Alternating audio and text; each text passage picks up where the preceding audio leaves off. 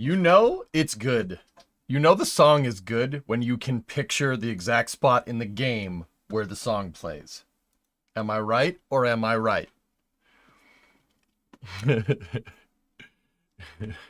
You know it's good. Just hold on. This part, the very end. You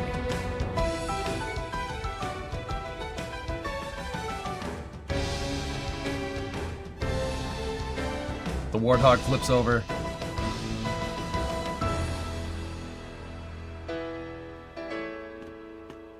Ship's taking off. The Ark's firing in the background. Or, well, you get the idea. I don't want to spoil too much in case you haven't played it.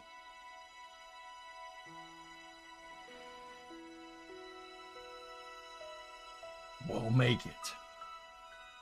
Oh.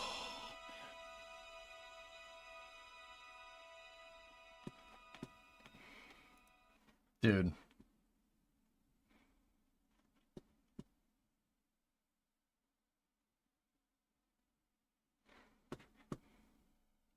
You know, AP, I never really realized until I did this build how much I actually love that series of video games, dude. Halo's the best, man. It's so good. Yeah, right, Dean? Exactly. Yeah. Holy crap. It's a freaking wave, man. You're just like, whoa. Whoa. Very nice, this COD music. Very skibbity. One through ODST. AP, you don't need to. We get it. I know exactly what you mean, homie. It's all good. It's all good, mate. I know exactly what you mean. You know, those other games, hot dog crap, if you catch my drift. Hi, mate, that was mine. You stole my kill. I'm like, yeah, okay, pal. That elite was about to rip you in half. Yeah, it's your kill, though. I stopped at CE. I want to play more. No. I like 1, 2, 3 ODST and Reach. Those are the best. That's done by the original Halo crew. I'm sorry. It just doesn't get better than that, man. It's like it's like comparing Van Halen 2 with Van Halen 3. Just no, not the same. Even if you have some of the same people, just not the same. Not the same, dude. Not the same thing at all.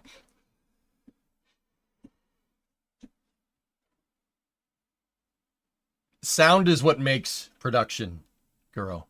Sound is what makes production. Ask any sound person this.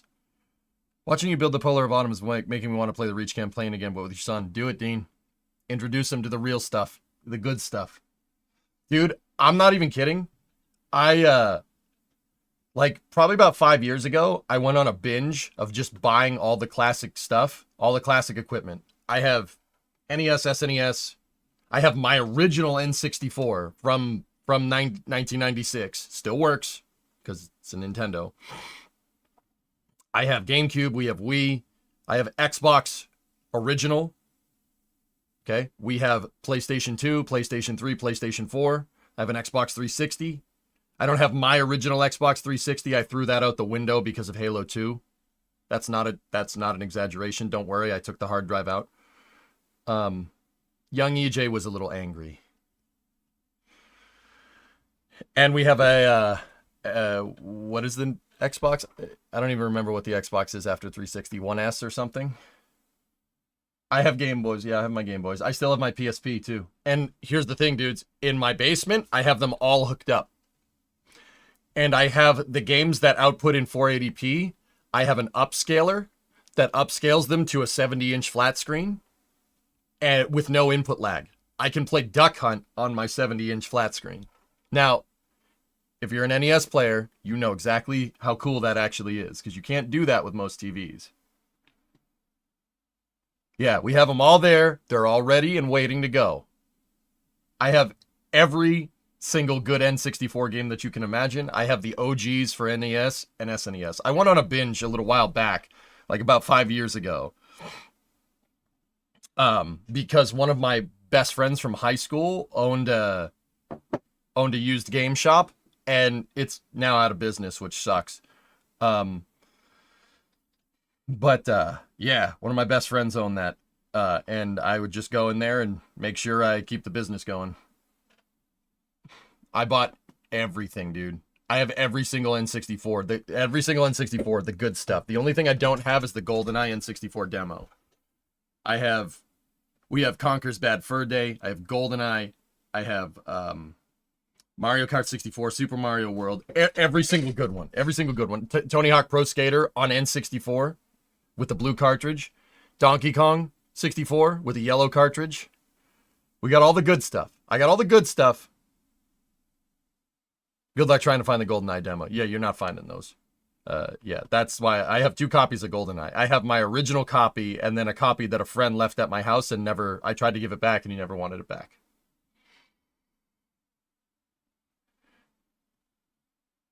Perfect Dark didn't do it for me. It wasn't GoldenEye. So, when that time comes, Dean, and there might, maybe, Jeb willing, there might be some little EJs in the future, hopefully. We'll see what happens. We'll be ready. We'll be ready. We'll be ready. We're bringing them up right. You're going to have to go through the trials and tribulations that kid is going to have to go through the trials and tribulations that we had to. I'm talking Halo 1, Legendary, on library when they're old enough. You have to. Rite of passage. We'll be ready. Anyway. Welcome to the stream. As in getting stomped at Mario Kart. You're evil and I love it. Man. I am going to... Ain't no way my kid's just going to get hooked on Call of Duty Black Ops 27. And... Yeah. No. We're not doing that. Dude, I straight up during football saw an advertisement for Black Ops 6. I have not played a Black Ops game in 10 years. But there's Call of Duty Black Ops 6 or something. I gave up on console gaming after the original NES. Library on Legendary. No other way to make sure they know how to survive in the real world. That's right. That's right. They're going to get introduced to good games. And that's it. That's where it ends. You ever play Splinter Cell? I did. I have my copy of Splinter Cell on the original Xbox. And my copy of Halo on the original Xbox. My copy of Halo 1 is pre-Game of the Year edition. Because I got it in November of 2001. So it's a copy of Halo 1. It's actually at my parents' house in a safe, believe it or not. I should probably go get that and put it in my safe. Yeah, I have Halo 1, 2, 3. Halo 1 is pre-Game of the Year. So it's just Master Chief with the ring on it. They started making Game of the Year at the end of 2001. So December 2001. So it's not necessarily rare. They made a bajillion of those things. But I still have that and my original Xbox from November, manufacture date, November of 2000 or something. I have to go look. You ever play Factorio? Yes. That's probably what's going to happen, WW. Yeah. I have nieces and nephews that are over. And, let's just say one of my nephews is very, very interested in this.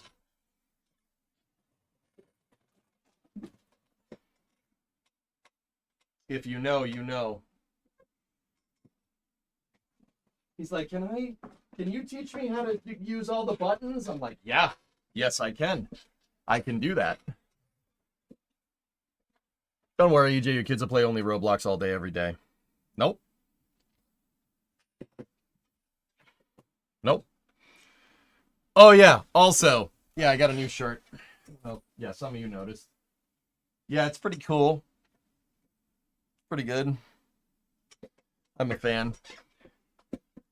Mario Party. Yeah, I have, I don't know what Mario Parties I have, dude. I have a bunch of them. I think I have Mario Party 1 and a bunch of stuff. This is not an NSF cert. It's a SpaceX shirt.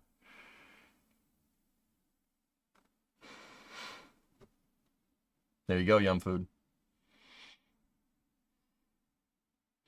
Hey, Yum Food, how much is it going to cost me to get a 3D print of Starship with the wings clocked at 140 degrees?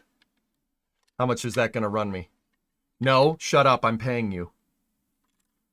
Don't say it's free. I'm paying you. You should be paid for your work. This has come in handy so much over the last couple of weeks, dude. Nothing. Don't say nothing! Don't say nothing. I swear to God. That thing is super freaking handy. I used it on Flame Trench the other day. I don't know if you saw. Morning, EJ. Yeah, nice shirt. Thank you. Thank you. All right. You guys are too good to me. Guys, I'm a jerk. Why are you too good? Why are you so good to me? Like, I'm from the Northeast. I'm an asshole. Like, what you want?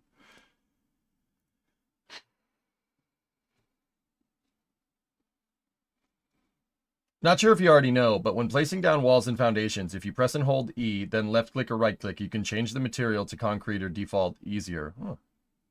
Dude, they just added all the hotkeys into this game. That's one thing I do really like about Coffee Stain. They straight up, the community's like, dude, put in a hotkey that does this. And they're like, all right, sure, no problem. Next patch. Shut up and let us like you.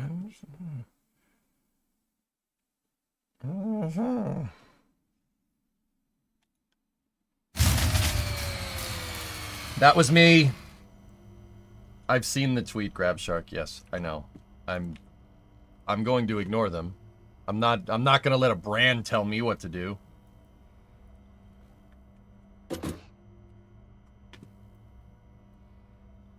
Yeah, drummer, exactly. All right. Hey, Butt Brunch. Fix the deck spacing to align with the deck spacing test article. Butt Brunch. Okay.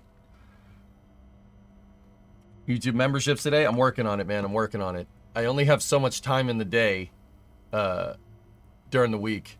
And apparently don't have much downtime during the weekend. I'm slow. Give me a second.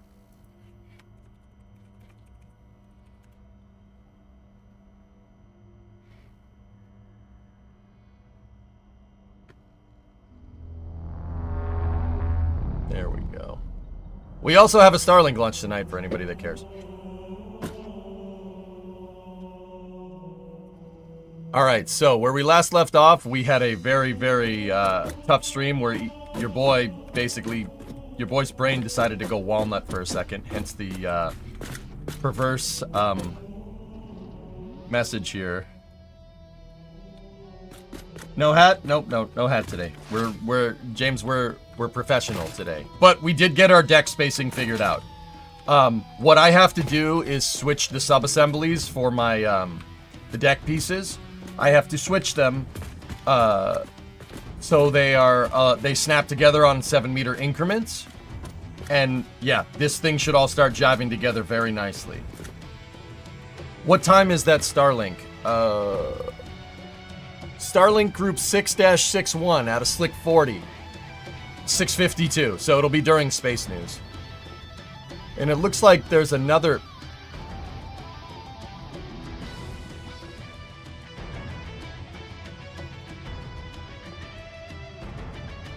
Really?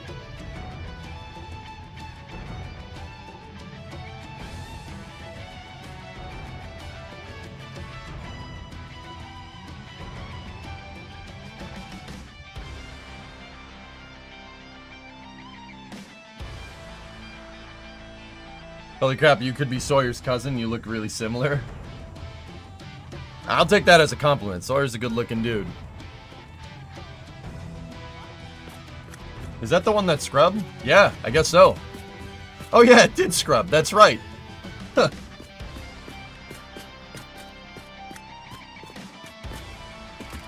All right, let's roll.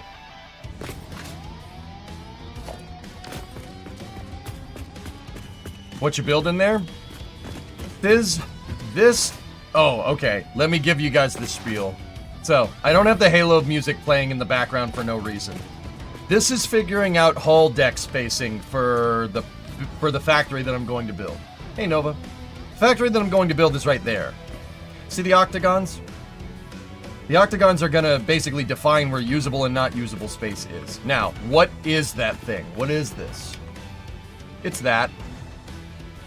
If you've never played Halo, this probably doesn't make any sense. That is the United Nations Space Command, UNSC, which is the governing body in Halo. That's basically humanity in Halo. the UNSC is the de facto government in the Halo universe, and they have a navy, and that is the Pillar of Autumn. It is a Halcyon class cruiser in Halo lore, and it's this ship to the Halo series. Like, even if you haven't played Halo, this ship to the Halo series is what, like, Michael to Knight Rider, you know what I mean? Or like the General Lee to Dukes of Hazzard. The ship is a character. It's a very important part of the story. And I thought, you know, with Satisfactory 1.0 coming out, well, it came out already. With Satisfactory 1.0, we should really push this game to see what it can really do. Especially with Lumen and UE5, we should be able to build at scale. So I decided to build a 1-to-1 scale replica of this ship in Satisfactory with its dock right here. This particular screenshot is from Halo Reach. Now, I know what people are going to say. Well, are you just going to build a ship and just build a big factory inside? Well, no. In Halo lore, there's the structural design. It's explained in the Halo books and somewhat in the game. So all those octagons that you see on the side of the dock right there are me trying to get this deck spacing right between decks and levels. It's trying to get that right. The lore of the ship is that the ship is basically a honeycomb, an octagonal honeycomb. And that makes it super strong. And it's actually part of the level design in Halo. Like, if you played Halo 1, you know exactly what I mean. These big crossbars that go through the decks. These big boys. Yeah. That is the octagonal grid structure built into the design. See what I'm talking about? So, between that, a little bit of extra lore from the books and pictures and cross sections of the Pillar of Autumn, I'm going to build my factory. Voice crack. I'm going to build my factory inside of this. UNSC is basically humanity. The insurrectionists would like a word. Spoilers, man. What's wrong with you? Kelly, what's going on? See you last. Okay. I know what you need. You kids need to play Doom. Yeah, there you go. So it says, I'm building the Pillar of Autumn, and I'm going to build my factory inside of it, and I'm going to build its hold down points, umbilical arms, and dock. I want a resource hub inside of my dock, and then I want drones flying up in to the ship to deliver resources, and also resources and commodities like pipes being flown or piped up the umbilical arms into the ship. Just want to build my factory in there. I think that's cool. I think it's a fun challenge, and I think it's neat because it doesn't look like anybody else's factory. No one is. There's been one person has built ships like this, and they used mods not to undermine it, but this is Total X Eclipse. Actually, I'm not sure what save this is in, but it's been done. Oh. But they're using a scale mod too. Keep in mind. I'm not sure exactly what ship was made here. Yeah, there you go. I've seen this build, but I don't know what ship that's supposed to be. I think it's just a custom build. And I have seen people make Halo frigates before. Ironically, it's built in the in a very similar spot to where I am right now. Is that a Starship Troopers carrier? Yeah, you're right. Yeah, that is what it is. I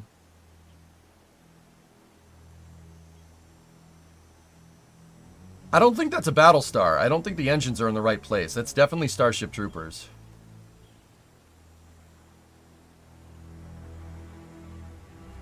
Nothing element since yesterday. So, yeah, there. This is what we're gonna do. This guy is using mods though. Not to undermine it. It's still an incredible build, right? But yeah, we'll figure out a way to not do that. I think we can do it without mods. To an extent. So that's I mean, I'm not saying that other people haven't done ship builds. They probably have. But between the lore that's given here, the cross sections of the ship, and just fan videos that are made about lore, I'm pretty sure we have enough to build this. Now, with all that being said, Sis, I already have the dry dock, or not the dry dock. I have the flame trench for the dock already made. It's already done. It was a labor, no doubt, but we did it. Took me about 2 weeks to make this. If you want to know where we are, just in spatial, like relative to the Satisfactory map, that's the desert down there. That's the desert oasis on the west or eastern side of the map. UE5 should be able to take this, dude. Yeah, with Lumen. This is also a test to make it do. Now, for any Halo players, I spent a lot of last week figuring out the scale of the ship by taking a 3D model, taking the 3D model. We have that 3D model from Reach, and we scaled. It's actually, we figured out that the model from Reach isn't exactly right. It's not exactly scaled correctly, believe it or not. Funnily enough,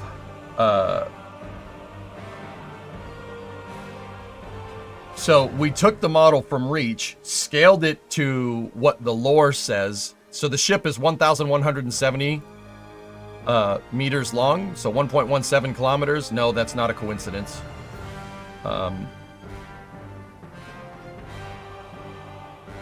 So we have the model here, and I've been taking measurements.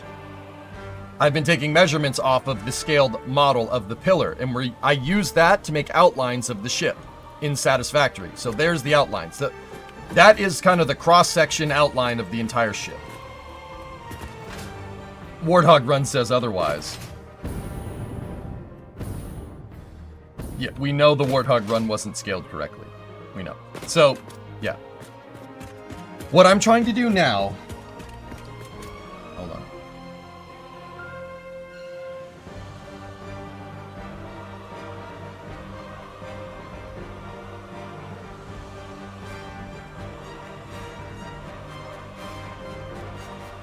Give me 1 second.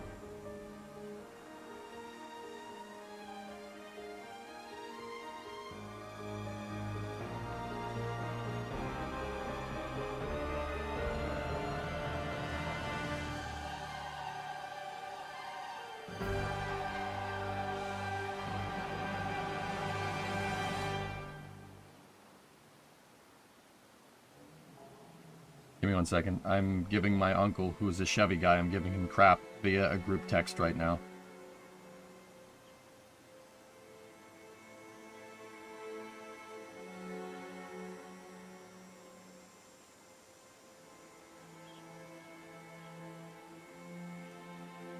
Did we actually determine the model is wrong in the game versus the game just scales the model in game?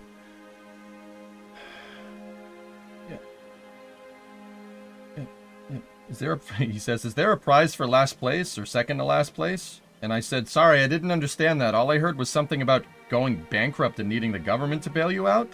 What an odd thing to say. There we go. All right, cool. We'll come back to that later.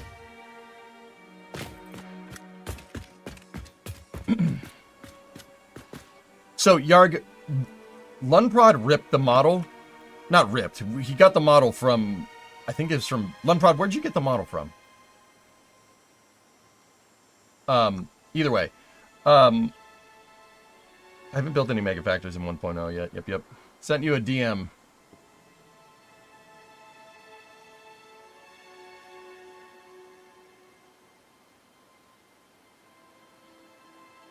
Buon pomeriggio? Huh? ¿Qué cosa?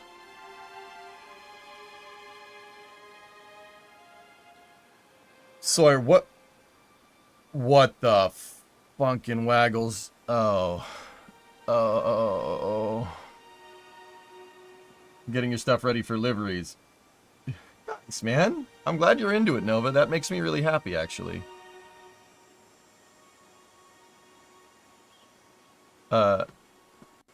So, Yarg, this should be... It should be scaled correctly, dude. Should be. Lunprod got that model, right? And then I brought it right into Maya. Yeah, okay.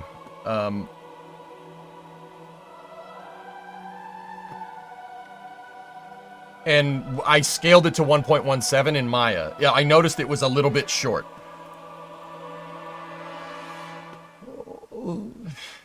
That's see that little guy right there? That's not good. Yeah.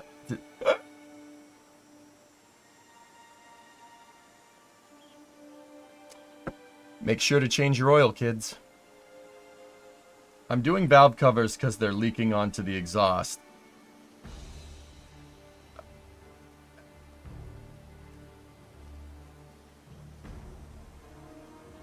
It doesn't really matter, just curious. So, Yarg, what I'm trying to tell you is that I don't know if it's ported. Like, I don't know if Lunprod did port the model from, I think it was an FBX to an OBJ, and so I could load it in Maya, so something may have gone wrong with scaling it into Maya. But in Maya, I rescaled it to 1.17. Sometimes when you convert a file extension on a 3D model, it does get a little screwed up. Like if you're going from like a 3ds file to an OBJ to an MB file, like so if you're going from 3ds Max to like Maya, or if you're going from Blender and Maya can both read .objs or STLs, right? I think they can read STL. I don't think Maya can read an STL. It doesn't matter. Sometimes when you scale, it screws up. But I don't see any correlation between it, like, I mean, the Pillar of Autumn Reach model that we got when I put it into Maya was 1083, right? It was 1083 long, and I scaled it to 1170, so it was about 100 meters too short. So unless there's like a 10% reduction in scale, the Reach model seems to be a little bit short, or at least the one that we got, dude. So I scaled it back, and it turns out scaling it back to 1170 makes it so the whole octagonal grid structure fits perfectly. I don't know if that's on purpose from the developers or not. It's probably just a coincidence, but also yeah, that makes things a lot easier for your boy. It was yards, not meters. Oh God, please don't say that. I meant maybe the game scales the model by 1.2 or whatever before rendering it. Possible. Also possible, Yarg. Yeah. It's possible. The environment modeler may have made the ship and then they were like, oh crap, it's not exactly the right size. We have to upscale it. Stuff like that happens all the time. To my detriment.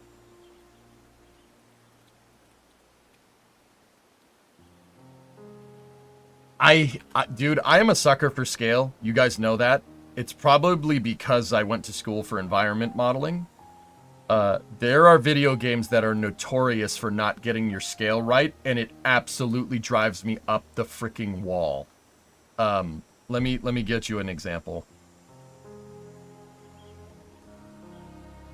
I'm trying to find a good example. It's hard to, though. San Andreas is notorious for this. So is GTA 4. Okay, here, check this out. This is a GTA San Andreas snapshot. It's a point of interest in GTA. Okay, you're looking at it. It's just a building with some pillars, right? And then you realize it's been scaled this way and it's smushed. It's smushed. At the very least, the texture is not reading correctly on that. The window texture and then the, like, all this up here is smushed. It's been compacted. Is that an aspect ratio thing, though? Could be. Could be. Also, next time you're playing San Andreas, if you ever go and play it, walk around and see how big a door is compared to your character. There are... Like, the door in CJ's house is, like, 20 feet tall. You wouldn't notice, because you're not anal retentive like I am. It's a freaking curse, dude. But there are doors, like... Okay.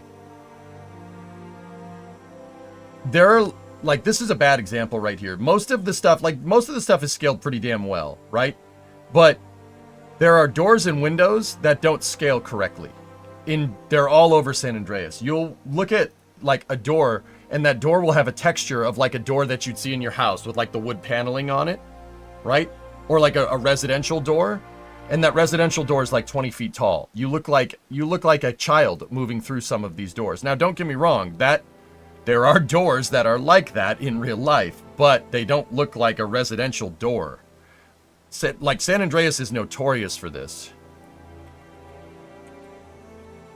I can show you another example. Like if you look at Grove Street, CJ's house is not scaled correctly compared to the rest of the houses. It's not even close.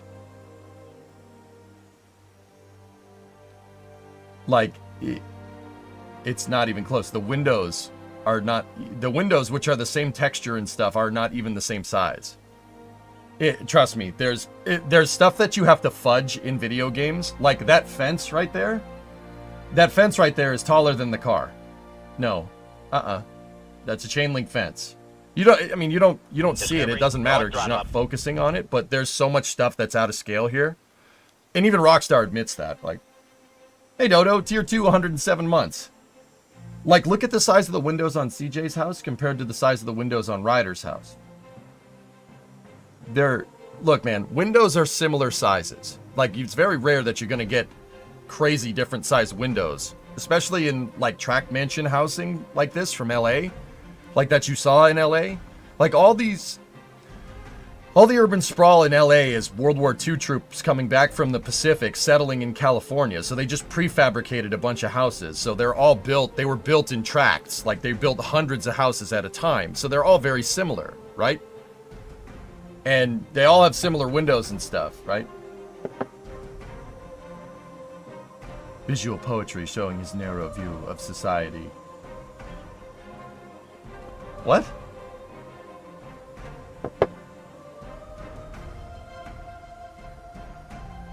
What are you talking about, Original? I'm talking about video game scaling. Like, video games don't get scale right at all. Like, that happens when you're trying to make bajillions of assets. Going back to what we're talking about, it's possible that they had to upscale the model from the original model for the game to get it to work right. It's possible that Yarg is correct. Don't tell him I said that, though. But, either way, we scaled it in Maya, and now we have the right measurements. I don't know what the hell you're talking about with English literature. You lost me. You lost me completely. Yeah, Raiden, exactly. Doors in 3D are big because you have to... Yeah, exactly. Because you have to get the camera with the player through them. Yep. Anyway, so... what we have to work on today is just a final test to get our deck spacing right. Now, is this attached to your existing factory using parts you made? The original factory is down there. It's just really scaled to make concrete and make other things in small batches. The bottom snapping point is the surface of the printer. That's why the beam underneath only counts half. The beam above always counts as full. Yeah, exactly, Raiden. That's the problem that we're going to have to check today. Now, hey, Matty Matt. Dude, ghost emojis. All right. So, Matty, you know what I'm talking about here. I did these test prefabs to get the interior of the pillar of the Halcyon class correct. What do you think? Not bad. Looks like it. What did that giant sign say? That was a note to myself to fix the how the prefabs go together. What's up with the rocket boosters that lift Pillar of Autumn from reach at the end of the game? This looks awesome, by the way. Thank you.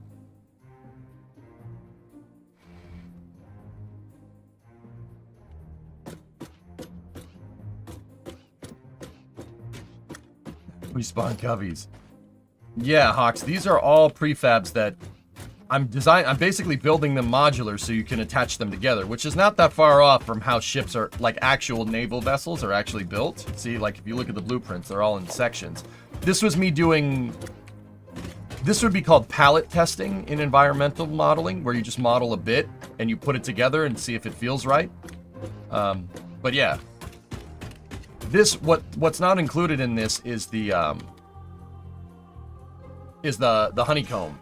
This doesn't have these pieces here. The reason why it doesn't have them is because I'm doing that as a separate structure. This will allow for easy reconfigurability when we go to actually build this. How I think I want to get this done, guys, is build all the decks for the ship first. Or at least build them out to a point where we can, build them out to a point where we can get see the shape of the ship. So, yeah, that's going to be difficult, but we'll do it. Is this Halo 7? Honestly, it looks sick. No, but that's what I was going for. It's supposed to look like the pillar. They're using our lifeboat airlocks to board the ship. We go out and they come in.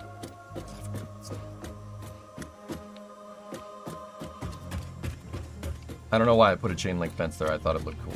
But, you know, we could actually go in here and not make these orange. And I think it would look a little bit nicer.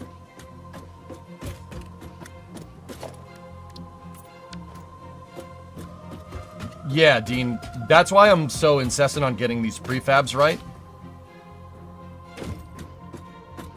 Yeah, butt brunch. How colorful. If you color them in the blueprint, you'll only have to do it once. Yeah, I know. Yarg, I put the clutter, we're probably not going to assign to the blueprints unless it's very specific. This was just to kind of get the feel, right? I'm not putting these in the blueprints. You add the clutter later.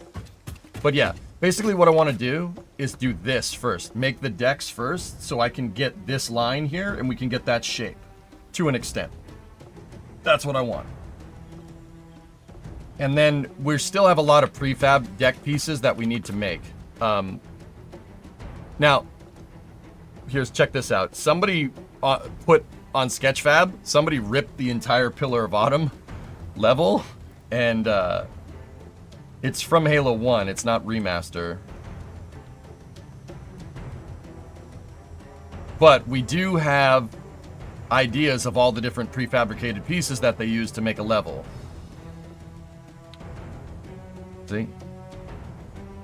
Why wouldn't you build the exterior of the hull first, sans armor? Because, well, Dean, my thought behind that was we don't know where that edge is. We could measure it, I suppose, and then get the deck to fit, get the deck to match if you want, but we don't know exactly where that all is, right? I don't know where...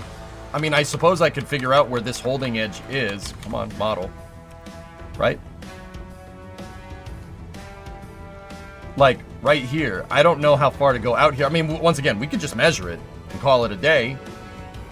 But if I build a cross-section of decks, it's going to be way easier to build this. Also, I'm not 100% sure how we're going to go build this, the armor plating. I have an idea. Chat did give me an idea for how to do it. The idea basically is, you know, hang on.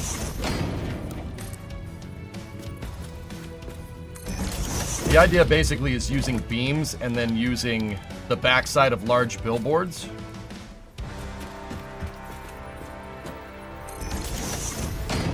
To make the armor plating. But I'm not 100% sure if that's going to work how we want.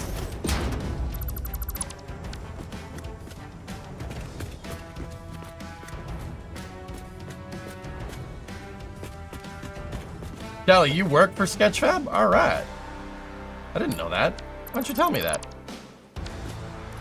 You know, those large billboards are a lot of parts. That's the issue here.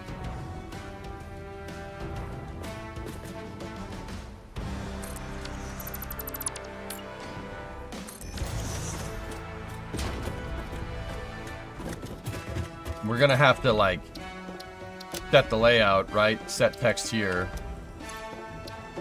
Get rid of the text, and then set the colors to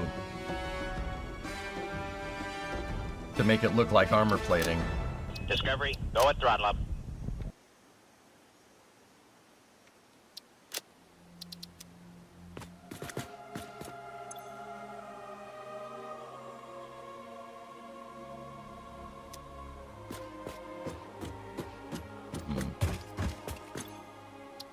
Make it a blueprint?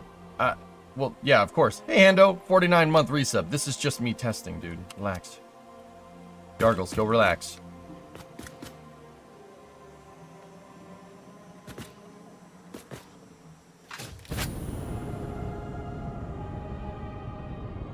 Like, that's not the exact color, that's too red.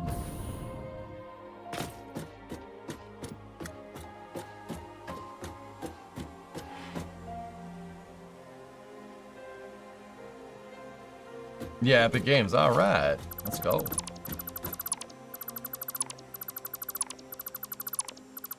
If we could get away for this, if we could find a way for the sign to look like armor plating, then I'm kind of in.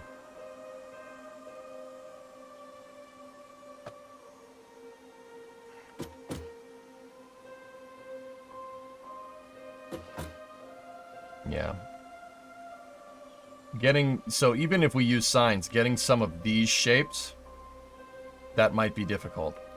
It might be advantageous to make the whole thing out of beams, in which case we're kind of boned because that's a lot of beams. We'll definitely have to, like, blueprint place these things, but it's doable. Beams would give me the ultimate freedom to make whatever lines I want. We could have, for, like, different parts of the ship, we could have, like, to break up the texture and stuff, we could put screens and stuff, but yeah, I don't know, dude. Making something like this could be a little bit difficult. I'm also taking some creative liberties with this. I hate how the Reach model has open space right here because there's supposed to be a railgun barrel right there. It's definitely supposed to be like right there and right there. So I'm filling that in like the original model.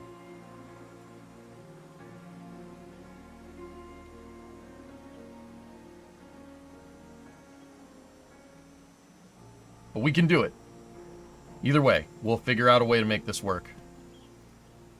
For some sections, we might even be able to get away with using the walls, the tilted walls. I'm pretty sure because since these are at a 45-degree angle for the back armor plating, for this, we should be able to use these pieces. Because, yeah, that's straight out like that. So many beams that'll end up as BeamNG drive. And then, yeah, there's obviously the circular parts. Those parts are going to be hard to make. I hope that fits in a blueprint printer. I don't think it will, though. And then the flaps, the thrust vector control for the two main engines. Yeah, I'm not sure how we're going to do that. I haven't figured that one out yet. We'll get it, though. It's a lot of work.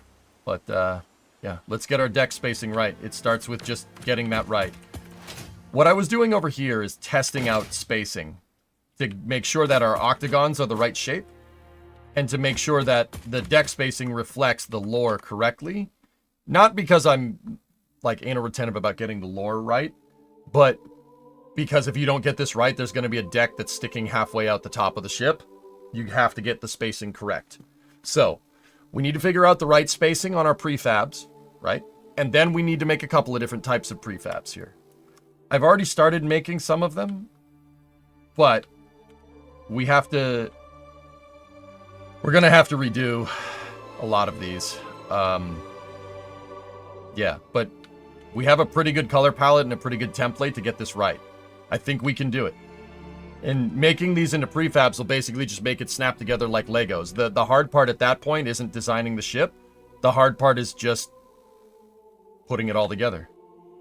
Like a Lego kit. And then, like I said, Dean, from there, if we get the deck shape figured out and correct, we could just start placing stuff on the sides. It'll make it a lot easier to define shape. At least to an extent. Yeah, this, for whatever reason, has Launch Bay 7 in it, which is not part of this level. Somebody just kit bashed it onto this level in this sketchfab file. This is Launch Bay 7. It's the biggest docking bay on the Pillar of Autumn. There is some scale inaccuracies here with the lore. Some game design and development was taken. Some game design liberties were taken here. Yeah, that's just really how that is.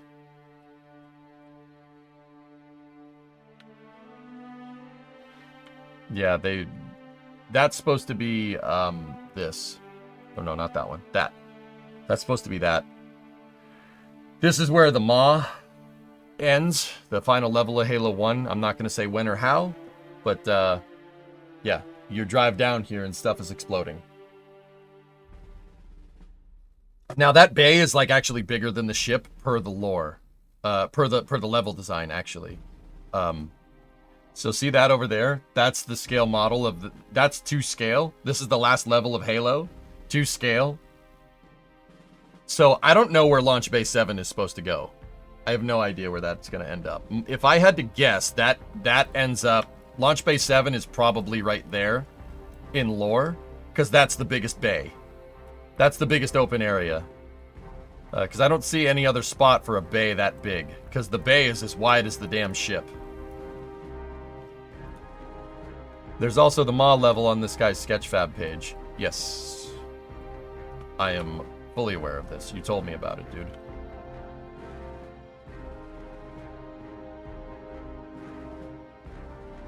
We can take plenty of good reference here.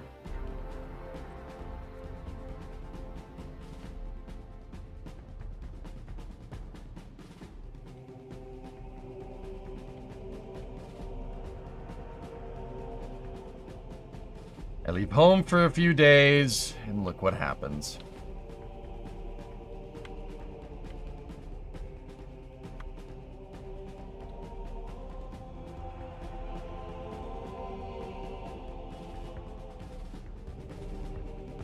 Yeah, the engineering bays were with the thermal couplings.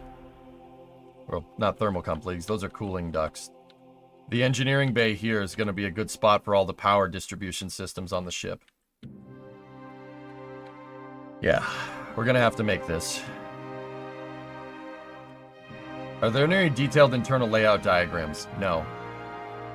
The thing about this Hellfish is that the maps from Halo do not fit in the ship's size, if that makes any sense. They don't fit. Meaning that if you look at the cross-section of the ship right here, there's no way that any of this fits inside of the actual shape of the Pillar of Autumn. This was figured out a long time ago. Halo.bungie.org has a great level. There's the model of the ship superimposed over the level. So we do have some, we're going to have to take some creative liberties here. But it's still, if we still build all the deck prefab segments, should be easy. We could just reconfigure it and make it look like that. Easy. I mean, I say it's easy. We're going to be placing thousands of those things, but that's why it's important to get our measurements right. Hey, Thou, what's up?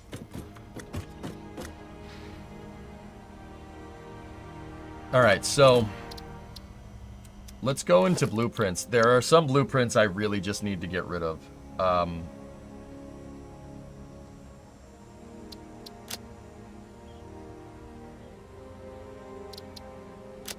These are the modified ones. I just want to get rid of them. They're not correct. And I don't want to get confused. I can remake them in 5 seconds if I have a problem. Because all those ones say, oh, fixed deck segment. No, they're not. These are the original ones here. I'll leave those so we can modify them later. So...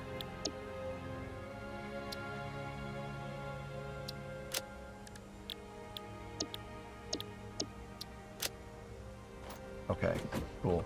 Anything in here? No. Alright, sweet. So, we need to get our deck spacing test article, the DSTA. This gives me the right placement. Back to figuring out spacing. No, not figuring it out. We already... get rid of that. We already figured it out. We already figured out the right spacing. That is the right spacing. You gotta line up the floor. Line up the floor of the first 7-meter deck space with the bottom of, or with the top of this beam. That's it. That's all. The thing is that we gotta figure out a trick to get it right, because the blueprint editor places, if a beam is like kind of the root part of the subassembly, it'll place it on a 1/2 meter increment, which is why I couldn't figure this out. That makes sense?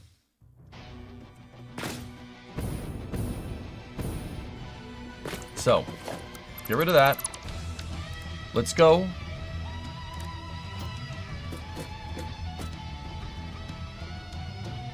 Sorry, dude. I have dog hair like all up in my nose. So if you see me keep picking my nose, that's why. It's freaking Titan hair. Titan hair is everywhere. Speaking of that, we should probably go see the Titans. But...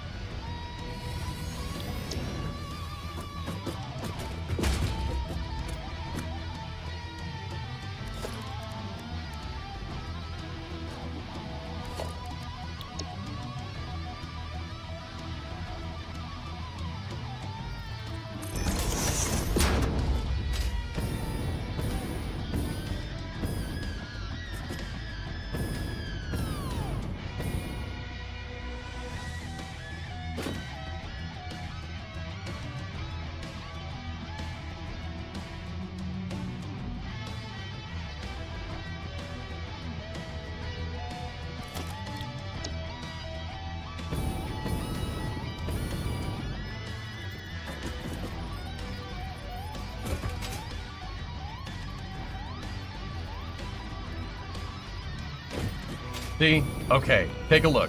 Let me place this blueprint. This is what I'm talking about. See right there? That's what took me so long to figure out. This is what Raiden was trying to tell me in the chat the other day. Look, the bottom of that floor is on a half-meter increment when you snap the blueprints together. No good. That right there is what was screwing me all up. I couldn't figure this out. And people were telling it to my face, and my brain was just like, I got no hat on. Remember that any spacing error compounds with each level. Yes. Thank you. Could you just put a 1 meter floor down on top of the prefabs? Well, here's the other thing, Shaw. This works if you're placing it on the blueprint editor because it's placing it down flat. But if we undo this, right? I put a light down here. I put a light down here with an I-beam, right? That's to get the lighting correct, right? And the I-beam, look, the I-beam places on a half-meter increment. See what I mean? See, it's halfway in the ground right there. So it appears to line up correctly, right? But it's not. It's not lined up correctly. Everything is offset to a half-meter increment. So we got to figure out a way. We have to figure out a way to place this stuff and not have it on these half-meter increments, right? We have to experiment a little bit, and it might involve remaking some of this, but that's okay. It's fine. All we need is to raise the roof a half-meter. Yeah, but... Yeah, I mean, let's check, Raiden, what I want to do. Yeah, that's what we have to do, but...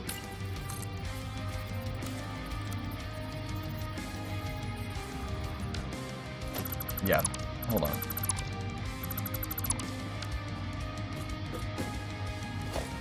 I think there's a way to get it right.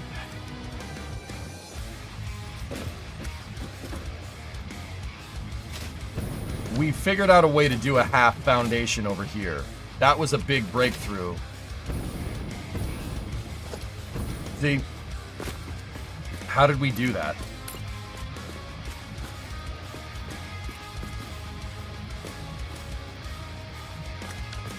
I shouldn't have deleted this. We need to place that in the blueprint editor on a half-meter, and then set the I-beam based off of that. You can't nudge up and down, Shaw. So that's our problem. That's where we're going wrong here. Yeah, there's a way to do it, Joe. And we figured it out last stream, but last stream was like on Friday, and my brain doesn't. Potato.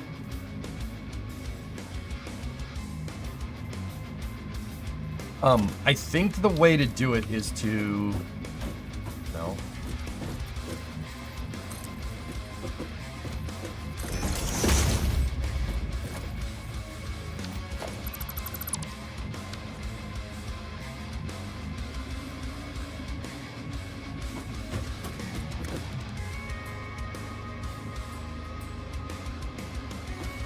Here was my suggestion for deck spacing. Okay. Yeah, Lunprod, I'm not doing that because we figured out a combination that works. Now it's just figuring out getting the spacing right. That's all. I think you have to nudge a connector up and down a beam.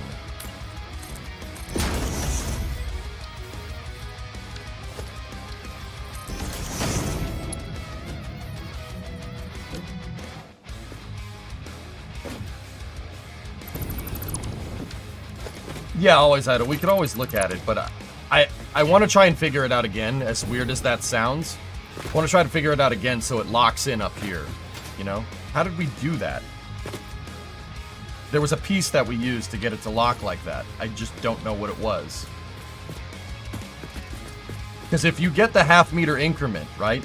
If the blueprints place on the same plane, right, as the deck spacing, like that, and in order to do that, you got to place it up a half like that, then everything lines up perfect. And once again, that took me like a really long time for my brain to figure that out. No way, James. No way.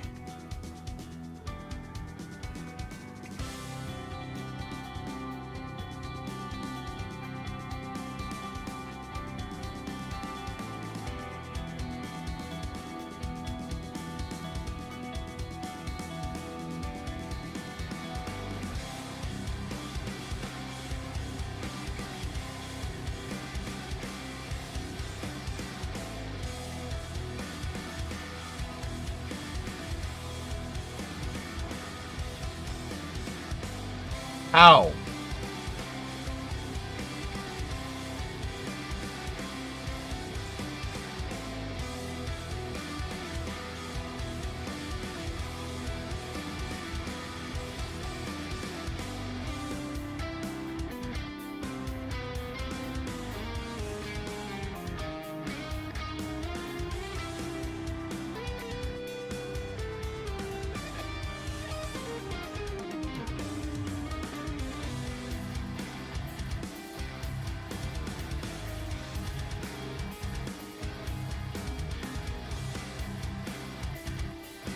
It's a little compacted, fellas.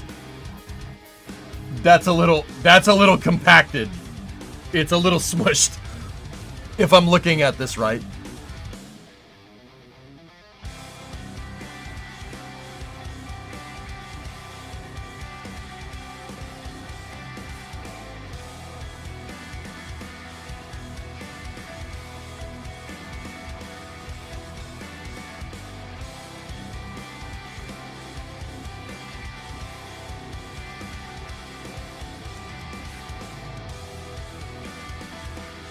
Actually, maybe that's just heat distortion. That looks okay.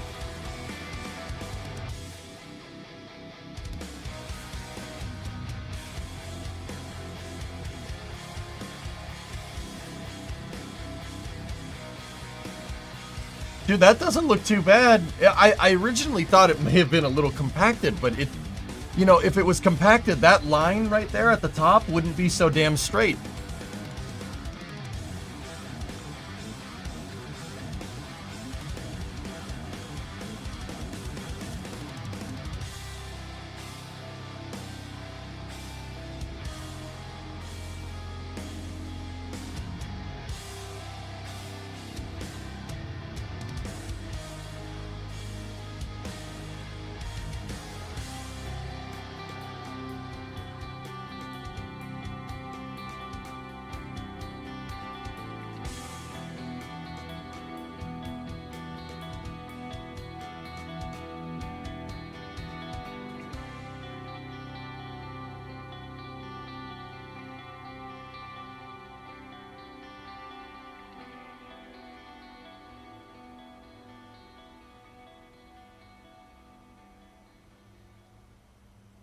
That is the freaking hot stage. Dude, that thing's intact. How is that intact from hitting?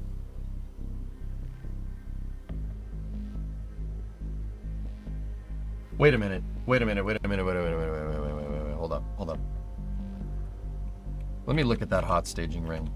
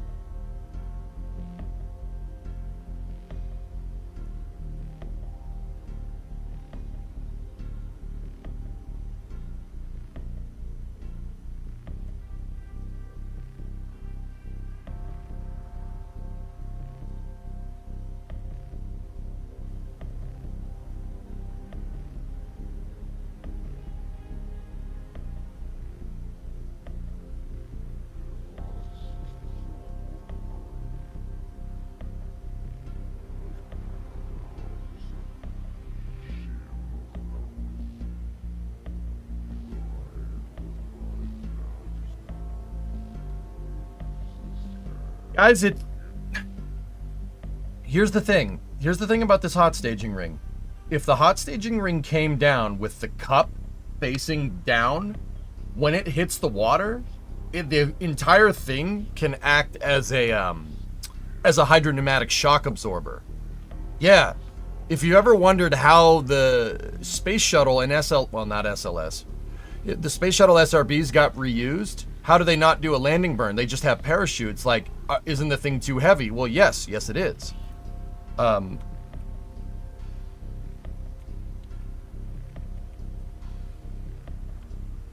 entire solid rocket booster, when it came back down and landed, acted like a gigantic shock absorber.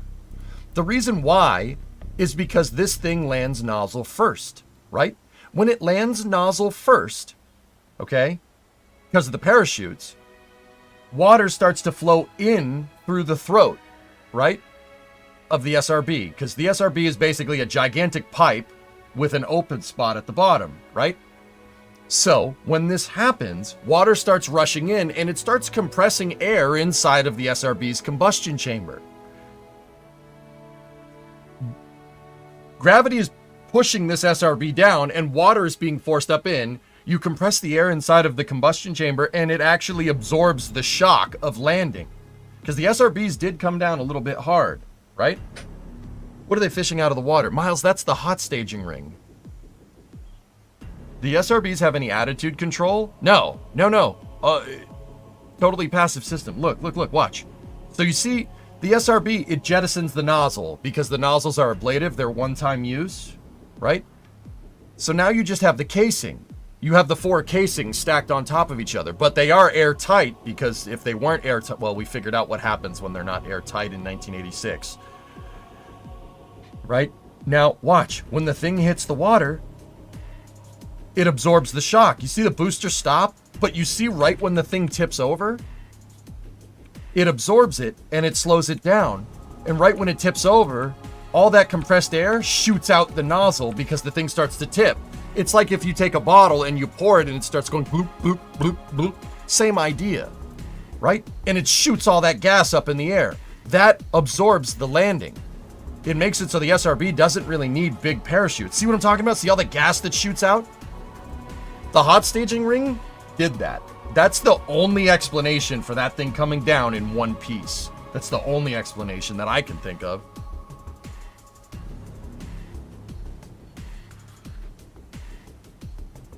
There is a, yeah, that's what blows my mind, Baron. There was a sonic boom.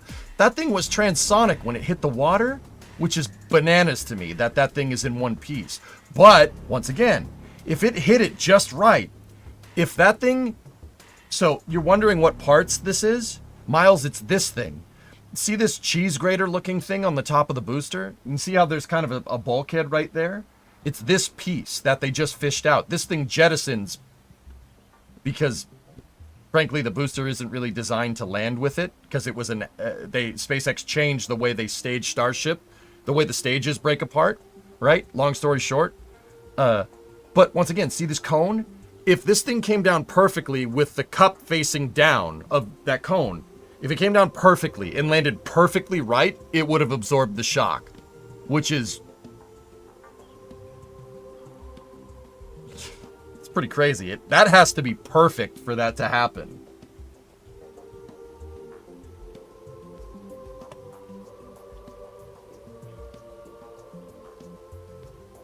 SpaceX said expected 20 meters a second for the ring hitting the water. They said 20 meters a second for impact? If it's 20 meters a second, Raiden, this absolutely did. It absolutely did this. And yeah, that's why it's in one piece. I mean, a piece like this coming back down for the surface area, even though it's made out of stainless, for the surface area is actually a really what's called low ballistic coefficient. So you have your ballistic coefficient is in aerodynamics. All right. Not an engineer. Guys, correct me if I'm wrong. Your ballistic coefficient is high surface area. So high coefficient of drag, low mass, right? I'm pretty sure that's what that means. And if so, yeah, the thing basically works like a giant air brake. It'll slow itself down, like a parachute. Like, I mean, Hellfish, you already said it, but they got it, dudes. look, back this up.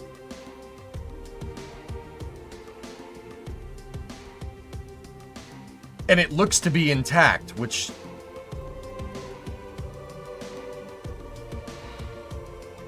Hey, Cal, what's going on, buddy? Look!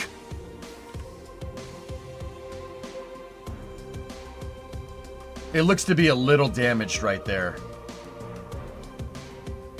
That could just be glare, though. Dude, that is nuts. Nope, it was just glare. Actually, no, it does look a little broken right there, but the fact that that thing is even in one piece is bananas to me. It just got a couple scratches. It'll buff out. You've got to be kidding me. That, I'm sorry, I didn't mean to, like, stop Satisfactory there for a second, but...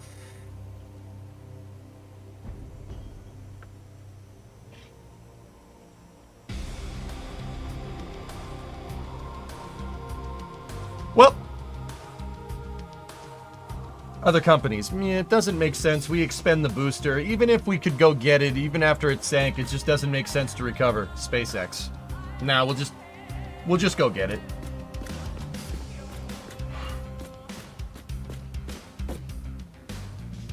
Oh, there was an explanation.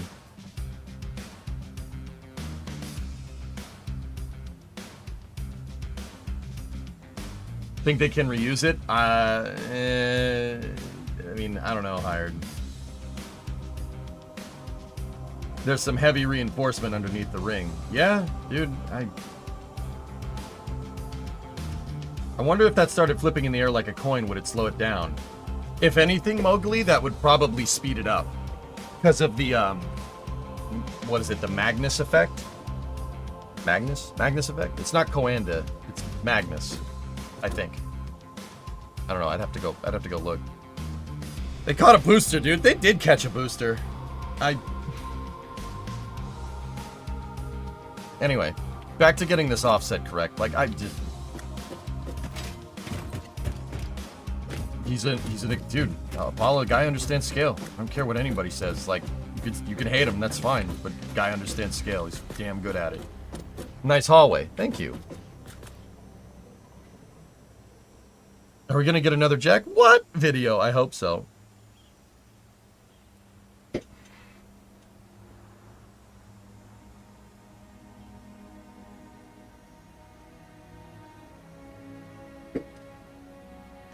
Anyway. Let's get our spacing right. We gotta figure out a way to offset the spacing.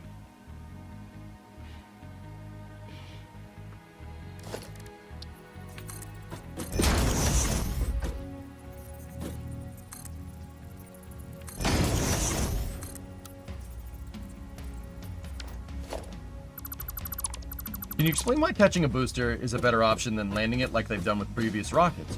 Yeah, sure, Mike. Yeah, no problem. Long story short, it comes to time, what's called turnaround time. Turnaround time is the amount of time the booster is not flying compared to when it is flying, right? Think about it like an airplane, okay? If you own an airplane, what is the worst thing for that airplane? Sitting there doing nothing. That is the best way to lose money operating aircraft. Sitting there losing money. The same is the case for a semi-truck. Semi-trucks are big, they're hard to maintain, or they cost a lot of money to maintain. I mean, relative. The best place for a truck or a train or a plane is to be doing work. Anything beats just sitting there. Seriously, if it's just sitting there, it's costing a lot of money. Now with Falcon 9 has its landing legs, right? The landing legs deploy, come back down, it lands on a drone ship, right? Or back at the launch site. What they have to do is they have to lift the booster up. You know, drone ship will come all the way in. They have to pluck the booster off the drone ship or pluck it off the landing pad with a crane. You have to set it down on what's called a processing stool. And that processing stool, you have to fold the landing legs back up, right? That doesn't take very long, to be honest. It doesn't take long anymore. But now you have to pick the booster up off the processing stool, attach another crane to the bottom of the booster, turn the whole thing horizontal, set it down on a transporter, and then ship it back to the hangar to be refurbished. Falcon 9 needs its igniter fluid refurbished. The igniter fluid, basically the mechanism that starts the engine, that needs to be refurbished every single time. They're just little cartridges that you reload with basically starter fluid. Now, what's starter fluid for a rocket? For Falcon 9, it's triethyl aluminum and triethylborane, what's called T-tab for short.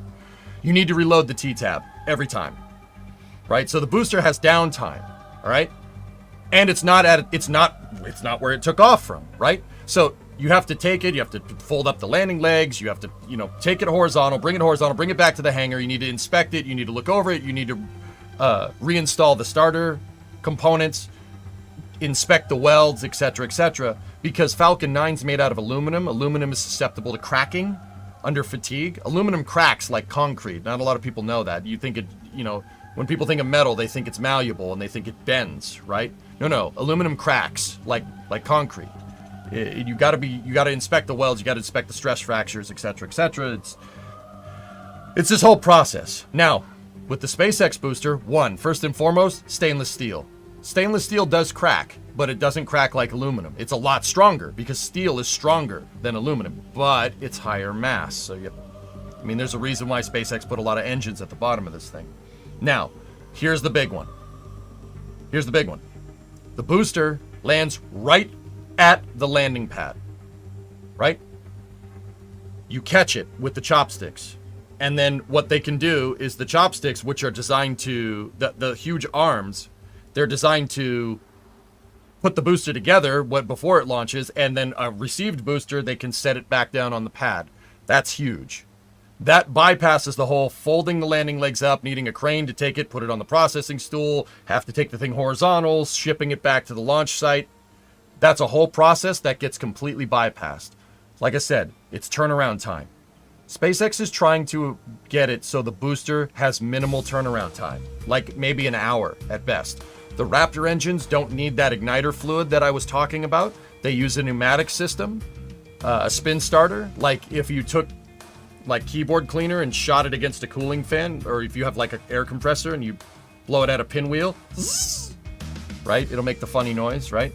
That's what Raptors use. So they don't need to, there's a lot less downtime with refurbishing your booster, right? It was designed like that from the start. So because you don't have to do much of that, the booster will come back down, it'll land, and then they can set it immediately back on the pad. Not in a couple hours, not in a day, in a couple minutes. That's the big one. Catching the booster is difficult. Like, that's a really tough thing to do. But the benefits of that is your booster's already back. It's already back at the landing site, or the launch site. It's already back at the launch site, and not only, you don't need to attach another crane to this dang thing to pick it up, fold its landing legs up. It doesn't have any landing legs. The thing that caught it is also the thing that puts it together, right? So you just catch the thing, take it, set it right back down on the pad, and theoretically, you just take another Starship, you just put it right on top. No problem. They're aiming for minimal turnaround time. That's huge. That's a big deal. Getting rockets to operate like aircraft is something like sci-fi for us, right? SpaceX is making that a reality, which is crazy. Hey, Tarkov Engineer. Thanks for that tier 1 sub. I appreciate it, man. Does that make sense, man? That was a good question. Hey, Kippy, what's going on? Is that even possible? Yeah. LSRs, how you doing? Yeah, of course. Well, dude, you see it right before it's happening. Like, unless I dreamt this, which is highly probable. Oh, good. More political stuff in my feed. Lovely.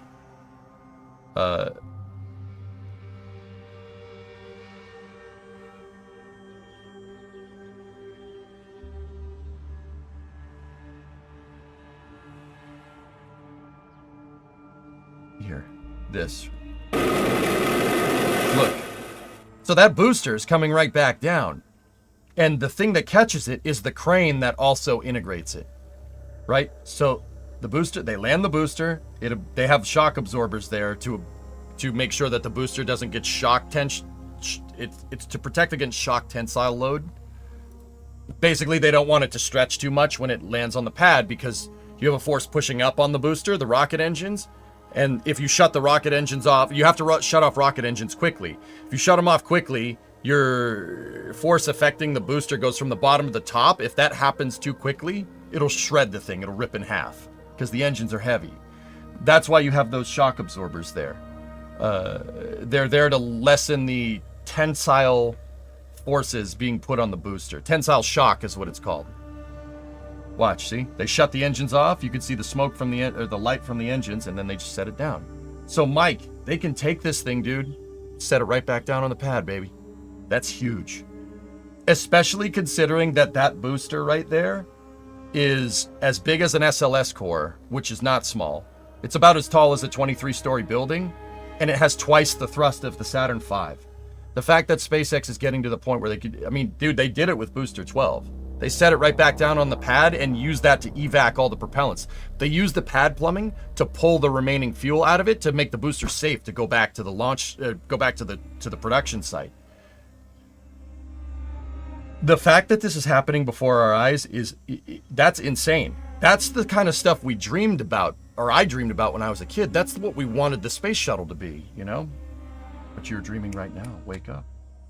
I gotcha. That makes a lot of sense. I hadn't been able to find an answer on Google. Thanks, man. You can always ask me, dude. I've been following SpaceX for a very long time. Covering it here on Twitch. Covering all the stuff that they do and the launches.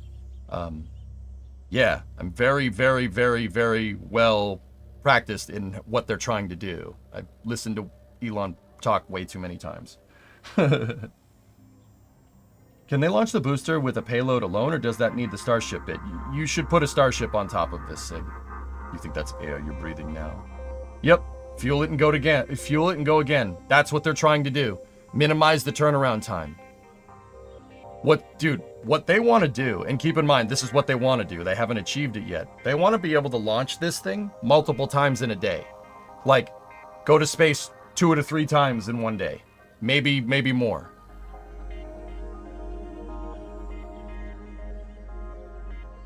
Can you see my last? Yeah. How long does it take to mate a Starship to the booster? 20 minutes? Bell? Does the booster have less dry mass due to no landing legs? Yes, exactly. Not having landing... Well, that's the landing leg right there. That mechanism right there is basically acting as a reusable crush core. That shock absorber? Yeah. No landing legs means more fuel on your first stage, less rocket on your first stage. The more fuel you have, RJ, the less rocket you have, you get more delta V. That is a drastic increase to payload mass, and also favorable for reusability. Your upper stage basically can be beefier when your first stage isn't eating up all your mass. Eating up all your mass fraction, I should say.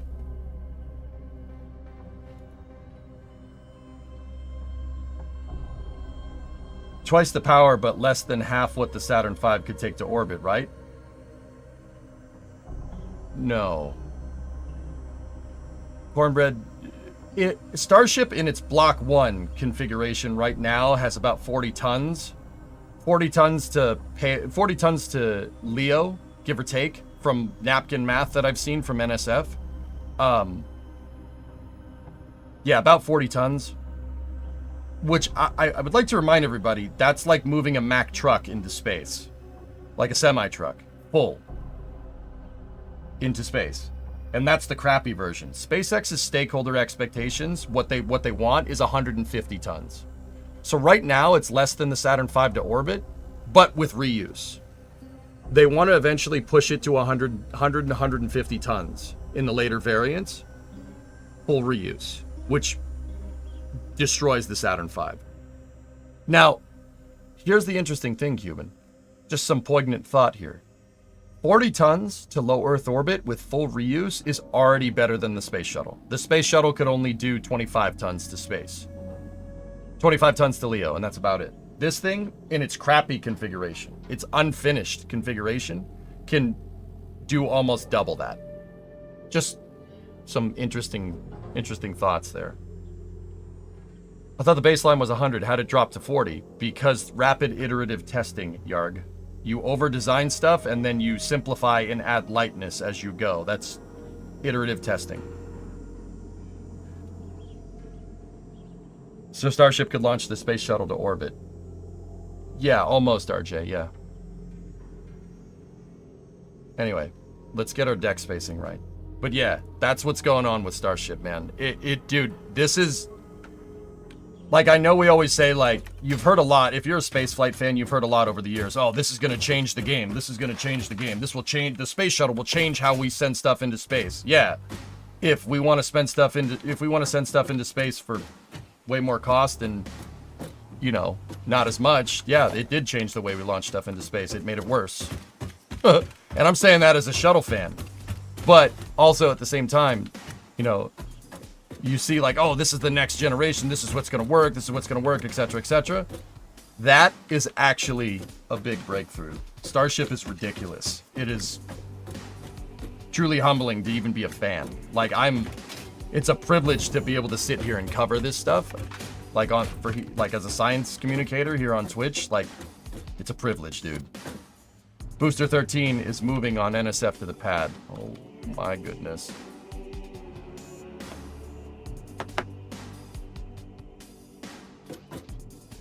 Jazos, I recently got Satisfactory. What would you say is the best location on the map to help you build your main factory? Depends on what kind of factory you build.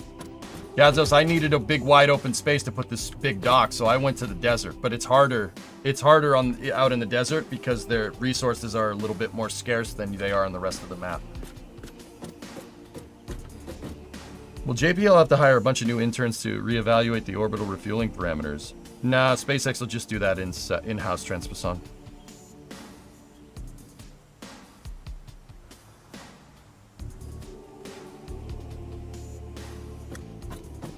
Not only that,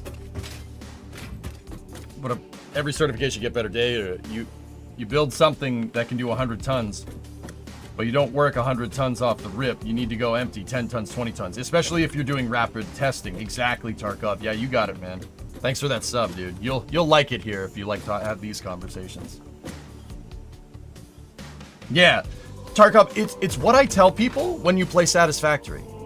People, it's really easy in Satisfactory or any factory building game to get stuck in design paralysis. I don't want to build my big factory.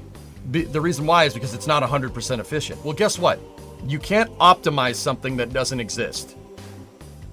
You got to build something first. Just build something. Only then can you really kind of see the glaring inefficiencies in your design and fix it. Right? You don't start with 100 tons. That's where you want to go, right? You just get SpaceX is just trying to get something working, right? And then you move to that goal with every design change. But you do it quickly. You can apply that same logic in Satisfactory, and if anything, it'll help you. Do you think they're going to try orbital refueling for Flight 7 or 8? Probably 8. SpaceX, yeah. Hey, Tessa, what's going on? Can you imagine 8 to 10 super heavy launches a day? It's nuts, Dean. Yeah, it's truly ridiculous. Okay, how did we get that foundation to snap on a half-meter increment? How did I do it? I'm gonna open up my door. It's getting a little warm in here. You can't nudge vertically, Hired. You can only nudge forward, back, left, and right. You can't do up and down.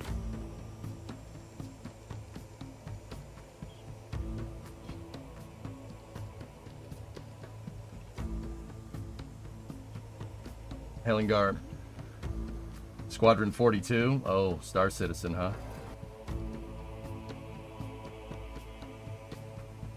Nice. A sign, maybe? A sign does the trick. Is that how we did this? Do you know the Tim Woods acronym? No, not off the top of my head, Tarkov.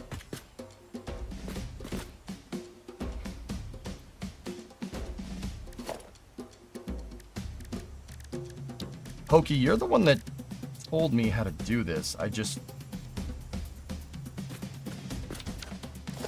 The frame floors will work.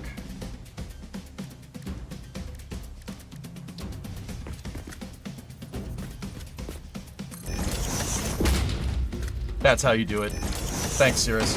Thanks, guys. Okay, cool. Huge. Now, let me just check something. Now the the floor frame isn't half a meter.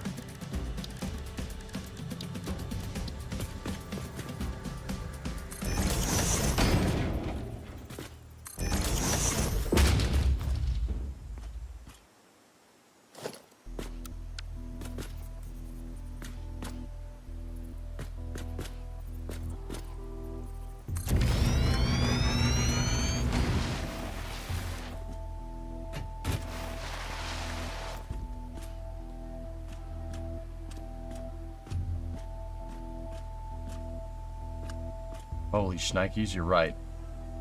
Okay, how do we do that then? It wasn't exact.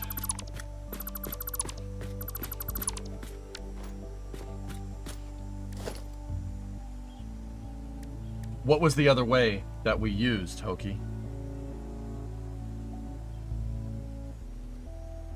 Horizontal painted beam.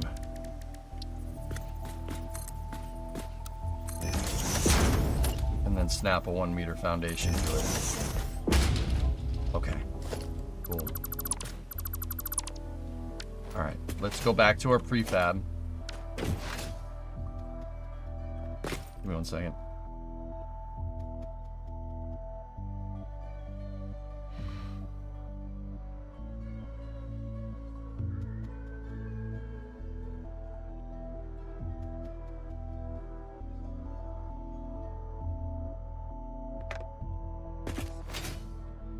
All right, so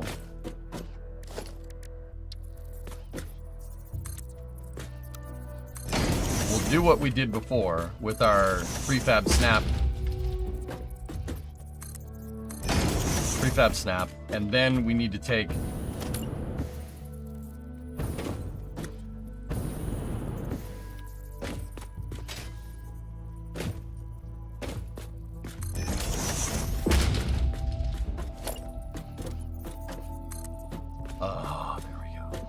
perfect.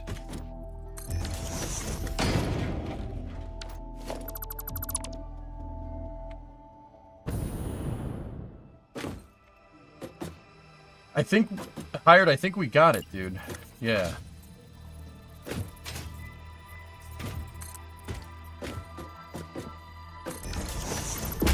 rid of that. Get rid of that. There we go.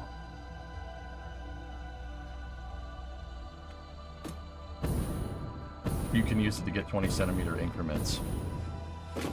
Now, when we go to place, if I take this exact same prefab, right, and we put it on top, right, it needs to align.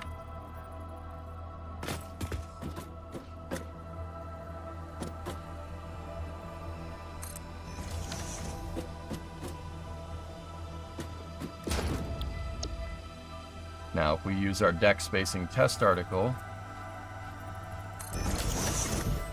the top of that gray line needs to align with our floor. There it is. That's it. We got it.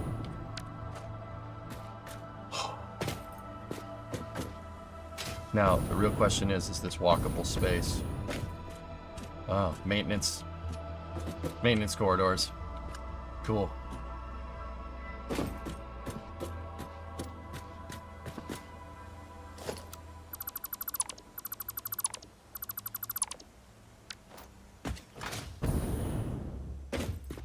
Okay, so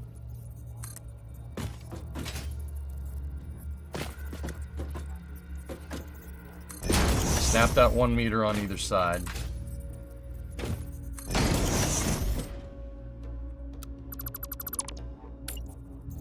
Build a beam out there. We need to...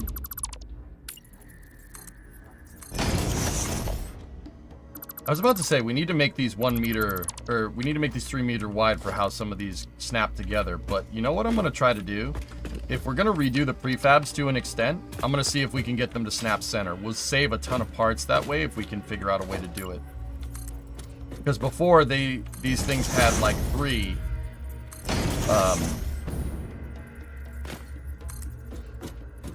These things had a line of 3 beams on the top, and that makes it really difficult to snap. Actually, we can make this less parts if we do that. then get rid of that. And then snap one single 16 meter beam, just like that.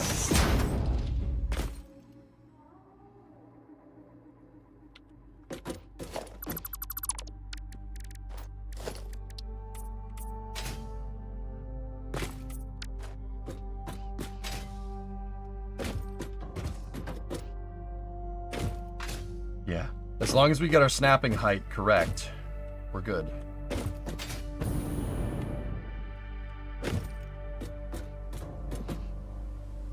Okay, so let's go in here.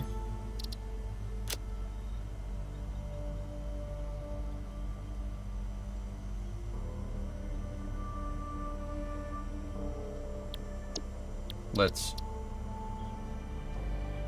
POA interior, WC, 4-way, F. Let's put the F in there for fixed, just as a designation. WCF, if there's any Lions fans out there, they just went, huh?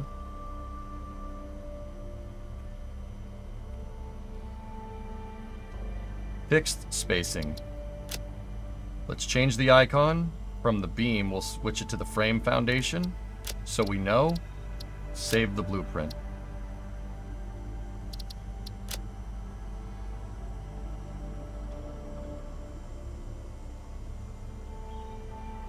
Or we could just overwrite it.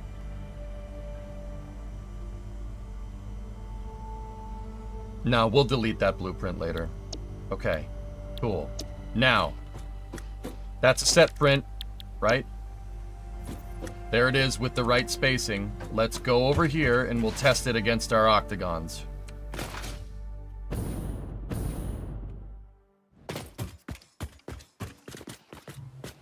So there's the deck spacing test articles, right?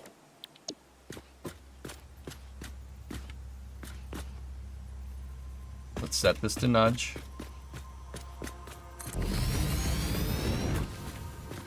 What were the golden bullets inside of the shuttle engines? Oh, that's a slang term for a piece that came off during 51F. No, not 51F. That was later. Yeah, I forget the details off the top of my head, RJ, but yeah, that was a shuttle mission where the engine's almost engine-int.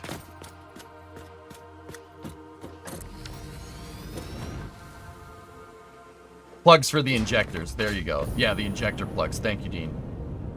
Thanks, man.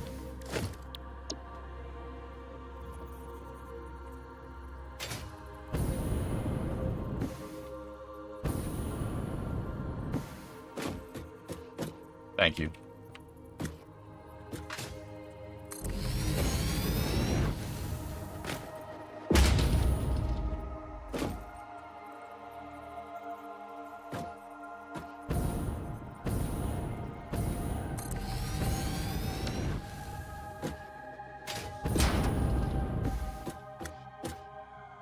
We get this right, we should be able to fit 6 of these in here and not have any clipping problems.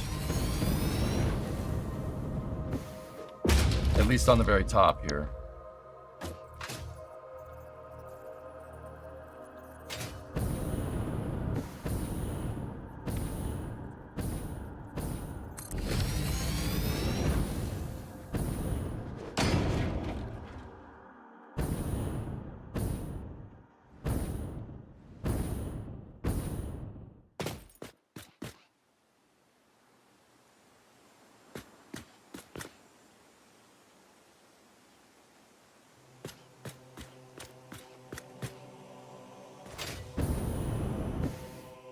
Second.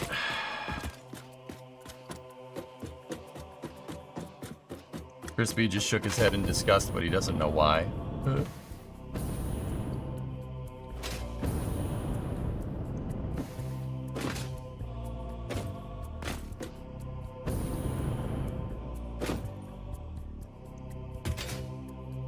What are the blueprints for? Can you make parts out of smaller parts? Yeah. Yeah, Jazos, it's basically, you can just make one part if you need to make a lot of it. So like these corridors that I'm working on for the interior of the ship, I'm only making 4 or 5 of them. And then we could just keep making it over, and we could keep duplicating it over and over and over and over again. And eventually we'll finish with a gigantic ship.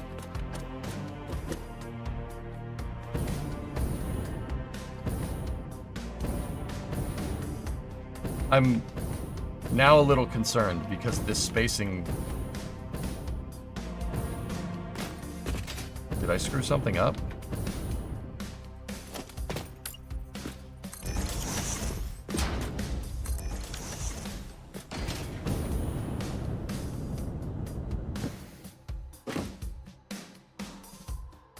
I did. Yep.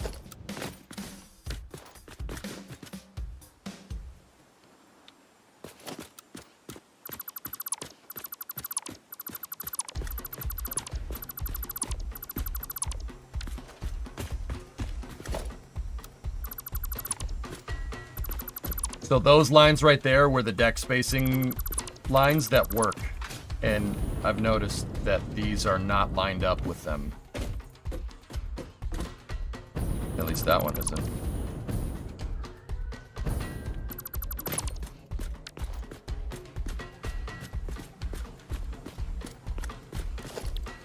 Why?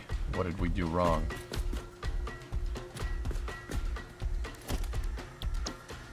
I didn't though.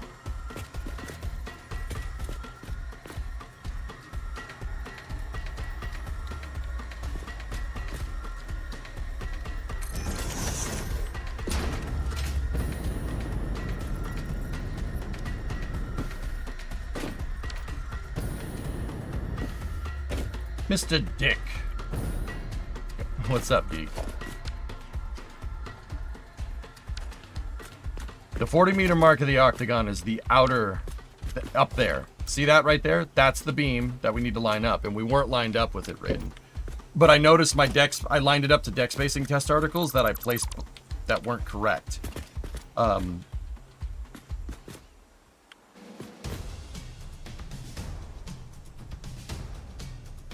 We might have to place this stuff half-meter offset on top and on bottom. I think that's what's going on.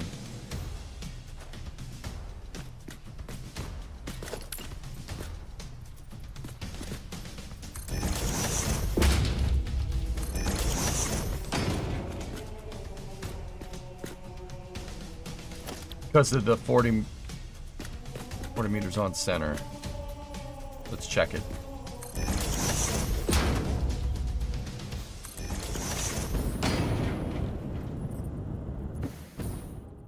Nope. That's not right. Like I said, why am I being super retentive about this? Like, anal retentive about it? It has to be right. We're building thousands of these things. If it doesn't line up after 1, it's not going to line up after 2. And it definitely won't line up after, like, 100. Remember, there's, like... Let's count. Ready? 1, 2, 3, 4, 5, 6, 7, 8, 9, 10, 11, 12, 13, 14, 15, 16, 17... 19, 20, 21, 22, 23, 24, 25, 26. 26 decks, and then 1, 2, 3, 4, 5, 6, 7, 8, 9, 10, 11, 12, 13, 14, 15, 16, 17, 18, 20, 21, 22. 26, or 22 levels, or 24 and 24. 24 decks, 24 levels. So we're 48 levels high, or, I mean... I'm using the center line of the ship to mark the denomination or demarcation between decks and levels. On a Navy ship, it's the draft line. Or not necessarily, no, not the draft line. It's, well, could be a bunch of different things, but you get the idea. We have to make sure it lines up. If it doesn't line up down here, guys, it's not going to line them up there. It has to be perfect. Especially, yeah, that's what's going to make building this quicker.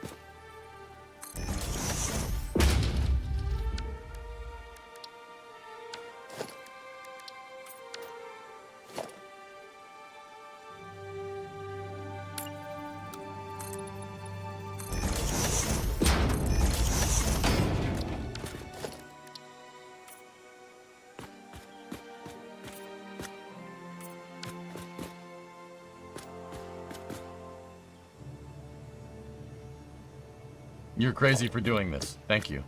Unfortunately for us both, I like crazy.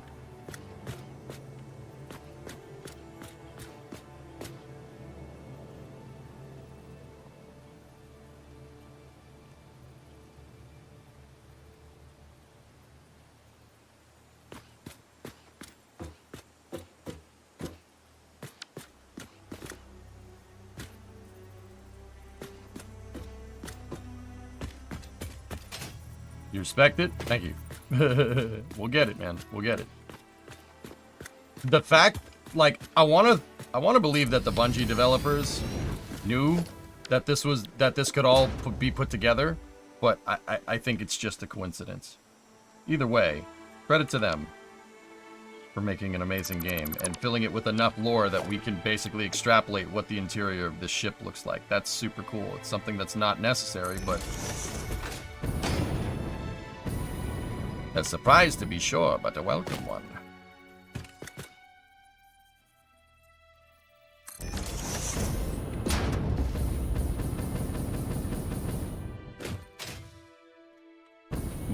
You know, I think I got it, man. Give me 1 second.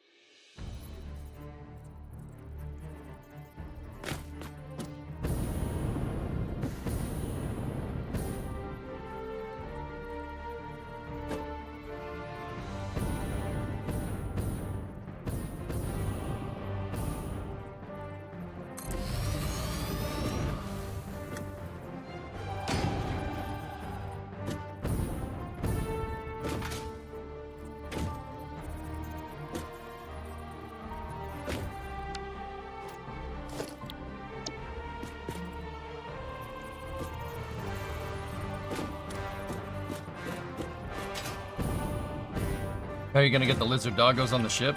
Elevator. Or staircase. It's gonna have to be a staircase.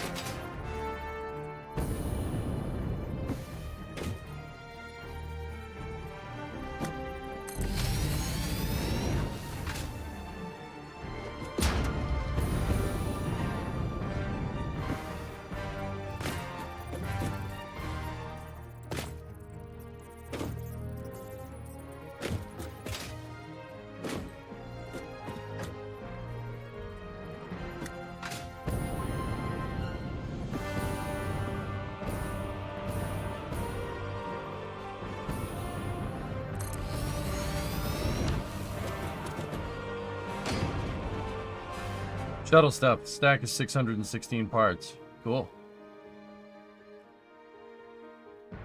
That didn't load anything. Yeah, it's not loading anything, Jay. No, it doesn't. You gotta make an album and link the album, dude.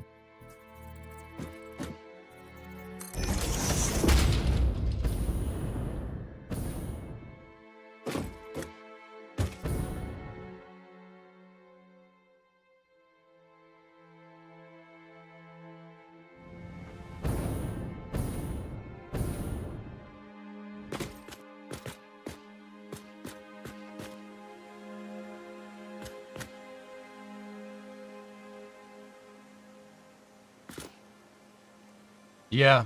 Yeah, that's right. Yeah, no, it's right. It's right, Raiden. Yeah, it's not going to be exact from the bottom to the top, but it's going to be exact when you get to the bottom of the next octagon, right? Am I right? Just got here. What are we architecting?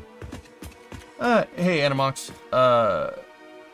I'm figuring out deck spacing because I'm trying to make my factory into a spaceship. So I'm figuring out kind of where everything goes with the regards to spacing between decks. If you recognize this, it's the Pillar of Autumn from Halo. I'm building it and its dock, and I'm putting my factory inside of it because I think that's cool, and I think that's something that nobody's done. I mean, even if somebody's done it, they probably did it better than me, but we're still going to try it. Let's go up there. Let's make sure it's square to the top of the square. Does that link work now?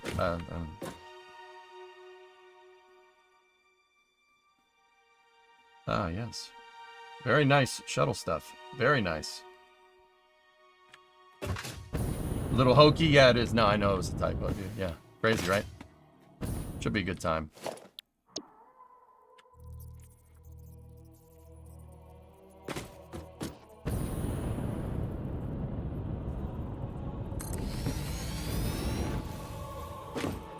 Hey, Hokey.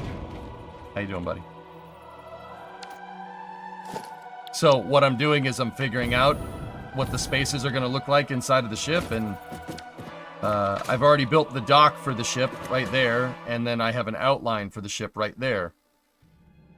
Once again, once this all starts coming together, we should be able to build this out pretty nice. Or a brick. He flew pretty good.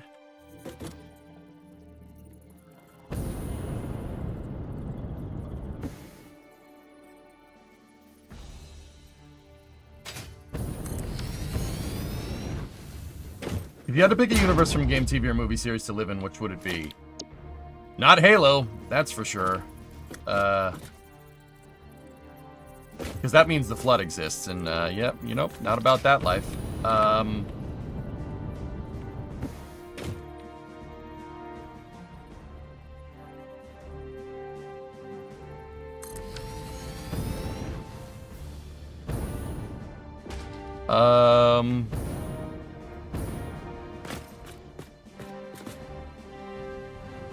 Star Wars would be pretty cool.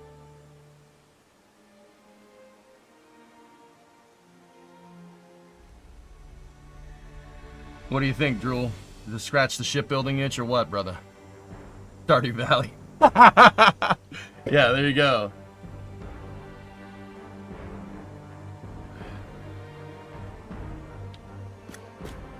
Yeah, I'll take Star Wars. That's fine.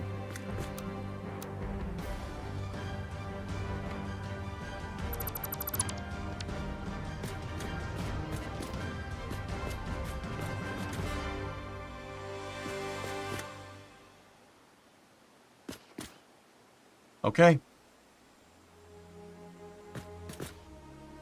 I'd live in the Spaceballs universe, and I'll take the soup, please. Yeah, it's definitely better than the special.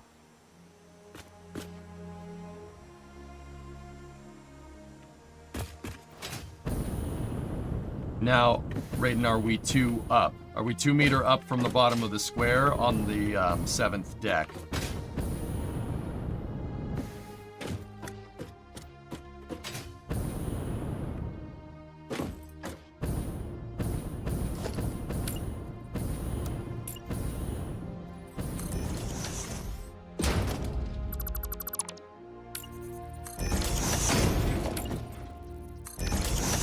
Perfect. We're good. We're solid.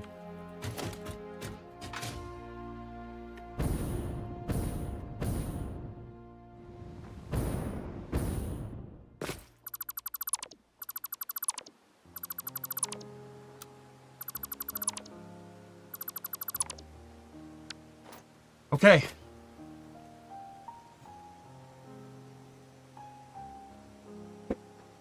The life of the average citizen in Star Wars isn't that great, especially under the Empire. Yeah, well.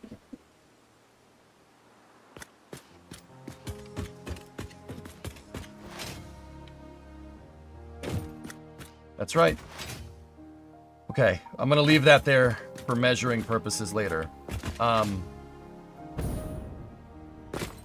Okay, so here's what we're gonna do. Let's take the print, right? So we have WCF 4-way. We'll switch this to what would be the one to make now? The through-way.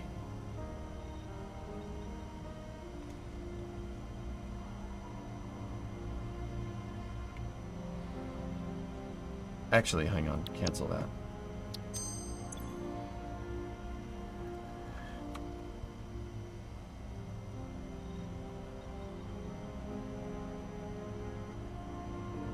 What I'm going to do is switch this to wide corridor X piece. No. Maybe wide corridor junction. Yeah, that's fine.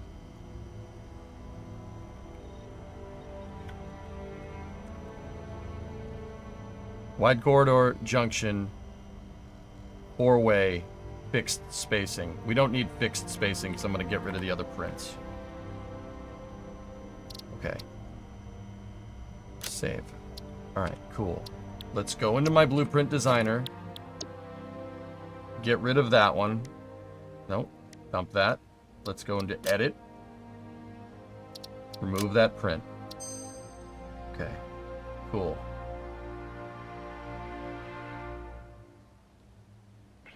Okay. Sweet.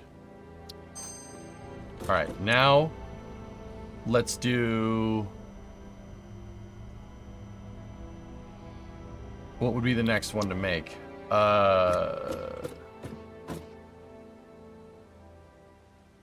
Three-way would be...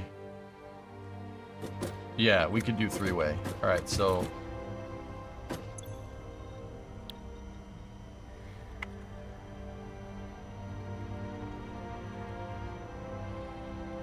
Save a new blueprint.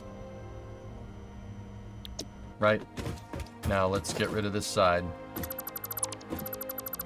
And we'll put the walls in place so we can make a three-way junction. So there's like wide corridor hallways and there's wide corridor junctions.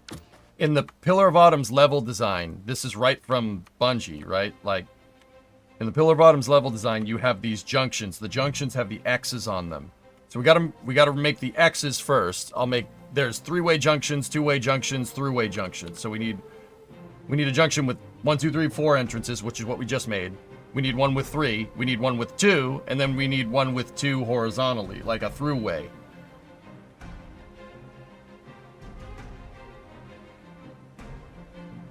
Yeah, okay, cool.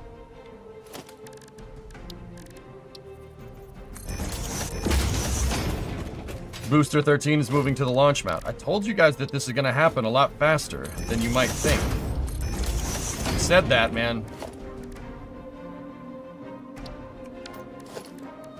We need our Pillar of Autumn. Actually, no. It's gray for that one.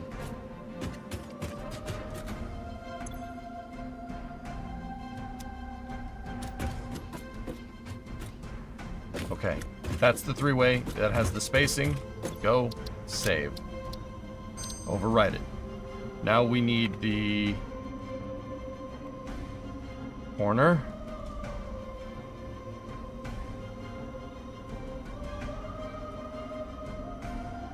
Save the corner blueprint.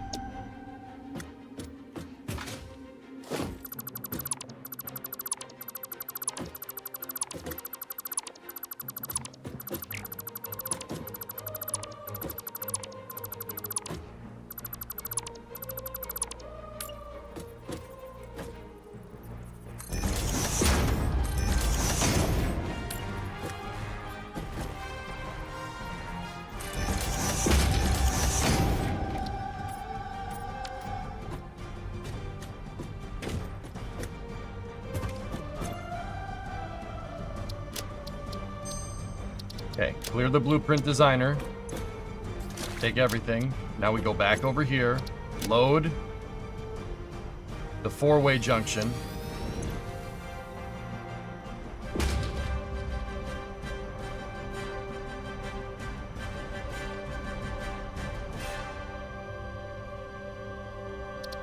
save that as throughway, right? And now we gotta tackle 2 of the walls on either side and make it a throughway corridor.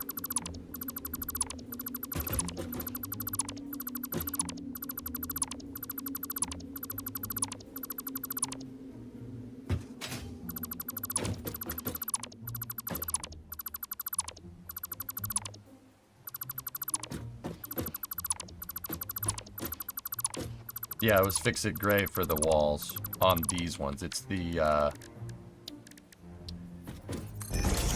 not where I wanted that, but that's alright.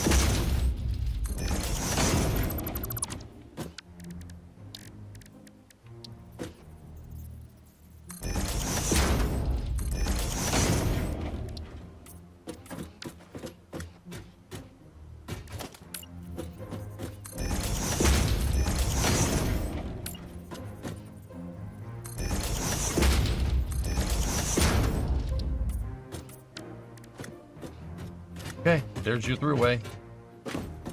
Done. Save. The name is already in use. Yes. Alright, cool. Clear the designer. Take everything out of the designer. There we go. New Tesla video. Yeah, Cryo, it's good stuff. This is getting to the point where I think the actual ship layout will help for your artistic license. Okay. Not really sure what you mean, but alright.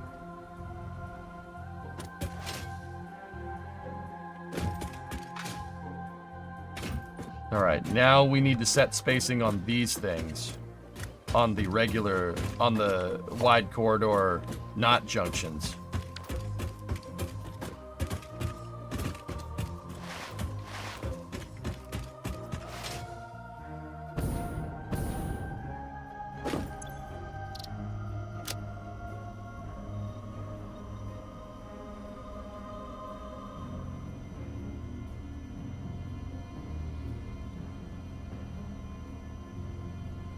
That's an end piece.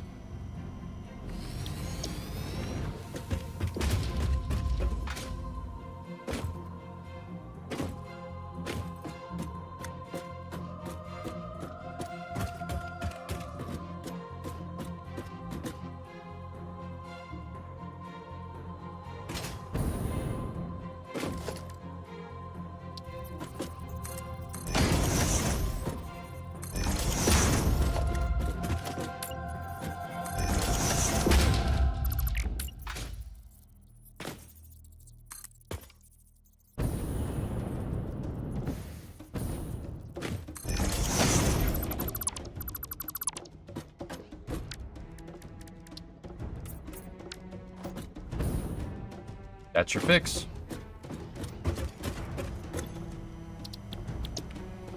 Alright, so wide corridor, 8 meters straight, 8. I'm just gonna resave it with the frame, because that's what I'm gonna do for all these junctions. So to not get them confused.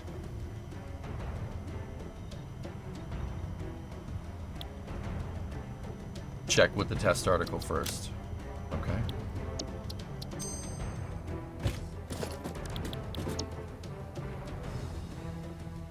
Okay.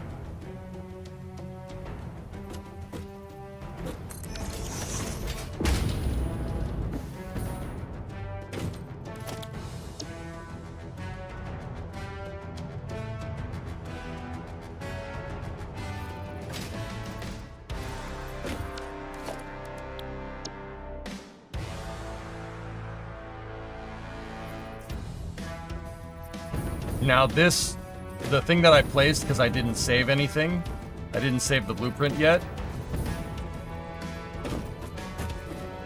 is not going to exactly show us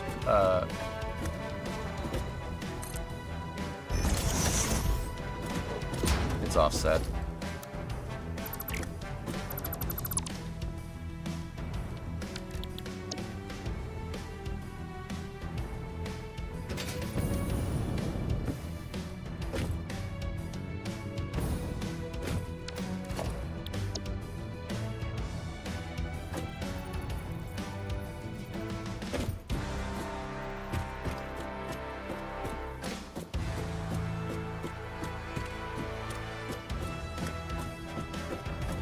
That's right. Okay. We're good.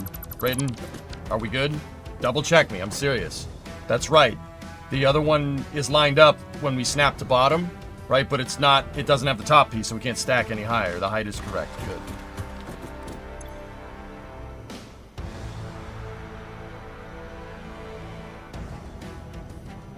That's just wide corridor.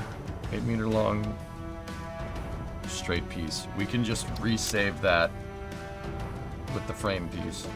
Actually, maybe we should have a different frame for junctions versus something else. How about we do the straight frame wall for these ones? Just so there's a little bit of an icon difference.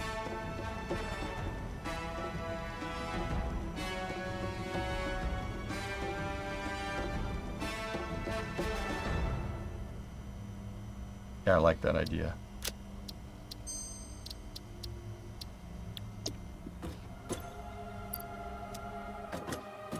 Okay, so grab this, clear the blueprint designer.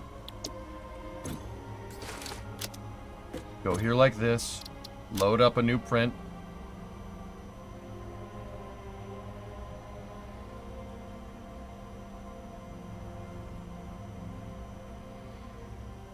Corner throughway. So, what's that? The bulkhead? Yeah, we don't need to worry about that. Just clear it. So we have 3-way, 4-way, throughway, corner. We got the straight piece. Now there's an end piece that we need right there. We need to add the spacing to that one. Oh. No, that's not the right piece. Not yet, at least. We do need to modify that one, but that's not in the order that these were made. We need straight end, like that. Straight end is just that piece without a bulkhead on it. You know, okay, hold up. Hold up. Clear blueprint designer.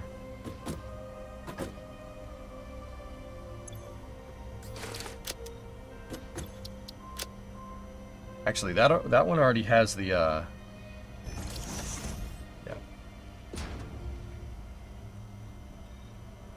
Wide corridor junction. 8 meter long wide corridor straight piece end for reconnecting to a wide corridor junction.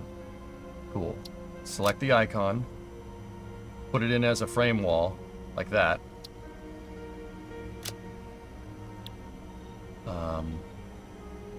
Save this as its own thing, right? And now we need to add we just need to add the top piece to it. So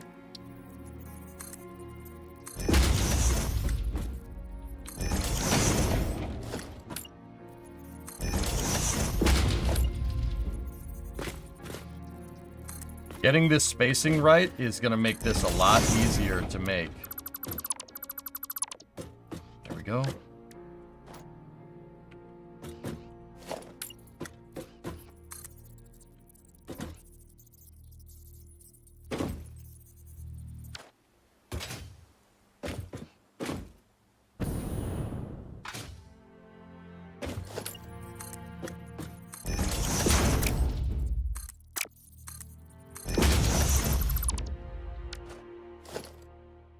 Actually, it doesn't need that. We can just have that. That's fine. It'll save us tons of steel doing this way. Okay, measure it against our deck spacing test article.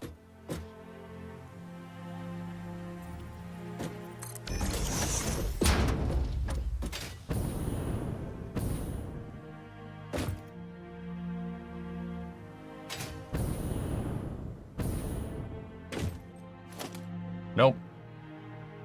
Incorrect.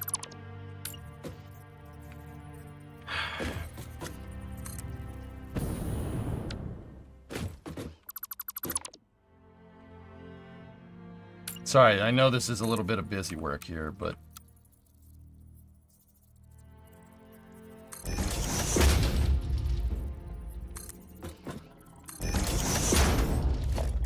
it's really gonna pay to get this right.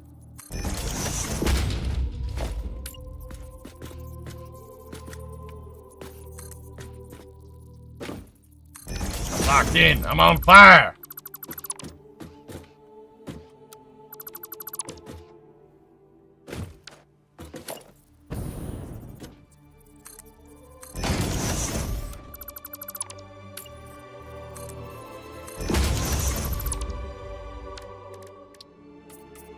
Okay, remeasure against the deck spacing test article.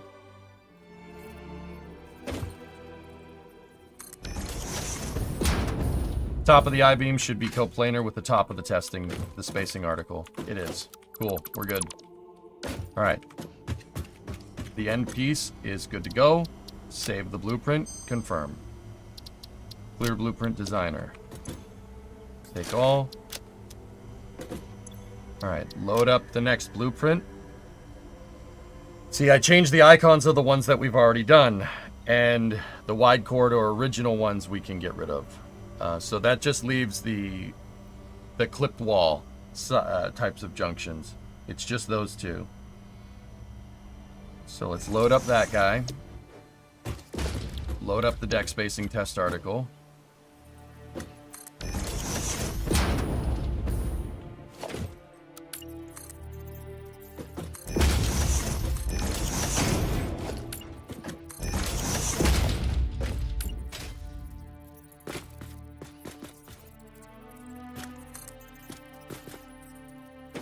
Getting this spacing is crucial because it's going to make getting all the decks to work together. Like getting the spacing like that, it's going to make it's crucial because I don't want a deck sticking out of the top of the damn ship. This is going to make this, it's basically going to go together like Legos, dudes. Wart, wart, wart, wart, wart, wart. All right, get rid of the deck spacing test article. That's clipped wall, 8 meter with a bulkhead. That's good. Change its icon to... There we go. Resave the blueprint. Okay, clear the designer. Why do you have a light underneath the decking?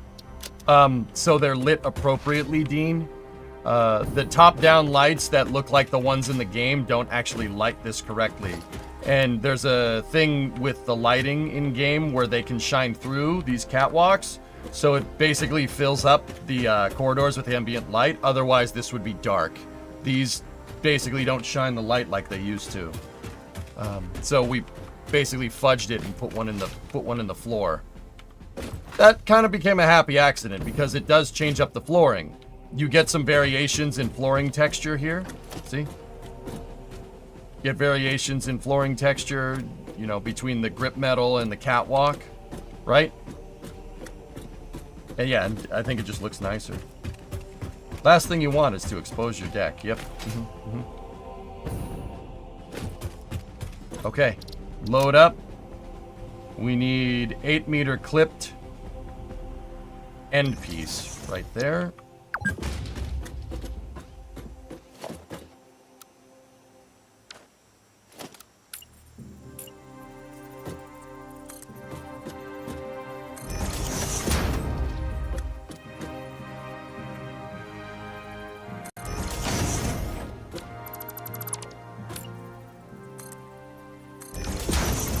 That was not clipped to the right piece.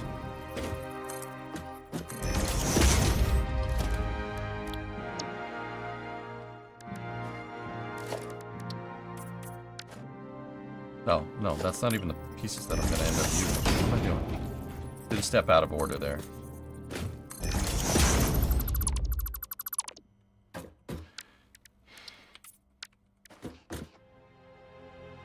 NASA's published a new NASA history book. The best part is that it's free.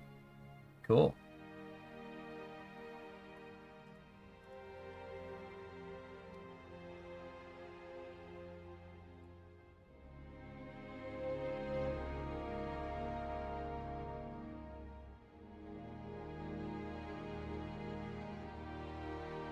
It's on the Space Exploration Initiative. Cool. You know. All right, deck spacing test article.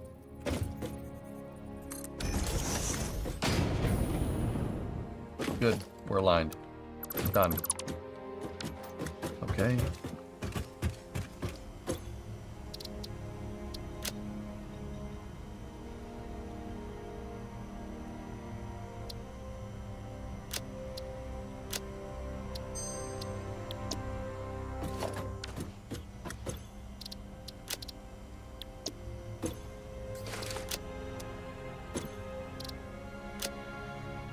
All right, cool.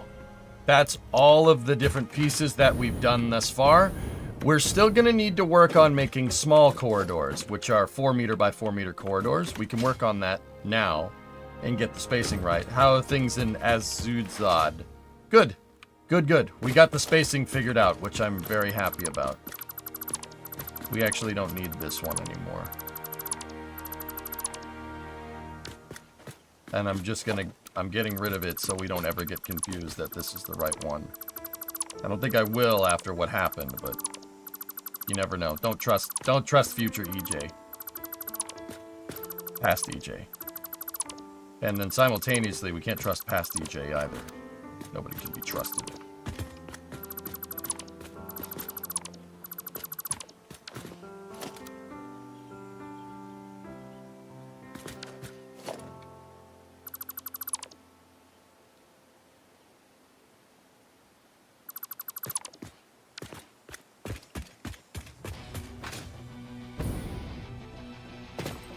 Sick. Chilly and rainy in Madison, Wisconsin today. You're enjoying a nice bowl of clam chowder. That the red or the white? Gotta make a blueprint for the octoball. Yes.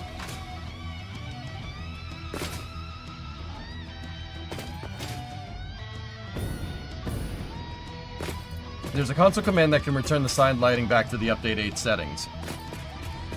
Yeah, that would have been useful before I just saved all these blueprints, Talon, but, yeah, we'll just roll with it. Dumb question, what is red clam chowder? Yes? I don't know, man. I don't have seafood. I don't eat seafood. Well, I do, but I don't really like it. White? Yes. Ooh, another thing that I wanted to check is, never remember that. White? Another thing that I think would be cool is can we... Oh, yeah, we can. Make blast doors.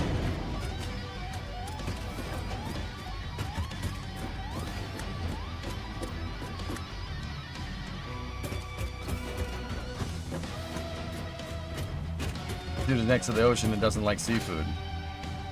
I don't hate it, I just don't really seek it out. I like meat. Meat that comes from land.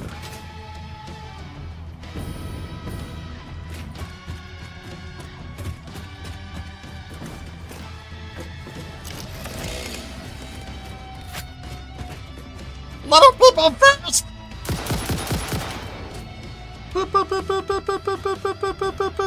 Warning, blast doors closing.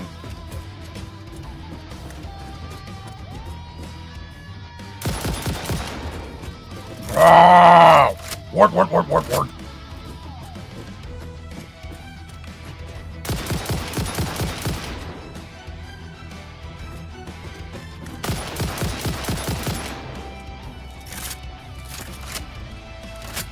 Run away!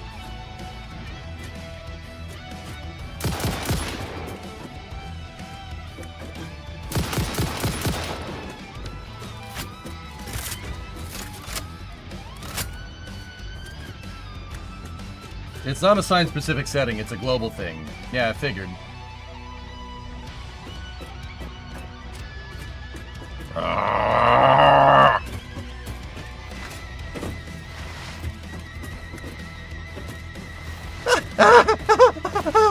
Little people first!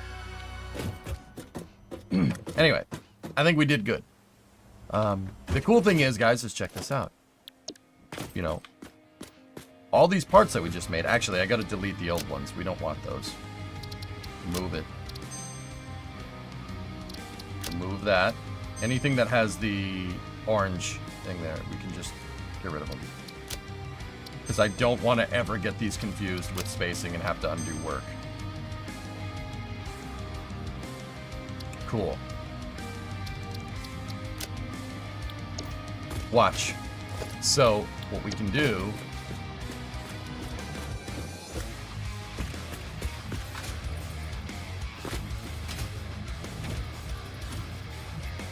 They lock together. See?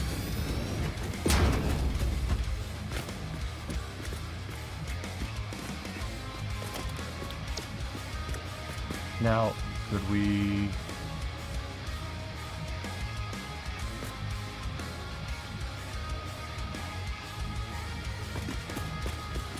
Yep.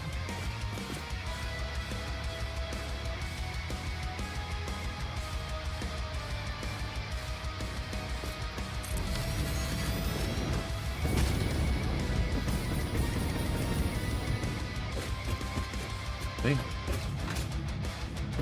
They'll interlock.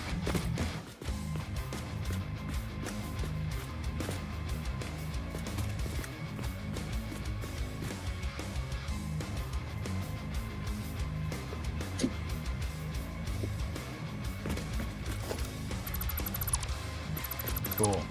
This is insanely cool. Thanks, man. And then the coolest part, hun, right? In between these, you can put conveyor belts. You can put conveyor belts, you can put pipes. Yeah. Electrical, whatever. So you don't have to, none of these corridors will have like wires and stuff going through them. You could just put it through the dead space in the ship.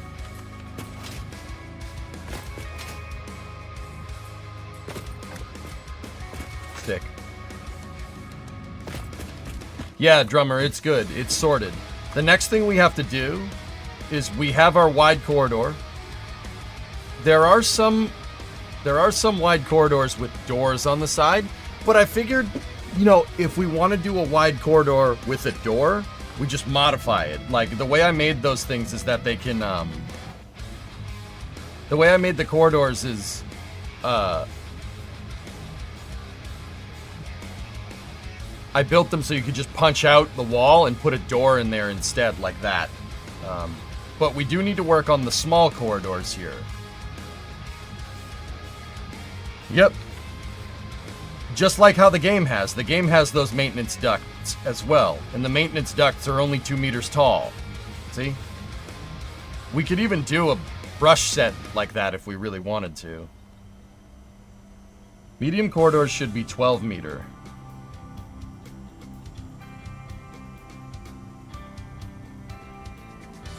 Shit.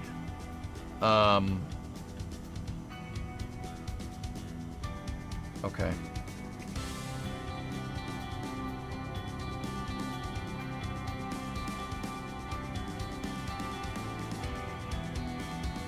Booster 13 is almost to the pad.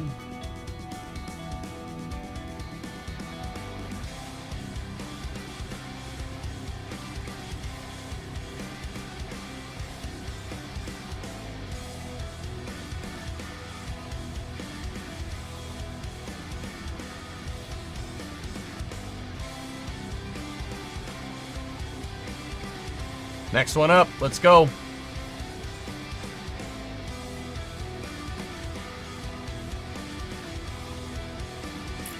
The wide corridors are 16. Yeah.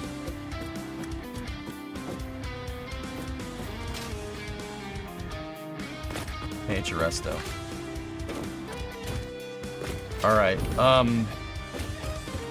Raiden, are you sure? Because that means I can't do...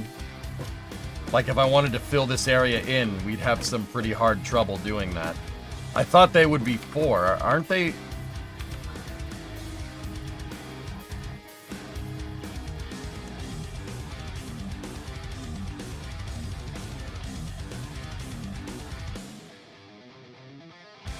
They look to be about half.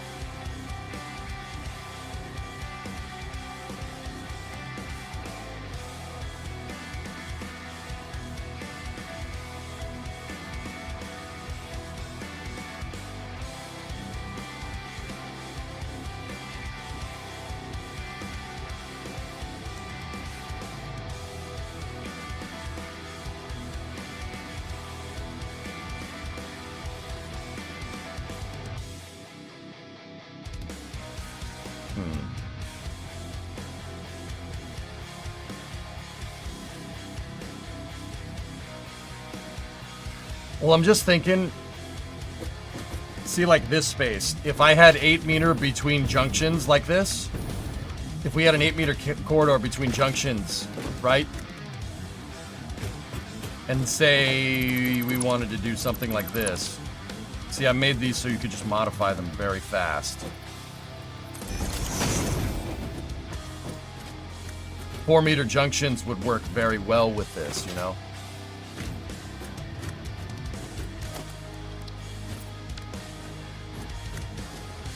But then again, we're on a 4-meter offset, so... I think, side note, Raiden, we need to make a 4-meter variant of that, of the wide corridor. Problem. The next logistical challenge. How do we make a 4-meter wide version of this when we don't have a 4-meter long wall?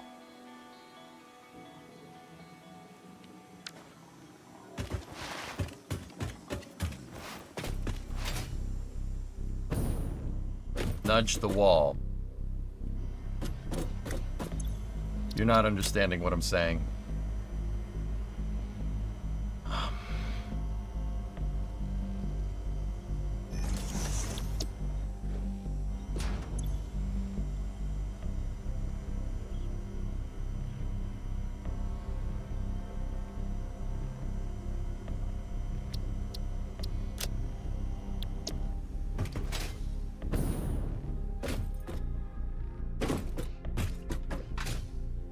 No, there's no half wall.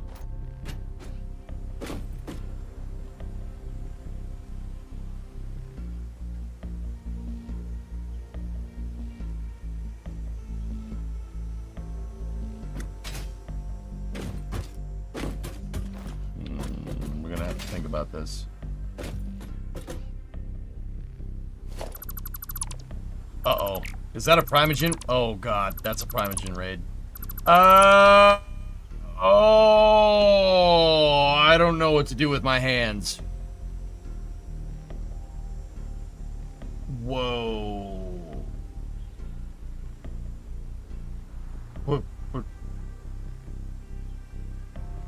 Yo, what's up, Prime Raiders? Dude, hands in the air. I didn't do it. I didn't do it. I didn't do it.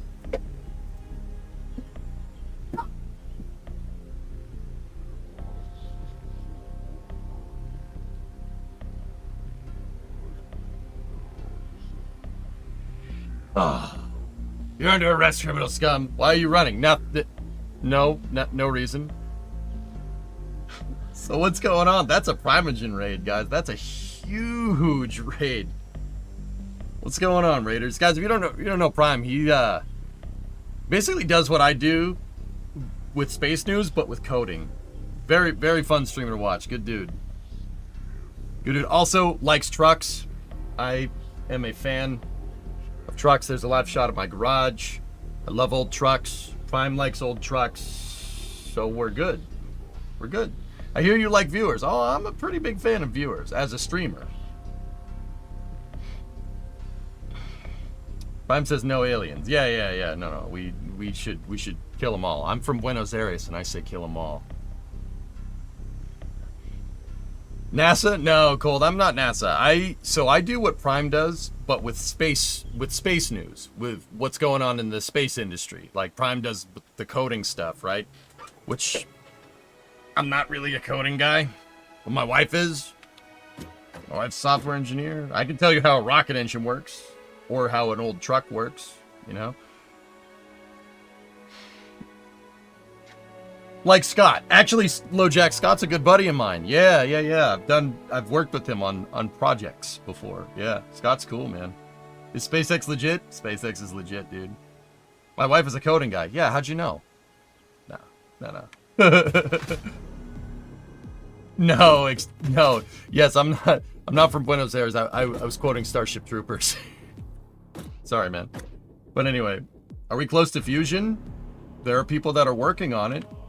What I'm doing right now, guys, is I'm playing Satisfactory. And if you guys like Halo, I'm building that in Satisfactory and putting my factory in it. I like Halo. You build your own rocket satellites? No, nothing short of model rocketry right now, Dajo. But yeah, that's what I'm doing. But anyway, Prime Raiders, thank you so much for coming in. Guys, if you're on my end, give Prime a follow. He's a good dude. If you like software, he's an excellent streamer.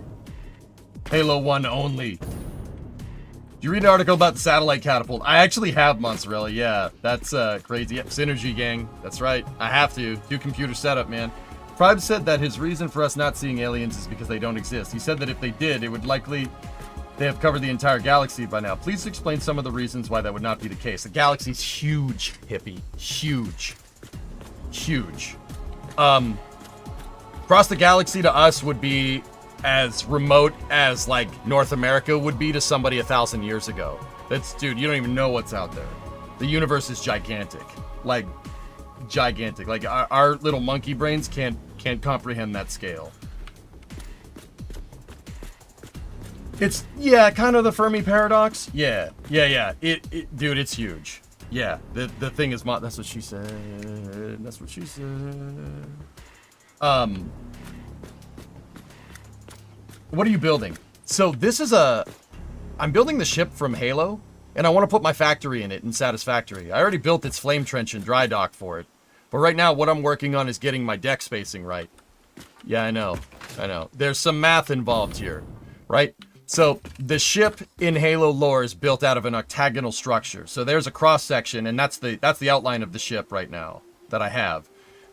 I have octagons here. If you're coming from Prime, you guys might appreciate this. So what we're figuring out right now is the spacing that we need between all the levels on the ship to make sure that the levels jive with the octagonal structure of the ship. So, check it out. And this is right from Halo lore. This ship is built out of an octagonal matrix with a 40-meter octagon, a diameter of 40 meters on the octagon, and then there's these little squares that are in between. Those squares are 16 meters. And we took these dimensions, and at first we were like, yeah, okay, they probably just did this to make it look nice. But we took that and we actually ripped the model from Reach, and those dimensions actually line up with the model. So in Maya, I have a copy of the model from Halo, right? And we've been measuring it in CAD here, right? And I've been checking that against the octagonal structure design. And we're figuring out that the spacing actually all does line up. I don't know if Bungie did that on purpose, but if they did, that's pretty rad. So yeah. Dude, I'm a nutso Halo fan. I love Halo. I played 1, 2, 3 ODST and Reach because that's the only Halos that there are. Anyway, I played all those and I'm a big fan. And I thought that would be a cool build to show off Unreal 5 because Satisfactory 1.0 is UE5 with Lumen. So how sick would it be to have a gigantic freaking ship floating on the Satisfactory map in its dry dock? So that's what we're working on over here. That's Halo. Yeah. Okay, you guys got it. You guys understand. You picking up what I'm laying down. Right on. Because Satisfactory deserves this much attention to detail. Yep. So, yeah, that's what I'm working on over here. Guys, like, once again, I'm EJ. Prime, thank you so much for the raid if you're out there, dude. I really appreciate it. I watch almost every morning, dude. Bungie Halo, because Halo. Yeah, Orc Blood. Okay, you guys are picking up what I'm laying down. Right on. Excellent. Would it even be cooler to have the ring? Is that possible? The ring has a 10,000 kilometer diameter. It's the diameter of Earth almost. So, no, I don't think Satisfactory could take that. The ring would go all the way up there. There's kind of a ring space station up there, if that helps. Pillar of Autumn's good enough for me, though. So what I've been doing is doing tests here with the octagonal matrix, right? And the deck spacing to make sure that everything comes in right. So when we do go to build this sucker, it's easy to kind of clip it together like a giant Lego kit.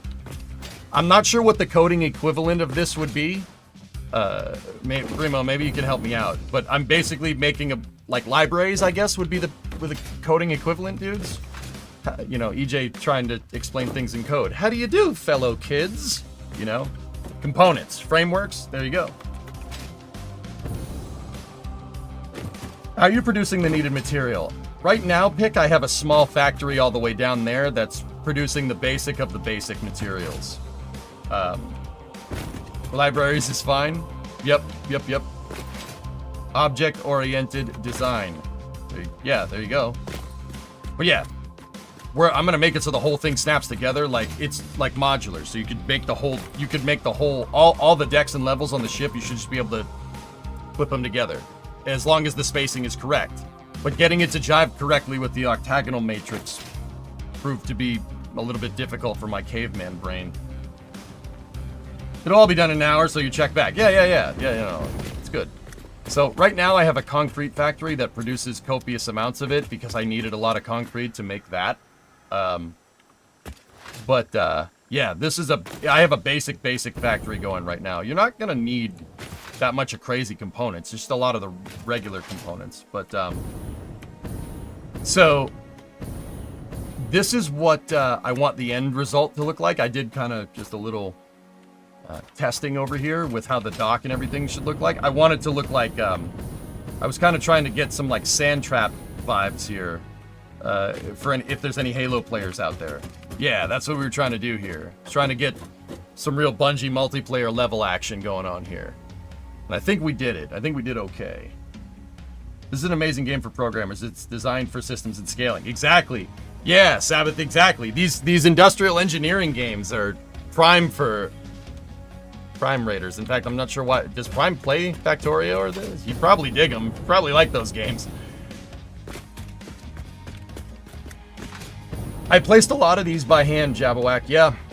You can place them in batches, though, and you can blueprint stuff like what I'm talking about. But yeah, a lot of this, just for this test, was placed by hand just because I was trying to figure out what I can break down. You got to build it first and then break it into pieces, right? How are the Titans? We should go check. He said he already programmed, so no. Yeah, I figured that Factorio would be too basic. That wouldn't scratch the itch for Prime, right? Like,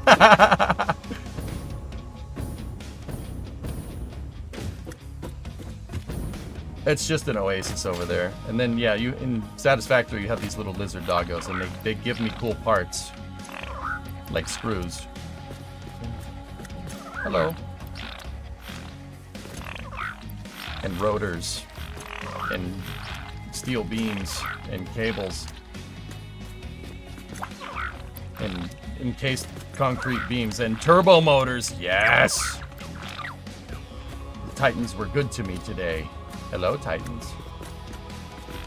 This game is as complicated as you want it to make, or it's as simple. Yep. And I figure we'll take it to the next level by building up on that level up there. Now, where are you going?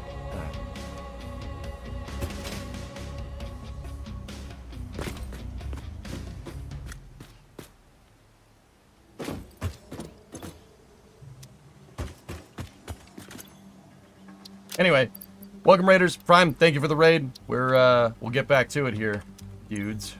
Put those in our interdimensional storage there.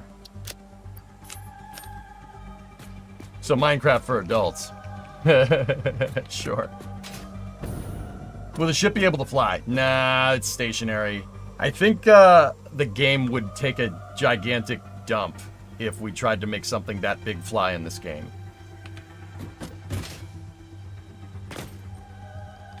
Yeah, guys, if you want to learn about what's going on in the space industry, in about two and a half hours, I'll be discussing what's going on in space. Like I said, it's pretty much what Prime does. You go over what's going on in the space industry, you know, swap out coding for aerospace.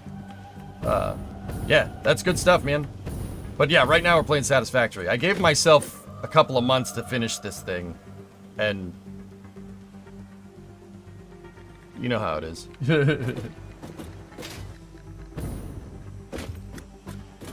So yeah, simultaneously, guys, if you're on my end and you like software, Prime is an excellent software engineering streamer. Funny as hell too.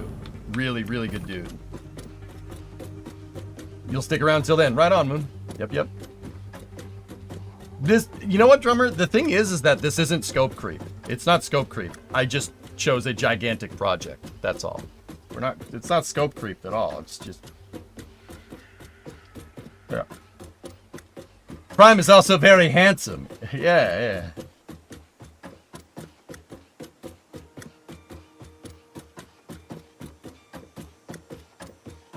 Store citizen. Nice. Satisfactory is multiplayer pick, but I like working alone. Show the inside of the mock-up. Sure. Yeah, Jack, you can build big in this. So I'm gonna build big, right? Like, Game's in Unreal 5. Unreal 5 is insane scalability. And, like, also real-time ray tracing, which blows my mind completely that you can ray trace something in real time in a game. But, yeah. Alright. Let's see how much you can scale this. Over here is where I've been working on figuring out the bulkhead design for the ships. So, I don't know, if you're a Halo fan, you might, this might look familiar.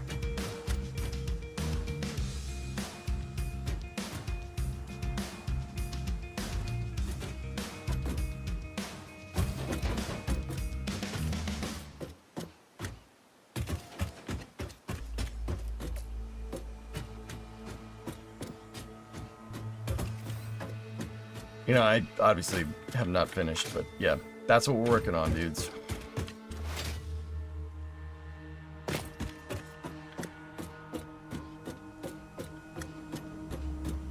Nice corridor. Thank you, Bendon.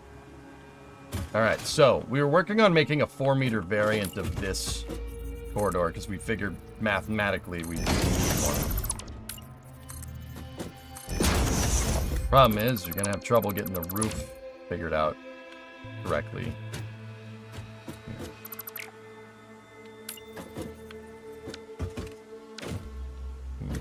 I need to make one of these that's 4 meters long. This segment that I have right here is 8. We need to make, to get the, like, all the decks to fit together and not have, like, empty space like that, one of the variants of this hallway that I needs to be 4 meters. Now, the technical challenge here is that there's no 4-meter walls or hallways in this game. There's very rarely any 4-meter parts at all. So we got to figure out something to do here.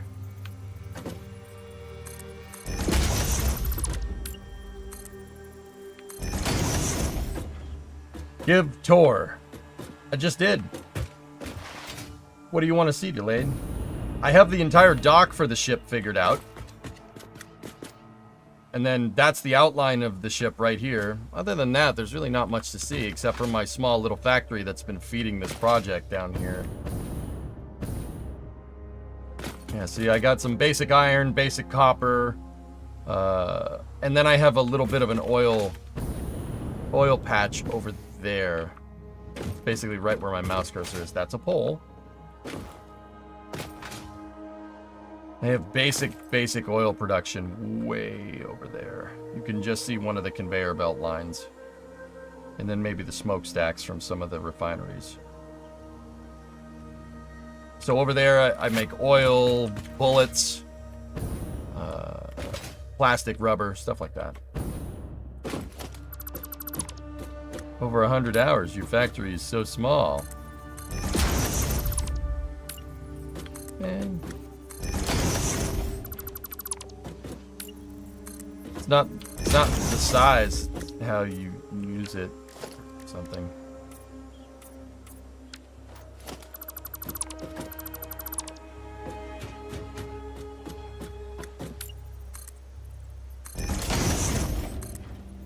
Alright, so let's jump in.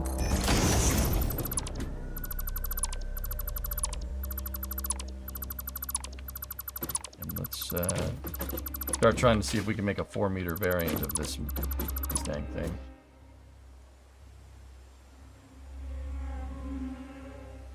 Worst backseating game on Twitch? This is not as bad as Factorio, Lod. Not even close. Factorio is... You have to kind of partially hate yourself to play that game on stream. Which kind of sucks for me because Factorio just released the Space DLC and I want to play it. You know, I want to play it, but also, like...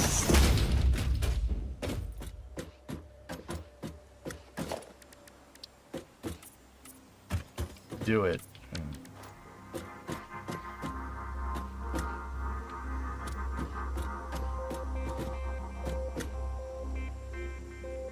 If you don't have a 4-meter wall, don't bother. You need 12-meter pieces anyway, not 4. Yeah. Streamer, why you no do the thing? Oh, God, it's the bane of my existence, dudes.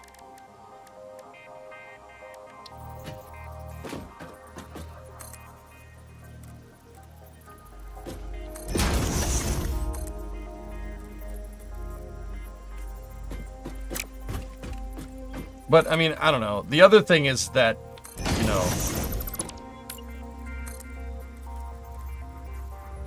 the other thing is that I don't mind backseating if I'm screwing something up. Like if I'm doing something, like it's very possible it's, you know, I'm working on something and people are like, dude, that's completely wrong. And I'm like, yeah, you know what? You are correct. That is correct.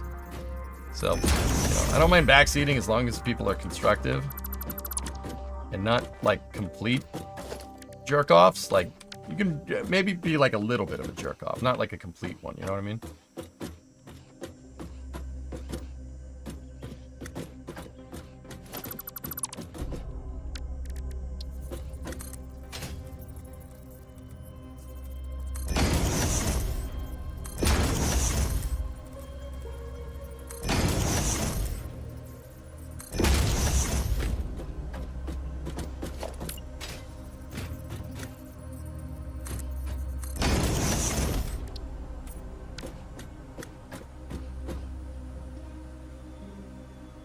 Can I ask a quick KSP question? Anytime, dude.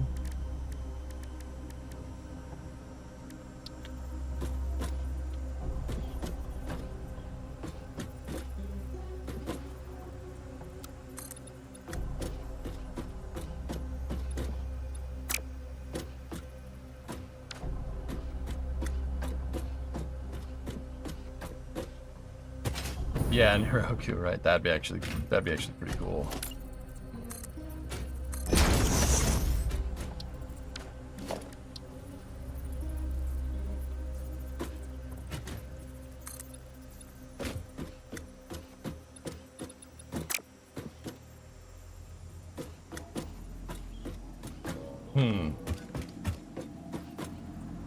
Alright, get rid of the lights for a second. Oh wait, we have nudge. I'm stupid.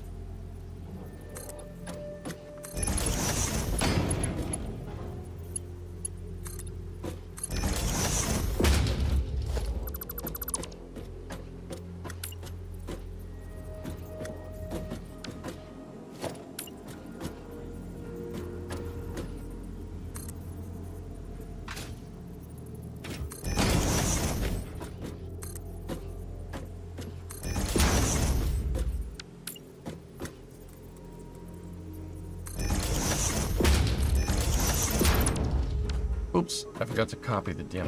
Hold on.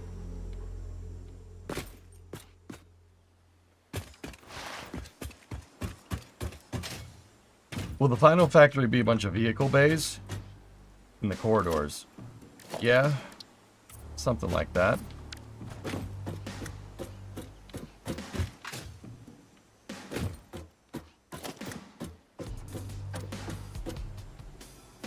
Basically trying to land a module on the moon, but the landing vehicle connected via docking port doesn't slow it down at all using... The landing vehicle connected via docking port doesn't slow it down at all using its thrusters, 6.2 TWR, but the RCS thrusters do. Your thrust is being blocked. A rocket engine is pushing against something, Jack. Yeah, one of your rocket engines is blocked by something. You clipped the rocket engine into something. I'm 100% sure.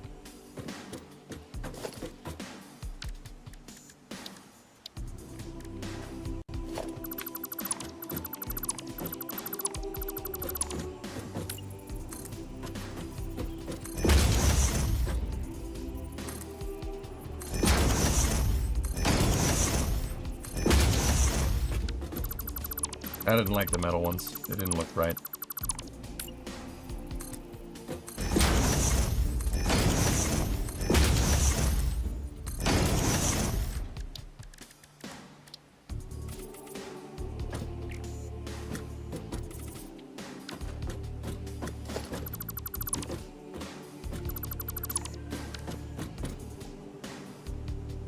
All right, let me see.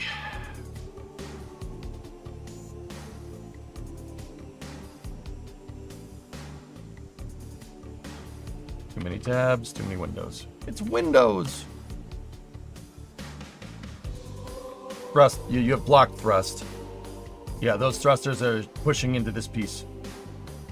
That's your problem. You have to redesign it, move your thrusters out a little ways. Your reaction to the Starship super heavy booster being caught was good. Yeah, it blew my mind, man. So Jack, take an I-beam, go into your structural parts, take an I-beam, attach an I-beam to here, and put the I-beam, try to use gizmos to move the I-beam in line with the thruster.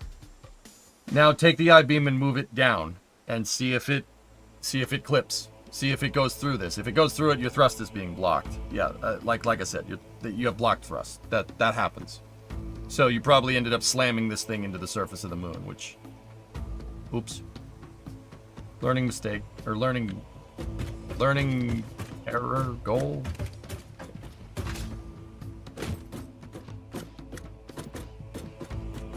Blocked because it's connected via a docking port. No. No. No, not at all. It's blocked because the thruster is blowing into the station module that's below it.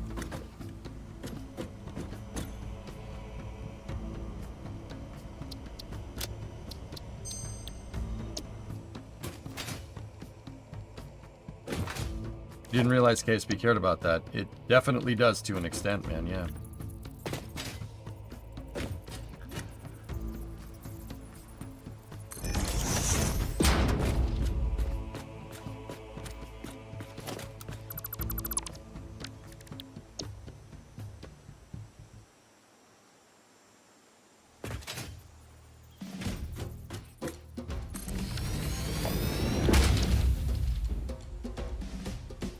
Okay, so we have a 4 meter, right?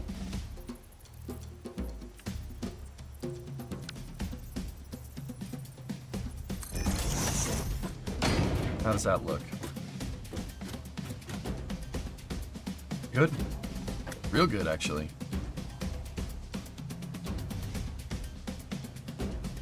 EJ, try an 8 and a 4 meter. Hey, it would really help if you connected it to the original structure, you moron. Try an 8 meter and I'm also streaming on YouTube, so if it seems like I'm talking to nobody, if you're on the Twitch side of things, I'm simulcasting. The more you know.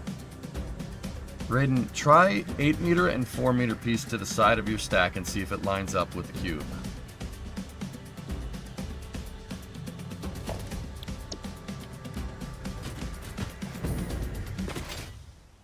Really, really ridiculously good looking.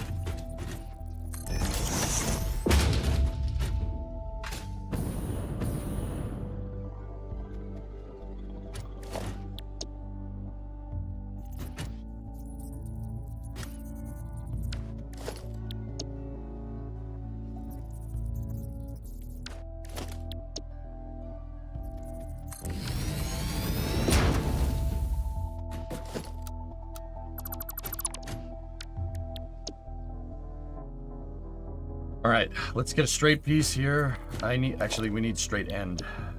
Because we're gonna put you wanted a 4 meter segment on this, right? Like, that's what we're doing.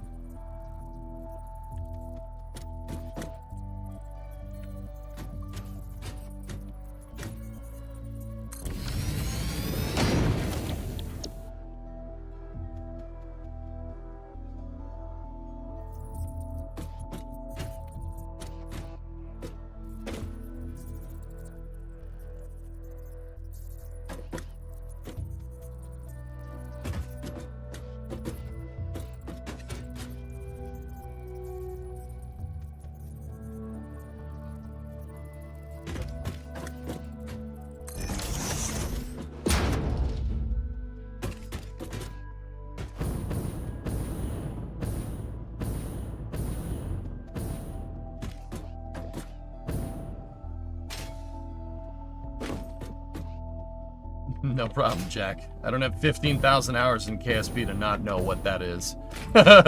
You know what I mean, man?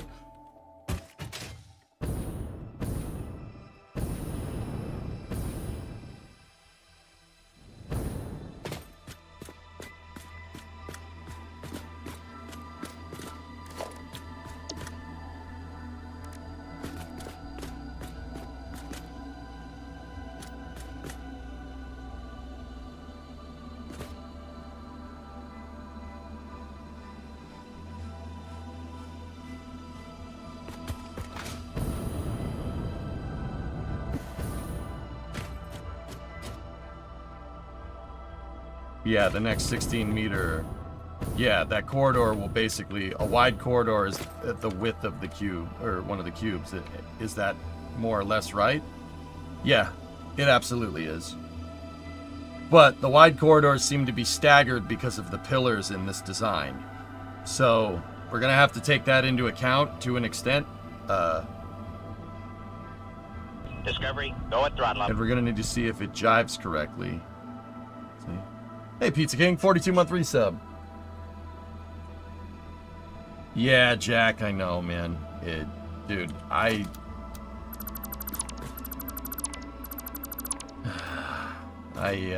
KSP2 really bums me out, man. Because that was my main game, dude. That's my main game, guys. I have like 15,000 hours in Kerbal. Built everything you can think of in that game. Like, and then some. That was my main, dude, and I had we pivoted to doing news, which I was already kind of doing, and playing other STEM games, you know.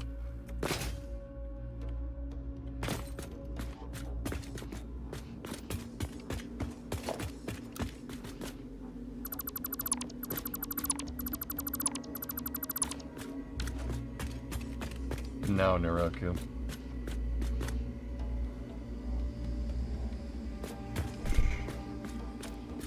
Now the next 16-meter room, I'm curious about. I would line them up with the cubes, not shifted like in the picture. It's going to confuse the heck out of you. We should see if it works, though, man. Because if I'm looking at this right, it actually shouldn't be too hard to get this correct. So let me show you. Get the four-way.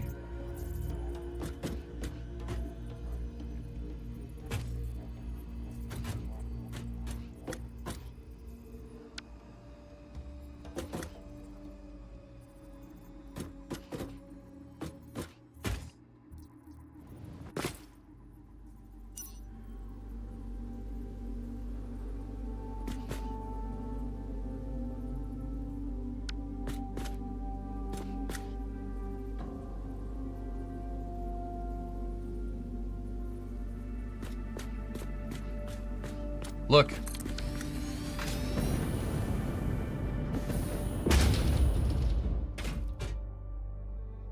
Check that out. Raiden, you see that? The pillar's in the right spot. It's in the right spot. So if I made a variant of the wide corridor with the vertical spacer in it, we're paid. We need to make the variant with the spacer piece in it. It'll work, dude. How cool is that?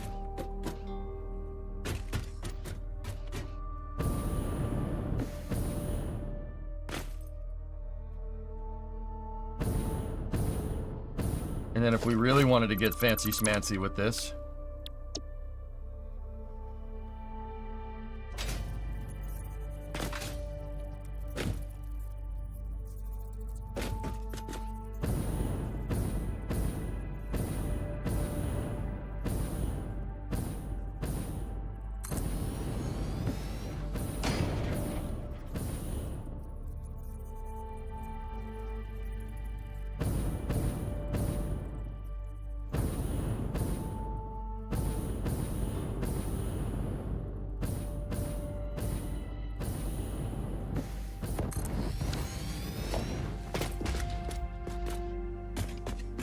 nah, you could set a jetpack to hover, not this one though.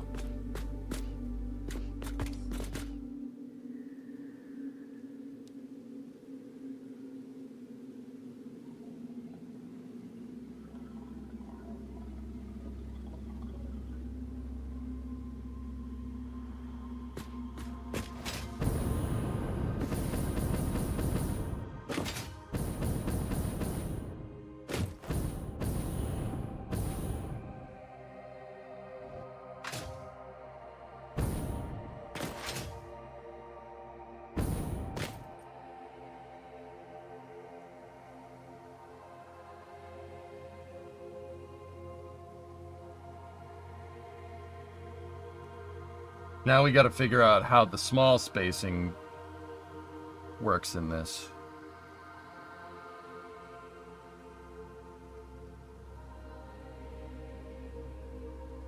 Okay.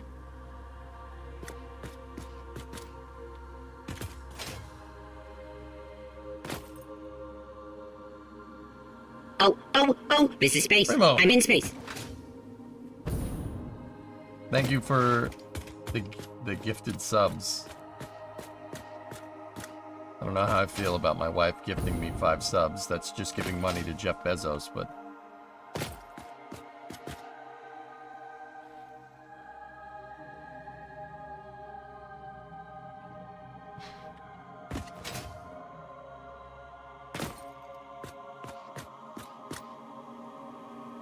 So is everything these days? That's a good point. Good point.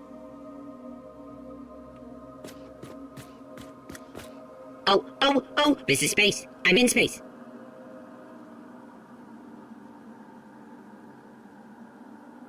Okie gifted 5. Nova gifted 5. Oh, this is space. I'm in space. Oh, dear. I'm helping. Sure. Pyro gifted 5. Oh, this is space. I'm in space.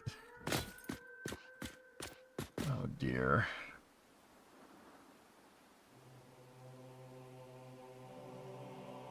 She orchestrated this whole thing, Element. Let's not pretend. Let's not pretend like you ain't playing games. Oh, this is space. I'm in space. ARJ gifted 5. Yum Food gifted 1. Oh, this is space. I'm in space.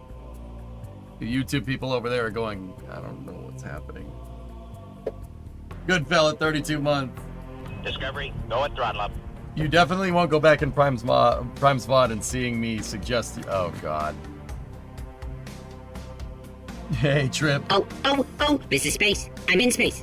Trip gifted 5. WD-40 with 36-monther. Phil's paid the bills with another 5. Discovery, go at throttle How up. realistic is Kerbal? Panta gifted a sub to Tori Bruno. Nice. Moon, how realistic is KSP? Oh, this is So, space. I'm in space. KSP will give you a damn good idea about how spacecraft fly. What I like to say is that... Oh, this is space. I'm in space. I'm in space. What I like to say is that KSP is like playing a good car racing sim. So like, if you play like Assetto Corsa or iRacing or whatever, they're not going to make you a professional race car driver, but you'll know what's going on. You'll definitely know what it takes to drive a car around a track. That's what Kerbal is to aerospace engineering. Kerbal will give you the basics. It'll really, really demonstrate some fundamental concepts very, very well. And yeah, it'll demonstrate some fundamental concepts extremely, extremely well. It ain't gonna make you a rocket scientist though.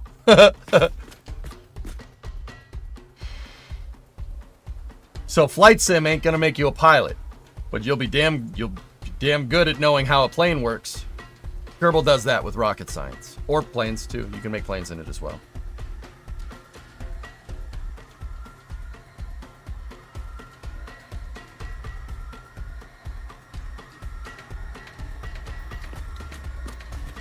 So it's pretty good, man. You'll really, really, really learn a lot with, you can really learn a lot with that. With KSP, if you really want to learn about how rockets work. Or you can ask me if you don't feel like putting in the time. I'm here. I'm pretty dang good. Pretty dang good at explaining the stuff. I've been only making a career out of it for a decade. Yeah, fellas, if you're coming in from Prime, I'm ancient in streamer years. I've been streaming since 2012. I've been coming to the same party for the last 12 years, and that is in no way sad. Like, I had hair when I started streaming. Like, a lot more than I do now.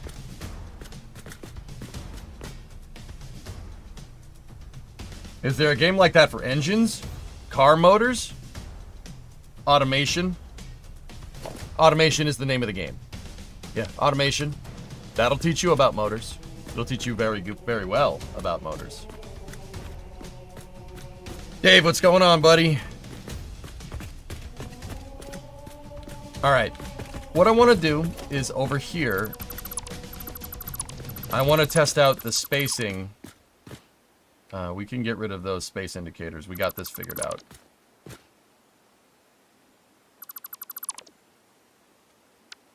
Fuel, air, and spark. Not even spark, just heat.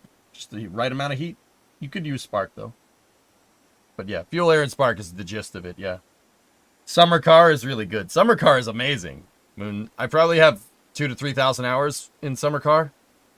Oh, this is space. I'm in space. Tippy gifted 5. I play summer car on permadeath, though, so I really have never gotten to the rally, per se. But, whatever. It's fine. All right, so let's figure this out. I want to see if we can get this, if we can replicate this type of spacing.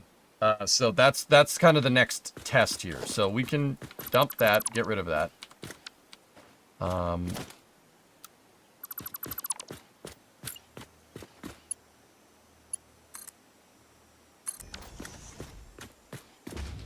Cool.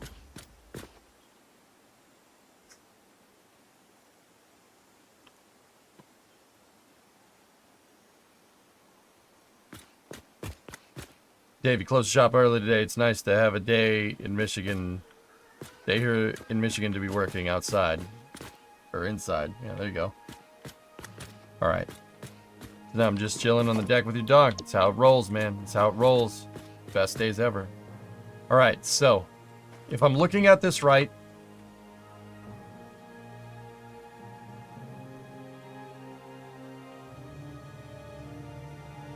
there's a wide corridor there with the cut through, right? So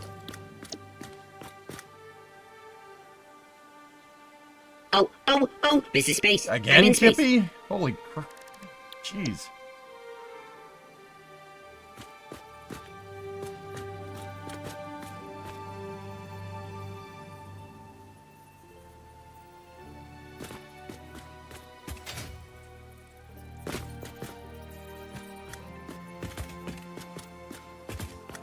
Okay, actually, you know what? I know how we're gonna do this. The Unix system. I know this.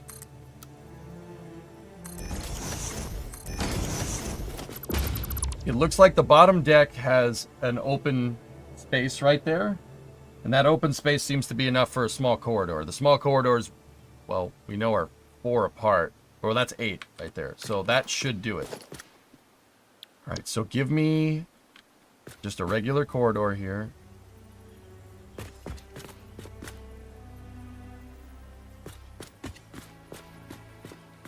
And that doesn't look right.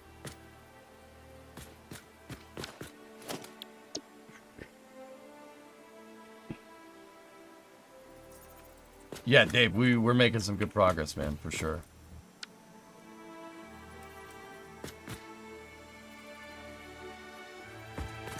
So, yeah, the beam doesn't look exactly... It goes basically from the bottom of the bulkhead to the top right, so you definitely got to line it up like that. That's one clipped over.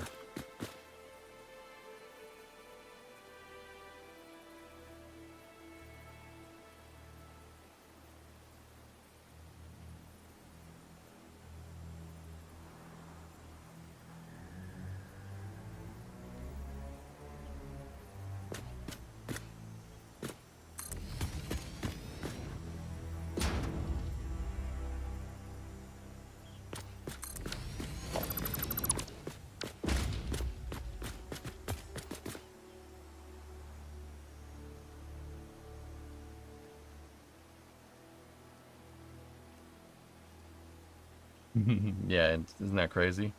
That means that gap is 6. Yeah. So I clicked it 1 meter on either side, right? Because you saw what I saw, Raiden, right? So, okay, what about the next set? So the next set of decks has the cross and the same thing, so it's staggered off. And it looks like there's a small corridor. I don't know what that room is, to be honest with you. I'm not exactly sure what that room or what that big freaking room is. But let's just center this around the bulkheads first. Looks like it lines up with the edge of the door. Exactly, LoJack. Yeah. So, I mean, if that beam kept going on a diagonal, it would line up perfectly with the edge of the door. So, there are also some 2-meter gaps in some places, yes. So, let's attach it to our spacing column here.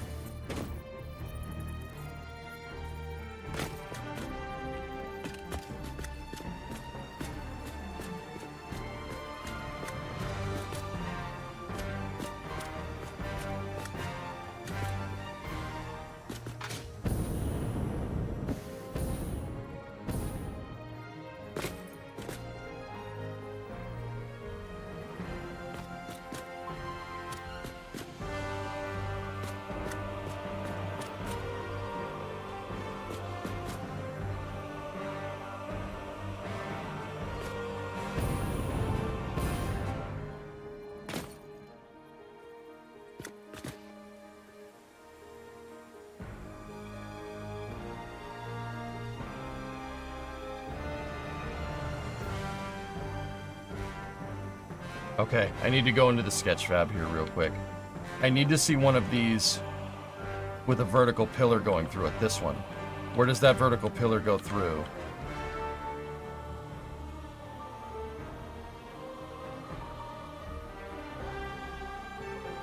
Also, there's a vending machine on the back of the vertical pillar.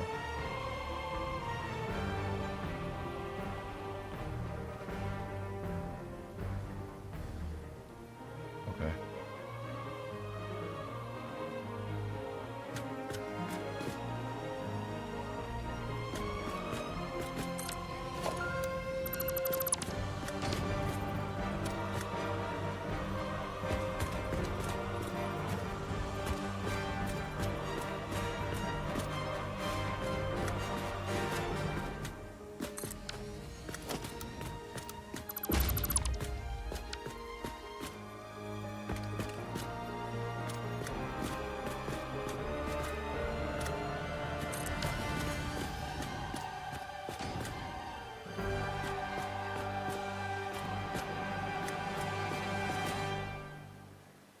You may have to make them line up evenly on 4-meter multiples and just build your exterior to match. Yeah. Yeah, I know what you mean.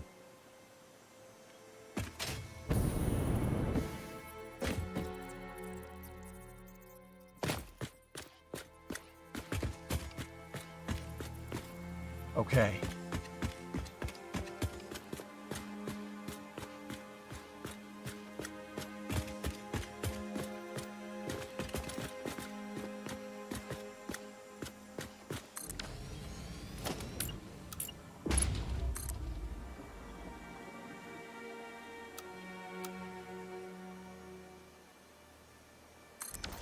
Enough. So now, if we go back to the cross section, right? Okay.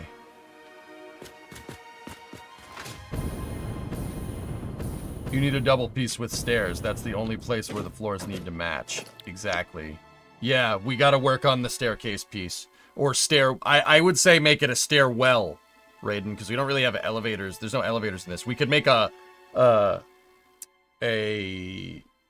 junction, vertical junction piece, so we could to make it so we could put hypertubes in, right? But yeah, for the time being.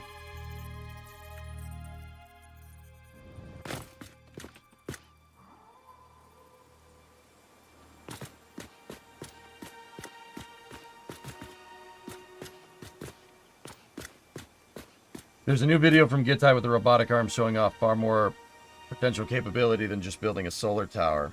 Okay. I have it for Space News, man.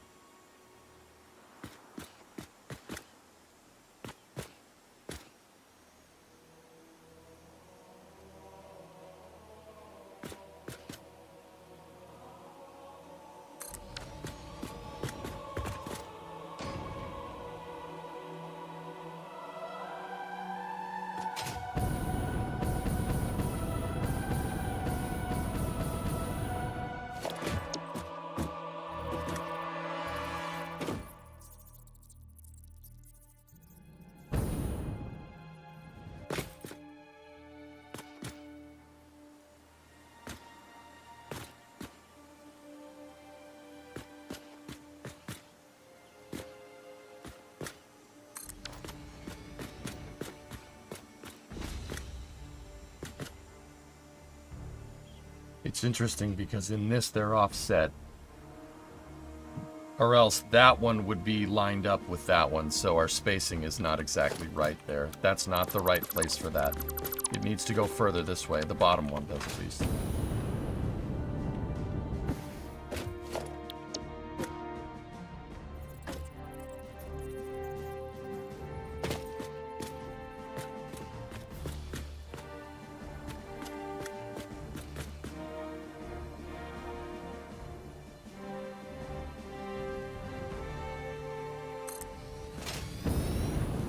Really doing this thing. Yeah, of course, mozzarella. I'm trying to get my basic, the spacing math, or the spacing, we'll say spacing logic, I guess. Trying to get it figured out.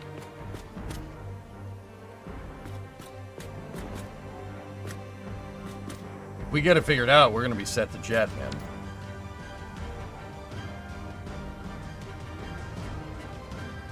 This thing should go together like nothing. It should be really easy to go together.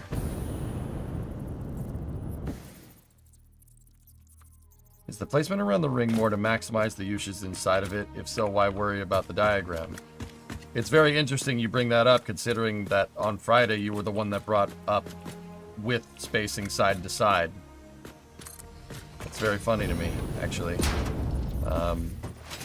And I told you just wait on it, I would do it. And now that I'm doing it, you're saying, does it really matter? Well, yeah, yes it does. Of course it does.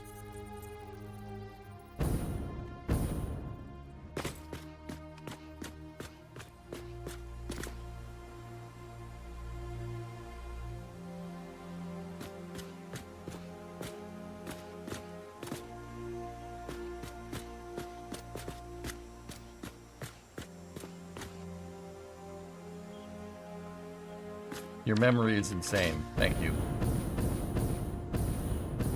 Try, Dave.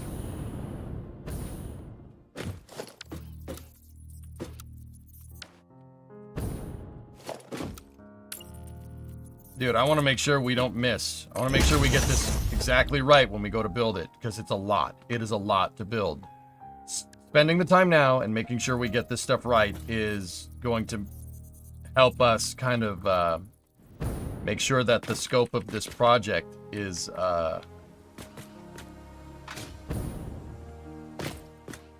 manageable. Let me put it that way.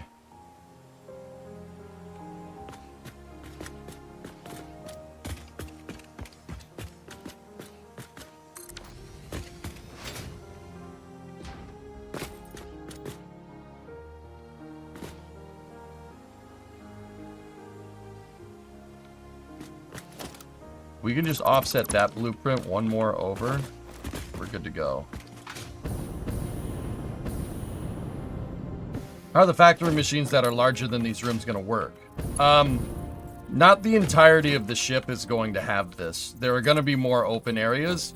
Those are just corridors that I haven't designed yet. Poops, the... Nice name. Your name makes me laugh every time, dude. Sorry, I'm secretly like 5. Don't worry about it.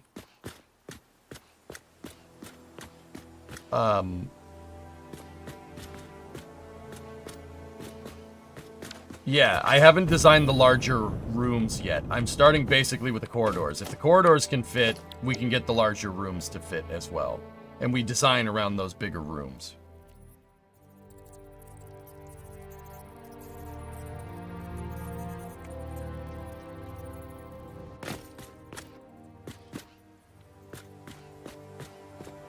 There we go. That's where that needs to be. Just call him soft serve. Okay.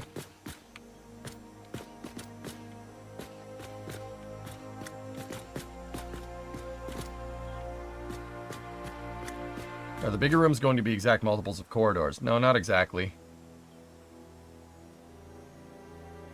I mean, they're going to have to be to an extent, dude, but yeah. Are you going to use the corridors for walking or run belts through them? We could run belts and pipes through the corridors, and that might look cool, having some of them go through them, but the corridors, are going to be used for traversing the ship mostly. But yeah, I'm not saying we couldn't. Like, what I'm trying to do is trying to maximize the usage of these corridors, because the vast majority of this ship is going to be these things, right? But there are also wide open cargo components. So what I'm making sure right now, dudes, is that if we have a custom piece, like we have an open area, like the forward cargo hold on the ship, right? Or the 4 cargo bays, I'm making sure that no matter what we do, we can jive with the design. It'll work. We can string it all together. It'll look good. And that comes from just finding placement of these corridors, which is why I'm testing. I tested up down. Now I'm testing left right just to be absolutely sure. Use the small rooms for pipes. We could, yeah, absolutely.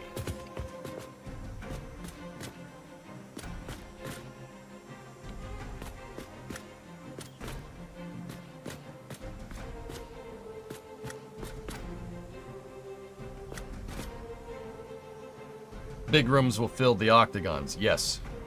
Mm-hmm. Or a combination of octagons. Raiden, yeah. Well, look. So this deck, third deck in this design, if we made that into a flat room, you would have a gigantic room with a vaulted ceiling. Enough to fit a fuel generator. Or an assembler. That gives you enough floor space. See what I'm talking about? But it has to jive with the smallest corridor, right? You have to go with the lowest common denominator, which means I should have designed the 4 meters first, but I knew exactly what I wanted here. I knew that these needed to be this wide and the other ones needed to be the same idea.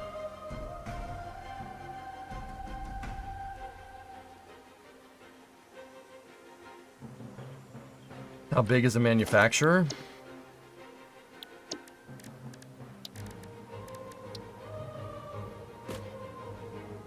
See? Plenty of space. We could even have this... We can even have the manufacturers be on second deck in this design. Like right there. And then have the upper decks have windows so you can look in on the rows of manufacturers inside of the ship. Cool, huh? Like I'm telling you, the octagon and the spacing of this all is super important. That's why I was stressing about it so much. And the real question is, like, where are we at with, like, a particle accelerator and stuff, but... I think the particle accelerators are going to wind up going in the back end of the ship.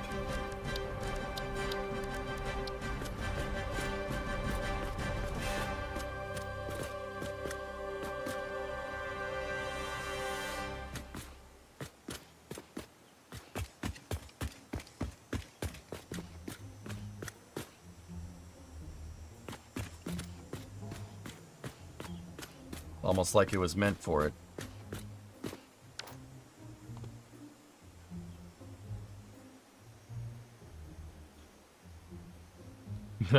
Nice, Panta. Best minigame ever.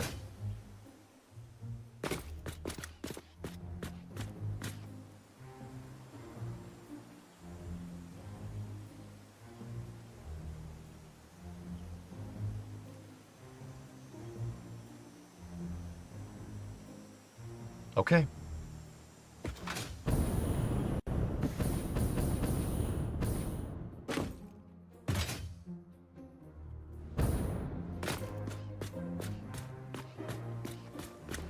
Alright, let's design those 4-meter corridors. Yes, it will, Coltec, for Titans. We gotta get the Titans up here.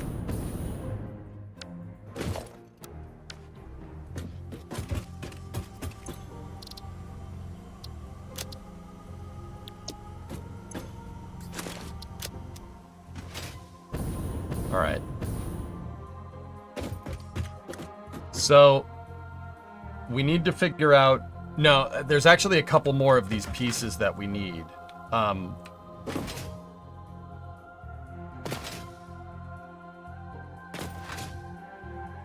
LoJack. Thanks for popping in, man. Thanks for sticking with me for a second. Appreciate it.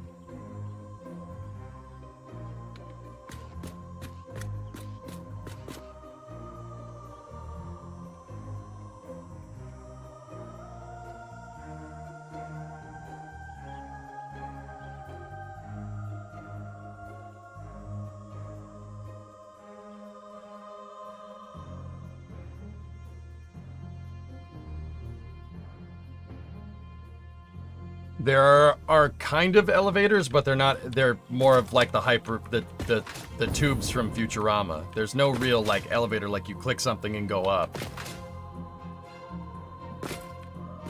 So we need to design. There's a couple more pieces that we need to figure out here, dudes. We go back into the Sketchfab levels here. One of the pieces that we need to figure out is the vertical pillar segment. That shouldn't be too hard. We can make that. That's no big deal.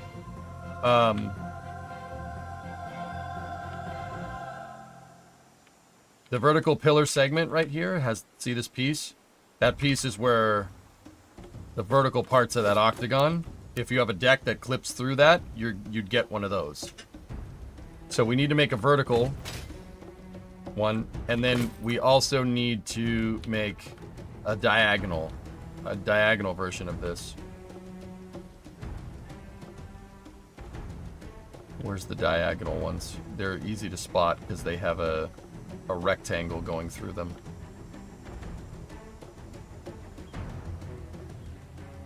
He said as he can't find any. There we go.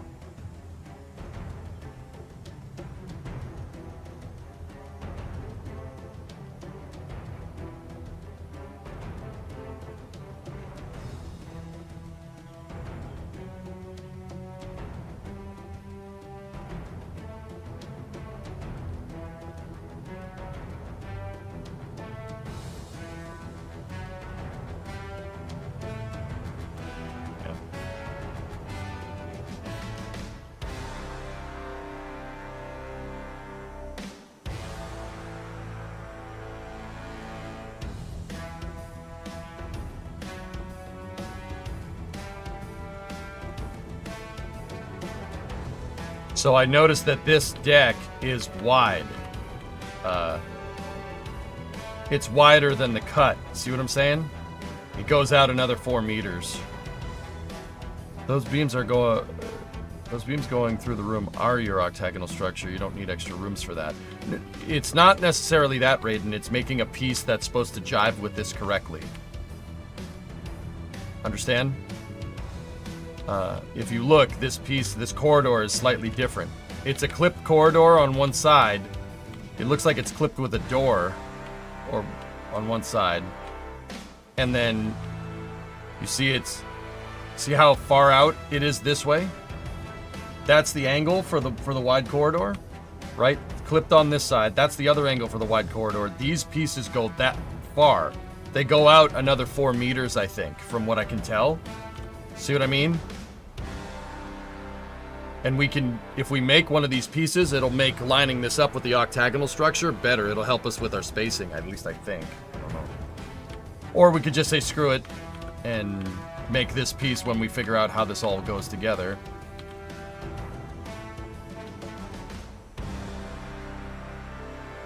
I don't know. What do you think, dude?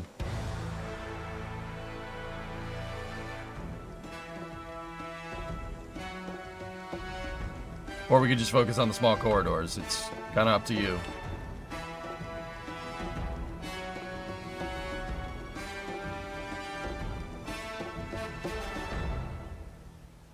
These are 12 meters wide, aren't they? Fudge.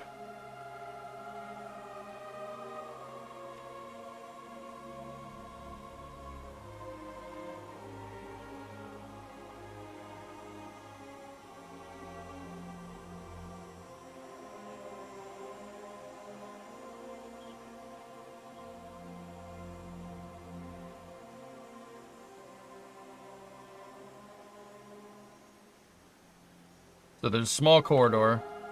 Yeah, okay. We'll just design this in the same way. We'll design the four-way corridor. Four-way small corridor first and then go from there. That's what I designed first. So that's what we're looking at here. Let's go back over to our blueprint designer and figure that one out.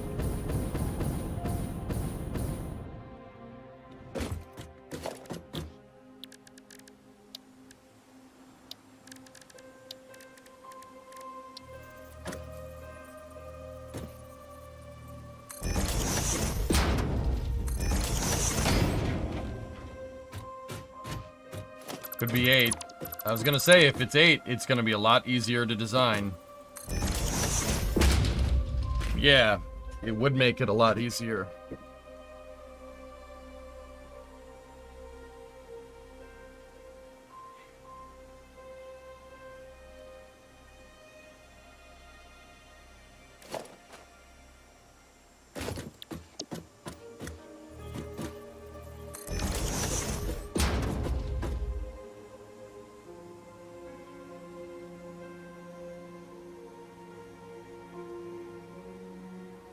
The ceilings in these corridors are 1 meter lower, from what I can tell.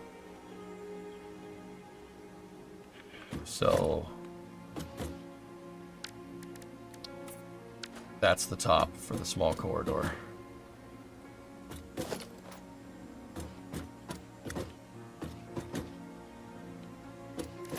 All right, let's go wall. What is that going to get us?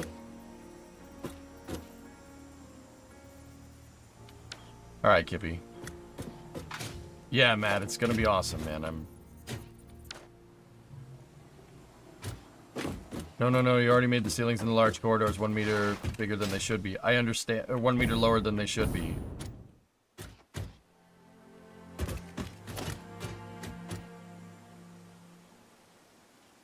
Yeah, but if you go into these corridors from here, it's gonna look weird going from wide to small. It's not gonna look right. Trust me on this one.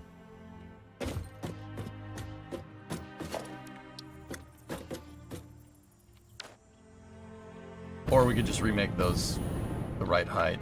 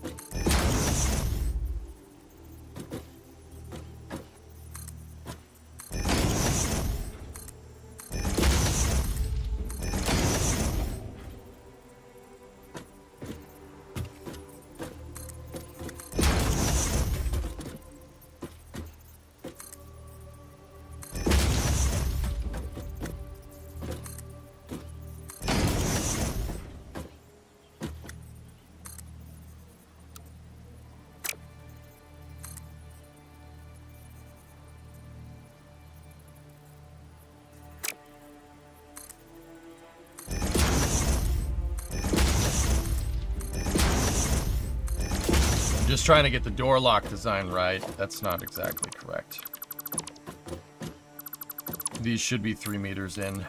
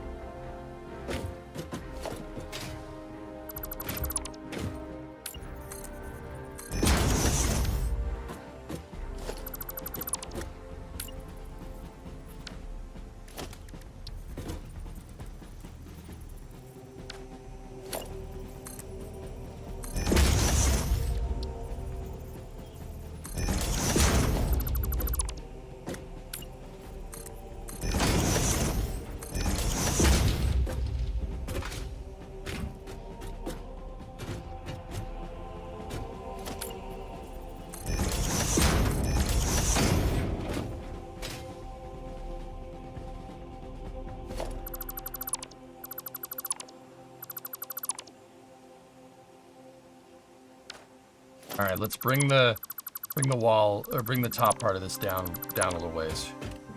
So crossbar over the top. Right.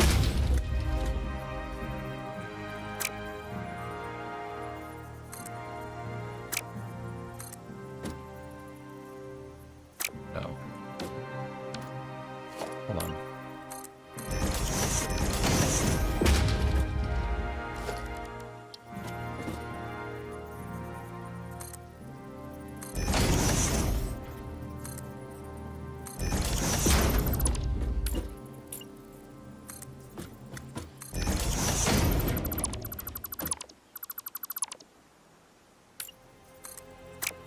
Ready? There.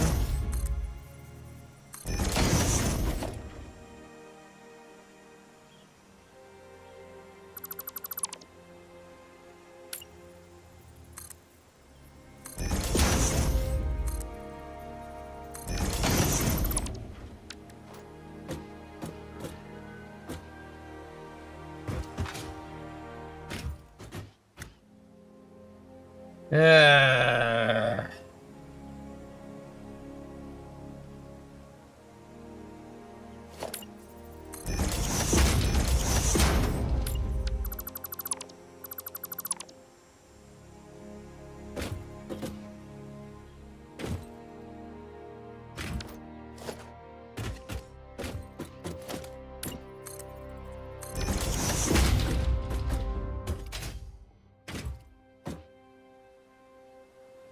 That don't look like that.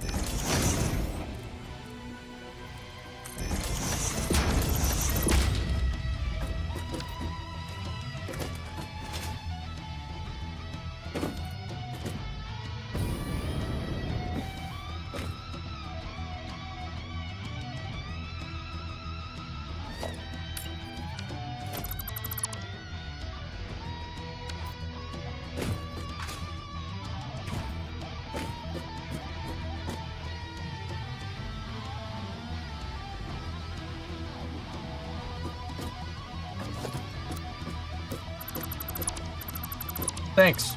I hate it.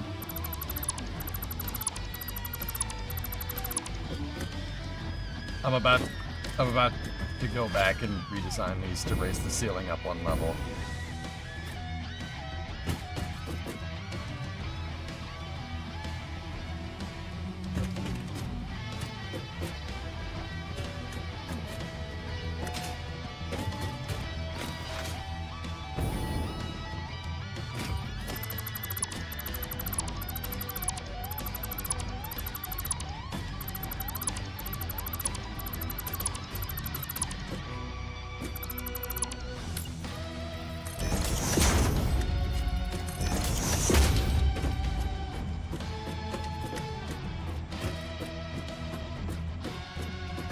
There goes our budget. Shut up, man.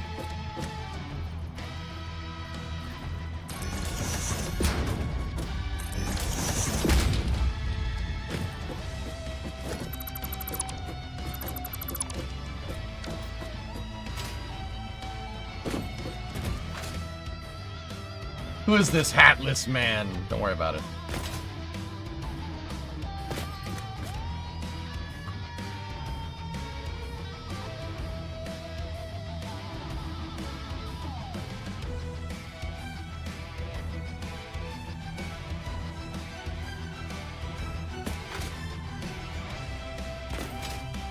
We gotta make them more pointy. They're not pointy enough.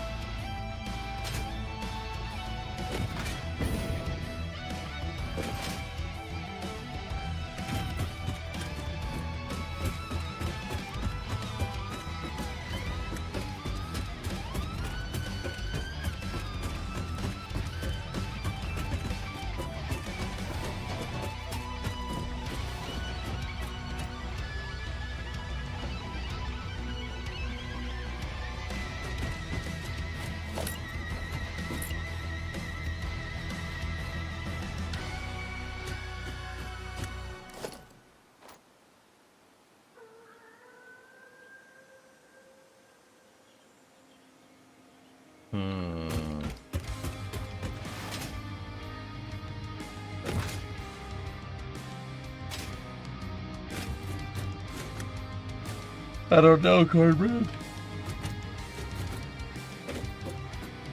I think it would look nice and more grand if 2 grids tall, unless you want that access tunnel field. Well, guys, where I'm at right now is that those corridors, in order to get them to look right, the small corridors, which are shorter.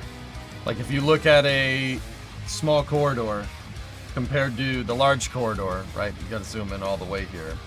They're definitely different heights, see? About a meter difference, give or take, if I'm looking at this right. In order to get this right, we need to raise the roof on the structures, on those.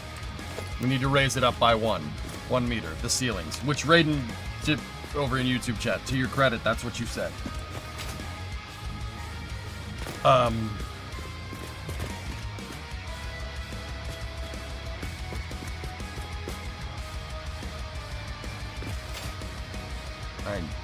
Just means we need to redesign again.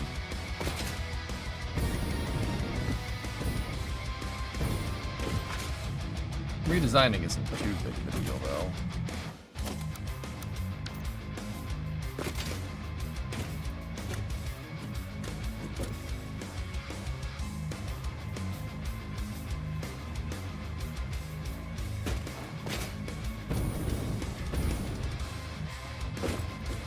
Because these corridors would look really good.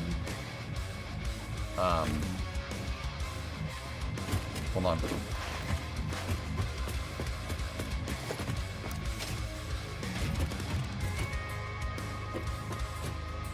Yeah.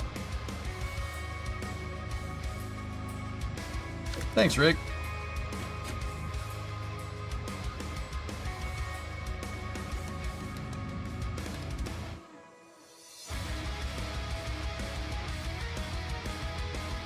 We gotta raise the ceiling up 1 on these dudes. We have to. We gotta raise them up.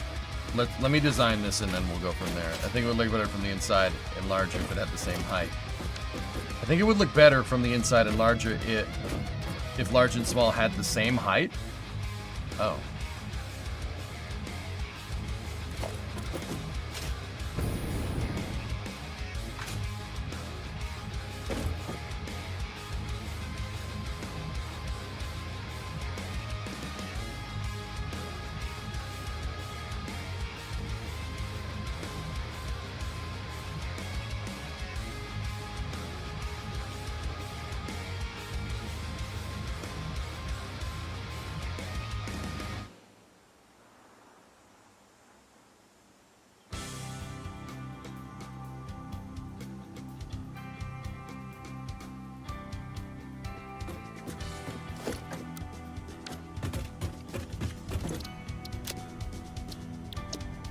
Let me just see something.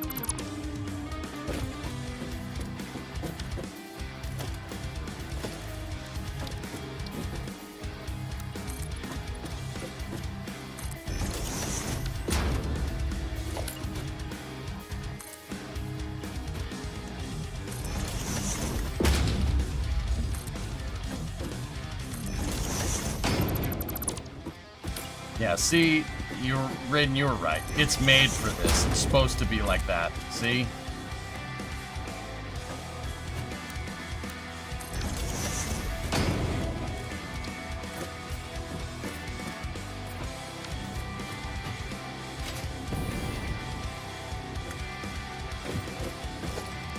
It's supposed to be that way, dude.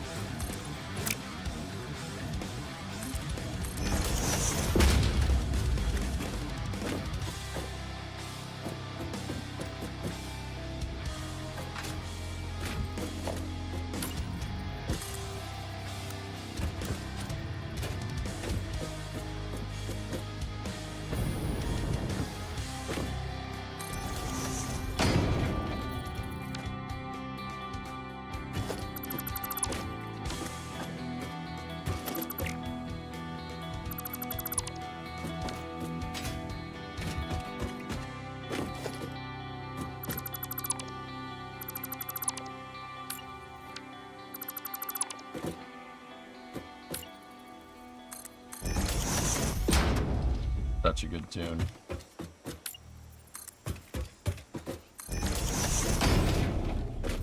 Oh, yeah, dude.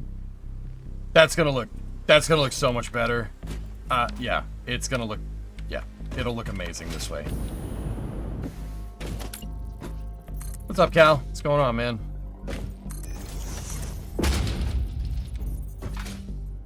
Put our X braces in.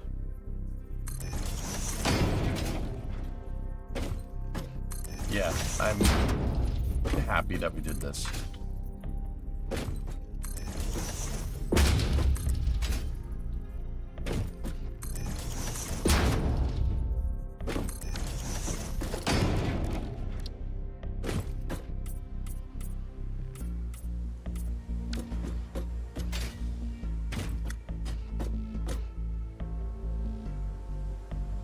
Yeah, I got you, Cal.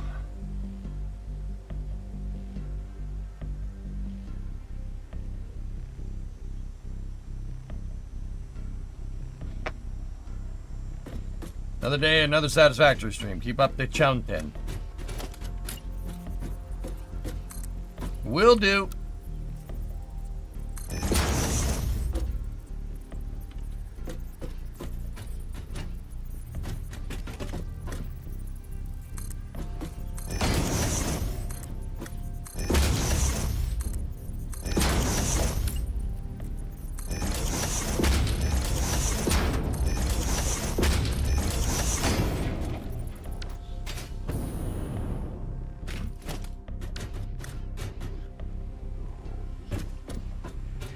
One of my favorite features that you can just copy the light.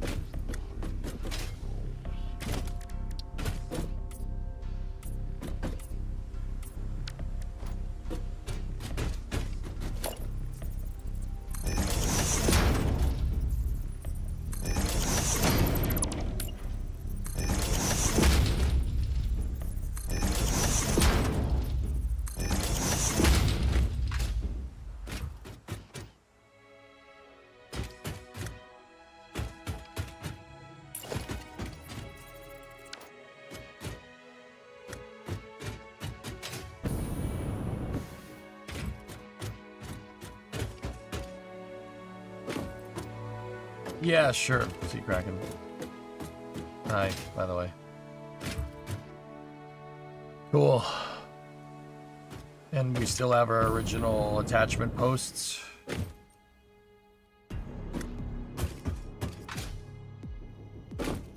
Yeah, Blazing, I knew that. You can change the background color. Yep.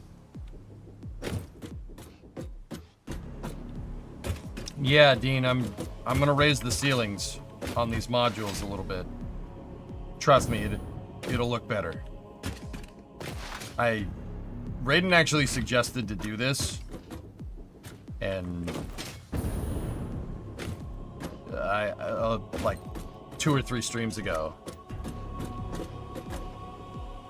Yes, we figured that one out already, Kraken.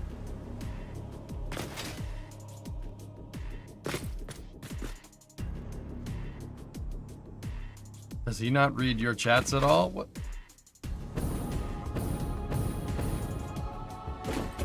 Talking about, man?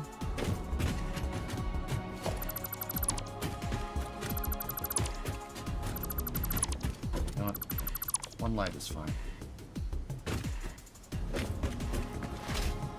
Yeah, we made a lot of progress here, dude. Look. It all fits with the octagons correctly. Now we're just, we're just getting... I'm working on making the small corridors, and I noticed that the small corridor's height and the large corridor height they're different.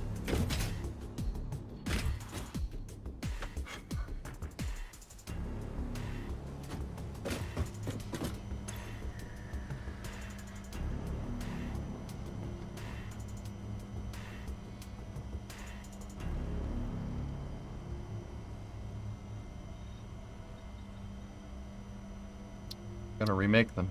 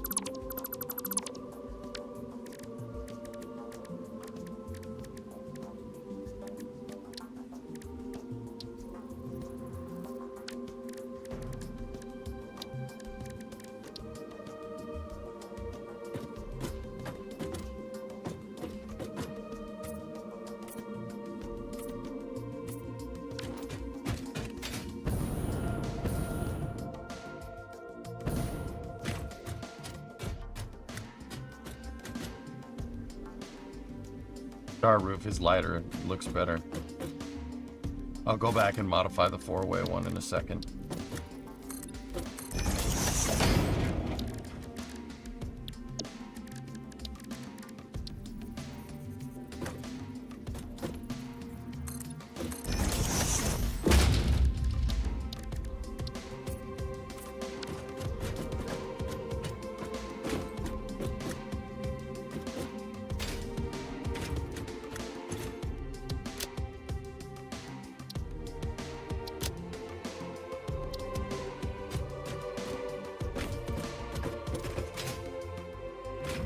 You know, to save on parts, I think the 3-way, we should just get rid of the light. Are there any Easter eggs you will add? Who knows?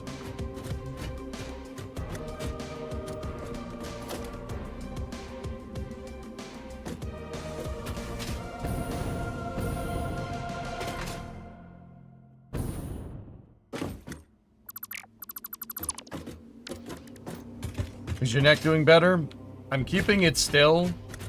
It's getting better, thousands, but yeah, man, I really tweaked my neck the other day. Okay, cool.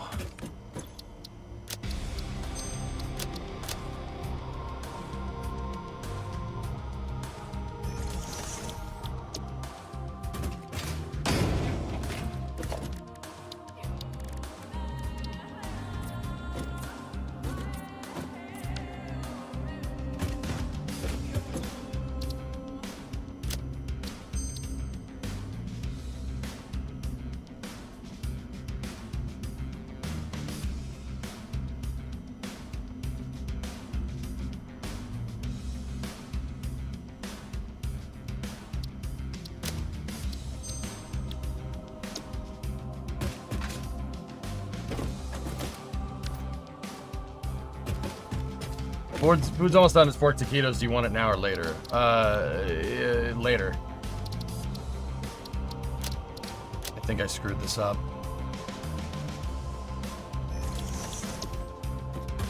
Nope, I didn't. All right, we're good.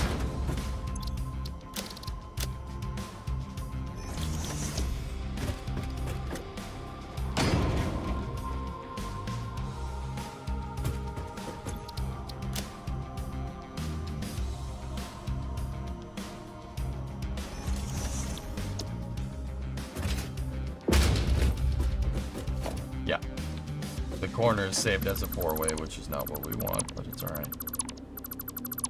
Make the necessary modifications now.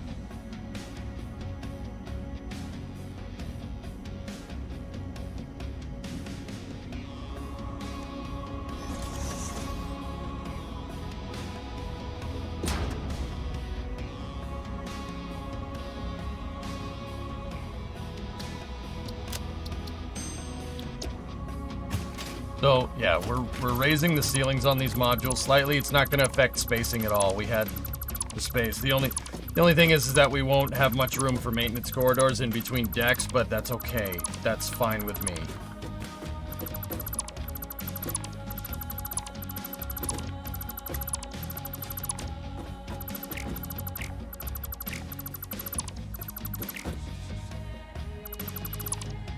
I always forget that you can do that.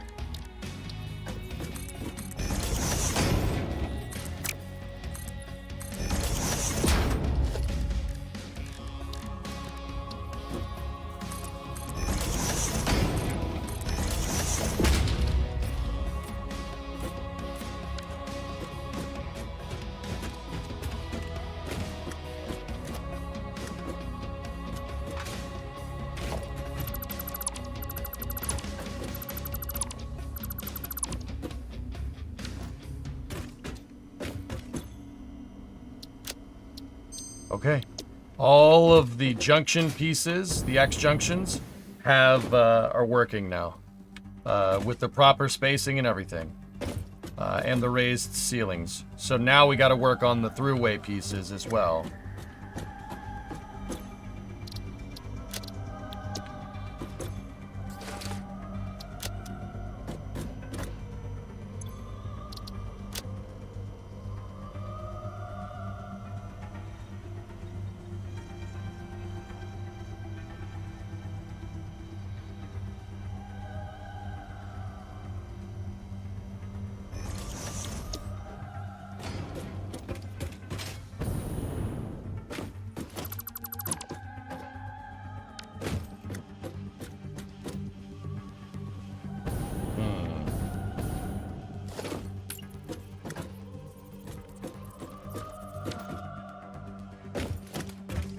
No, hold on.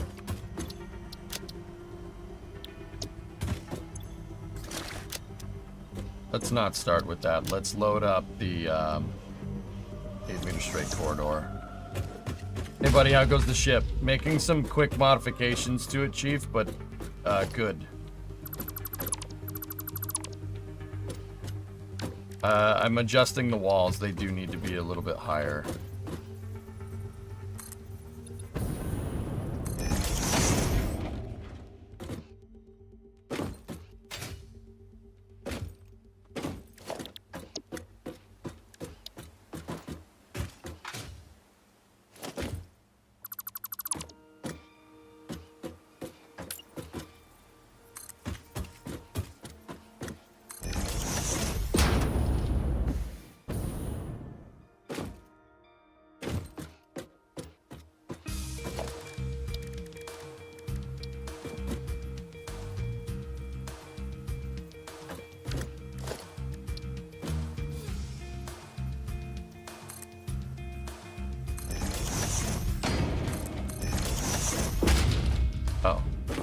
That's easy.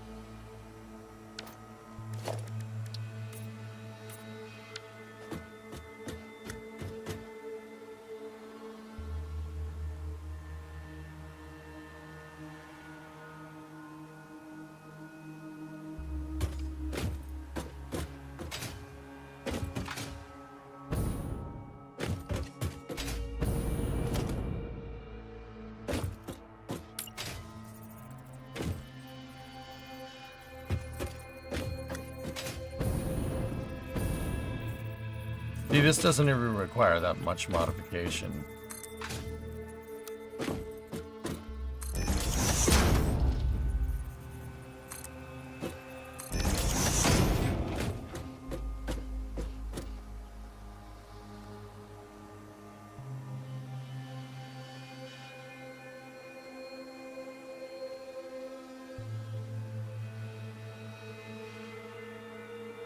Yeah, see, it's a step up right there.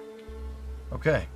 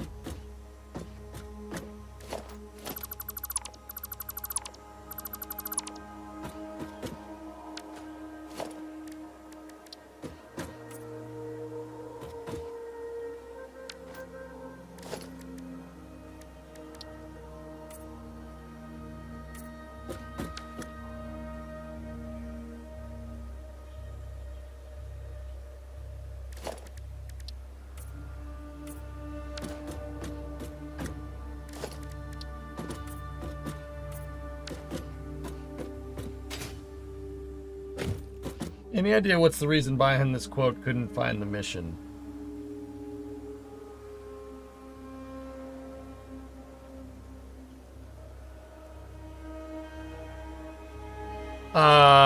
That's the... Why does the golden slug keep getting brought up today? That's the second time. That... An injector plug... A gold injector plug came loose on one of the,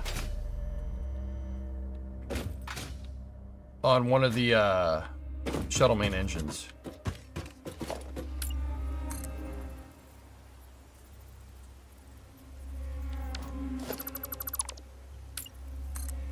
That's the second time that's been brought up today. Somebody must have posted it on social media or something.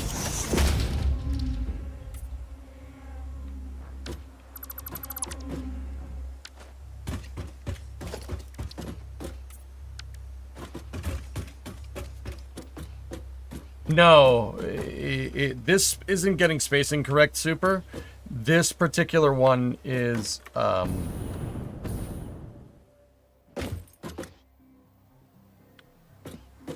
on.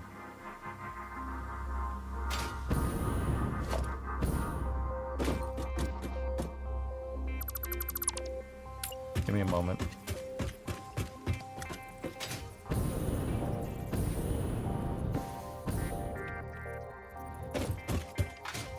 It's getting it to work right with the smaller corridors.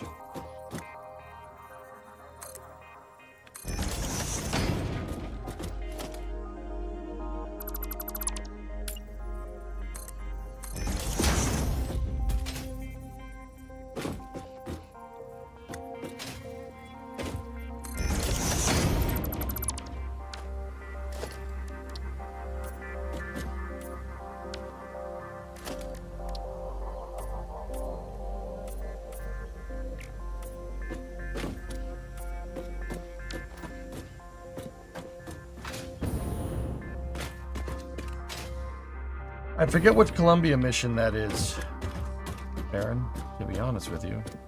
It was in the 90s. I think STS-91 maybe?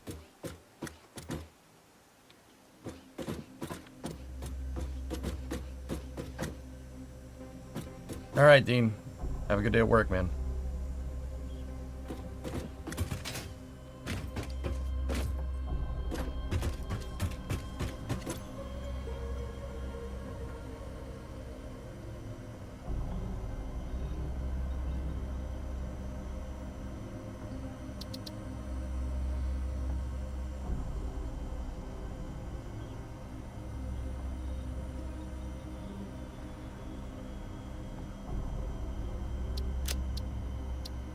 There.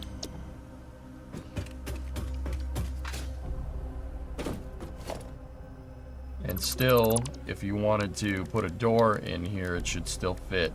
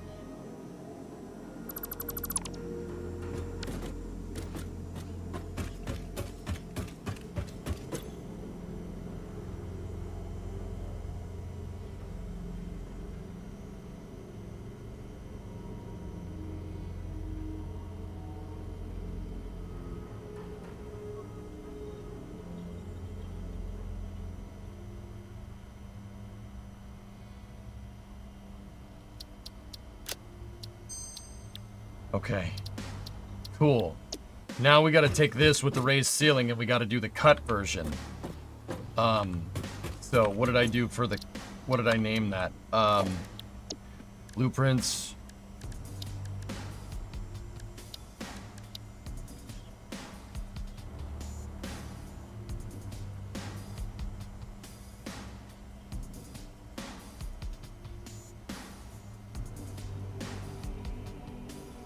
Clipped.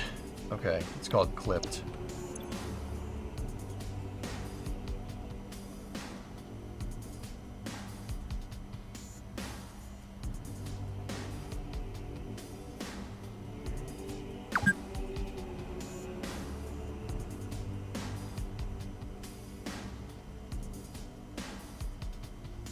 Flip side piece with deck spacing, raised ceiling. Save that blueprint. Overwrite the original.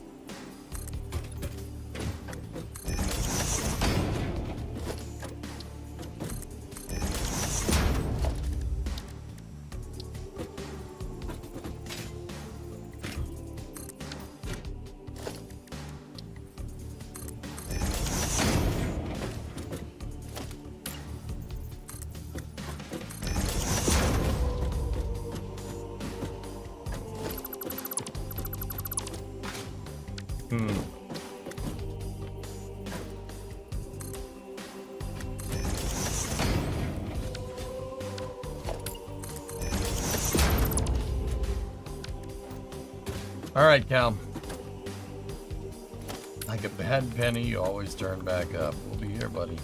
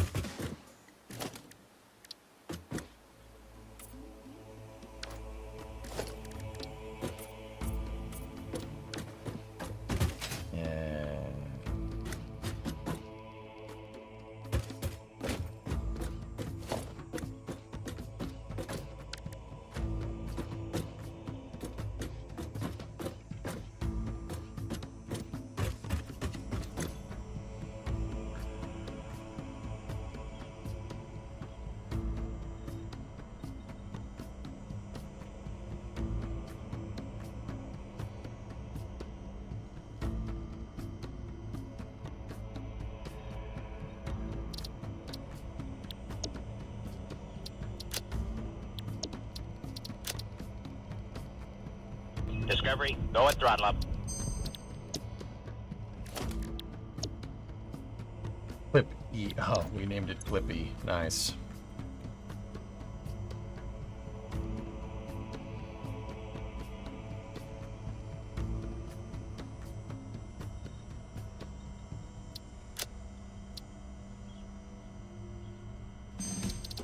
Now we need to reload straight. And we gotta do clipped side with a bulkhead. Alright, so clear the blueprint designer, load the blueprint designer.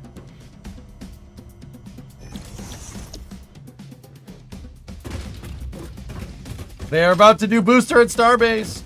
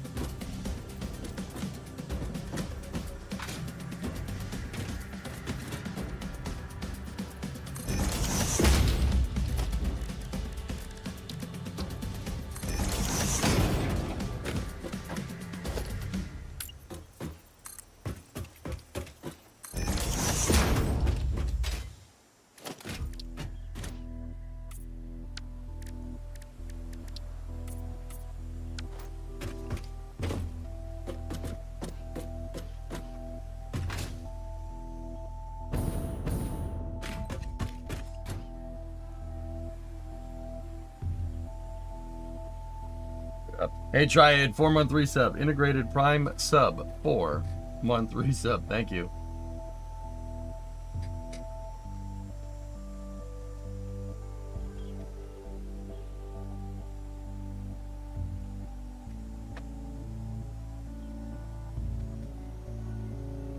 It looks like I staggered those back. Yeah, so we gotta... Screwed up.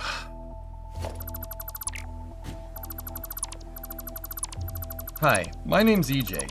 I like making more work for myself. Just thought I'd let you know.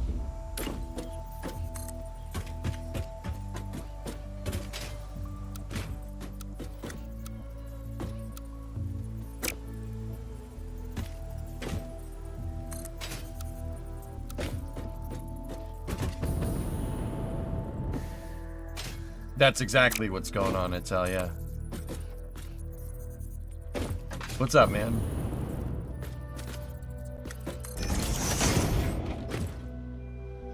Yeah, so the catwalks, dude, little trick here. Catwalks have light cast through them. They don't cast a shadow for whatever reason. You know what? I'm not gonna question it. It's fine. Totally cool. Not gonna question it. It's fine. Yep. So that's yeah, that's how it do. You know what I'm saying? That's how it do. You know what I'm saying?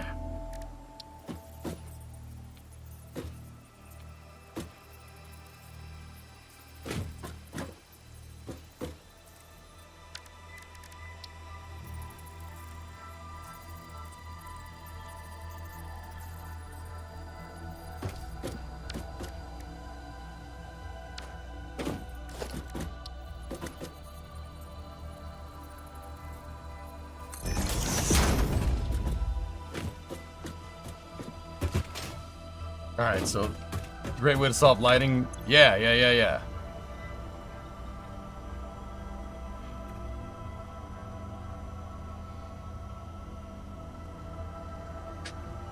Clicked.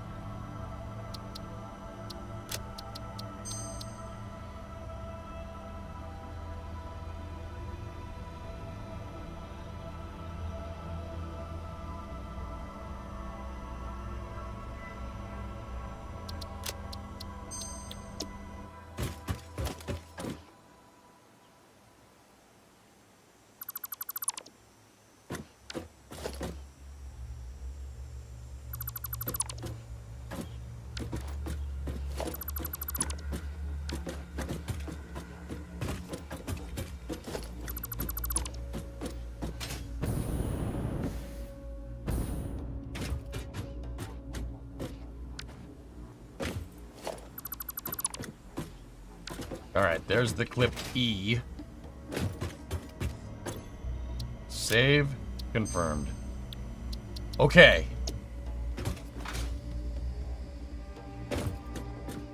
There it is.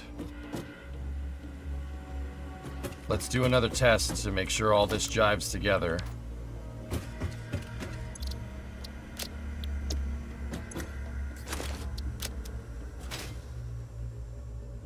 Alright, we'll do this one over here. Alright, give me the four-way junction. Actually, you know what? Three-way. Screw it. Do three-way junction.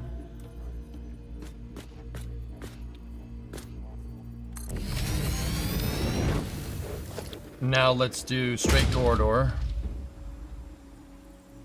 Maybe I want a 16-meter corridor, so let's do straight E with no bulkhead.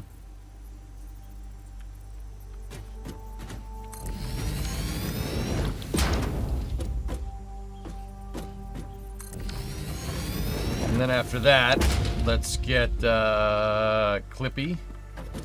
I see you're trying to make corridors. You need any help? No, Clippy? Would you do me a favor and shut your trap before I put my foot in it, stupid paperclip?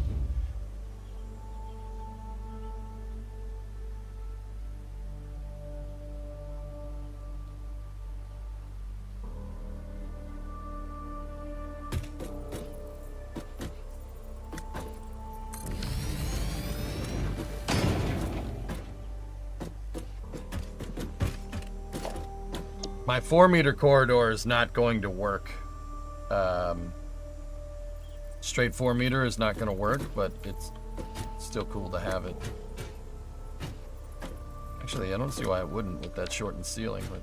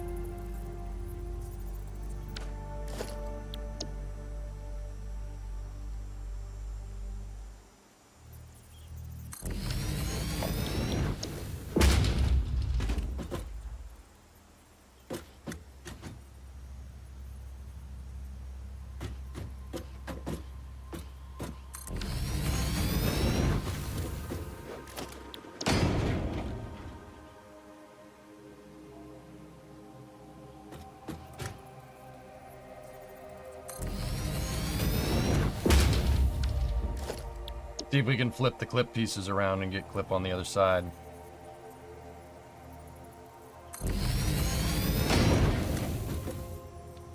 Yep, that seems to be working.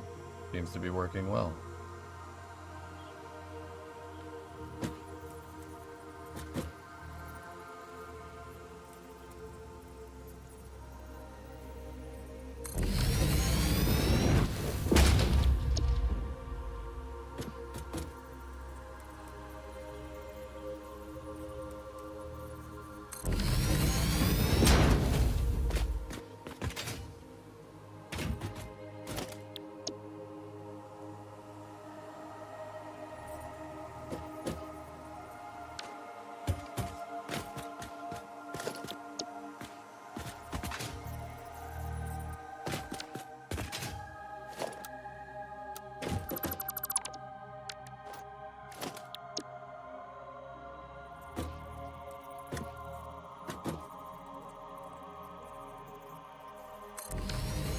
Okay, so give me another.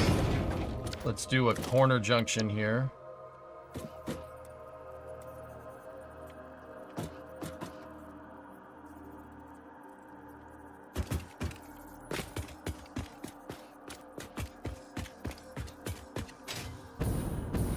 Yep. Sweet. I slept wrong on my shoulder last night and it's killing me. Hopefully you're in better shape. My neck still hurts. A lot, but it's, you know, it is what it is.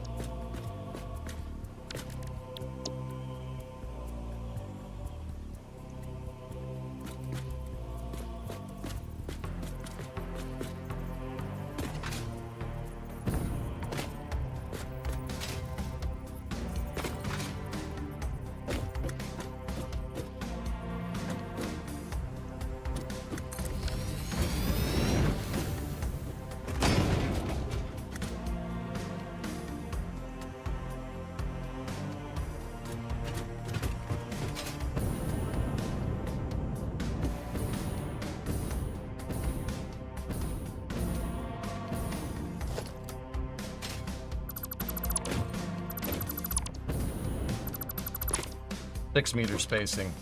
Yep. Okay. Cool. I saw what I saw the mistake I made.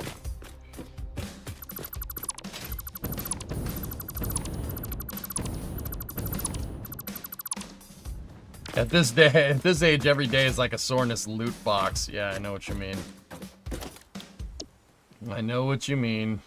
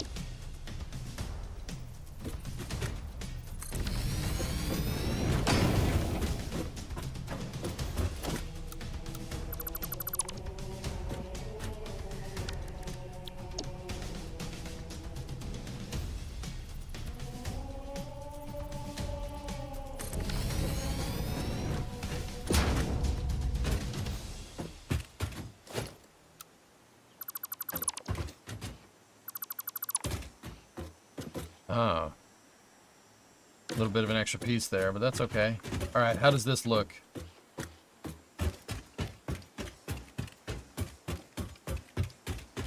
It looks better.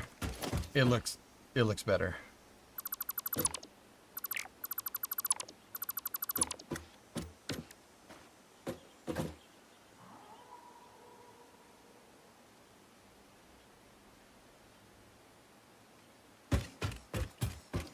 The higher ceilings was the right idea. I noticed there's an extra one of those diagonal pieces on my, on the straight template, so we're gonna need to modify that, but that's okay. Other than that, we're good. Any way to utilize the void space? 4-meter corridors, dude. That's the whole reason I raised the ceilings up, so we could put the smaller corridors in here. Yep. Yep. I also made this so you can... If you want a doorway or something, all you gotta do is just take the wall and make it a door.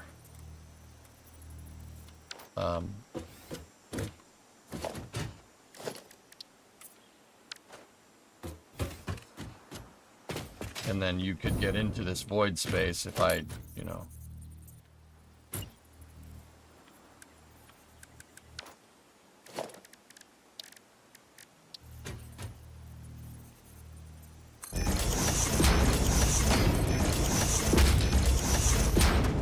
We could put belts, pipes, whatever in here, or we could, you know, if you want to get crazy, cheese whiz, you know,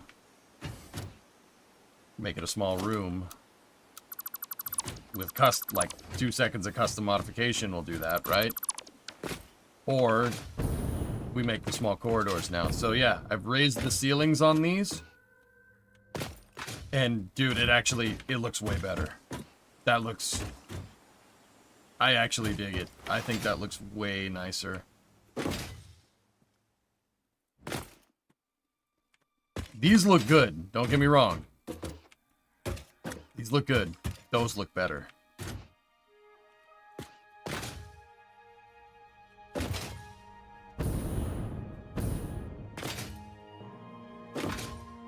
That one's better. All right, cool. Get rid of these.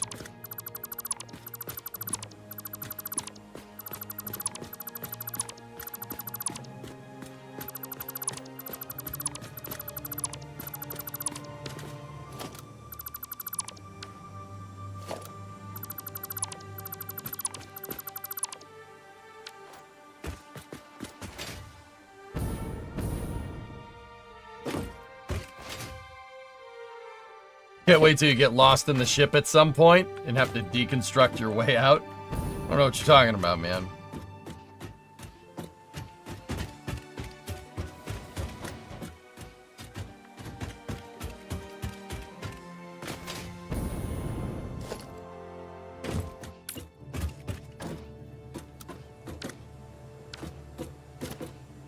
Okay.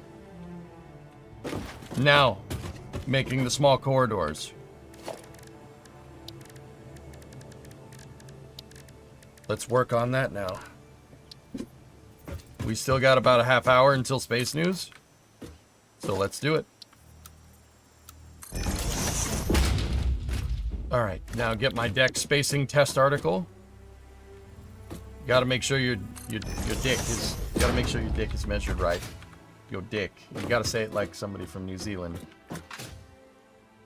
And now we can afford to make ours a little bit shorter.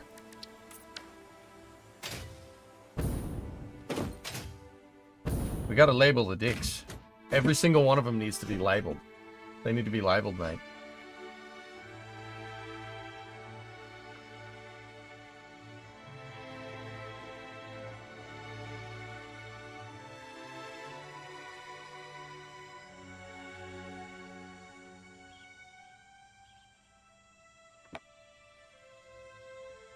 You never want to make your geek shorter. That's awful. Don't want that. All right, so let's start with a 4-way intersection.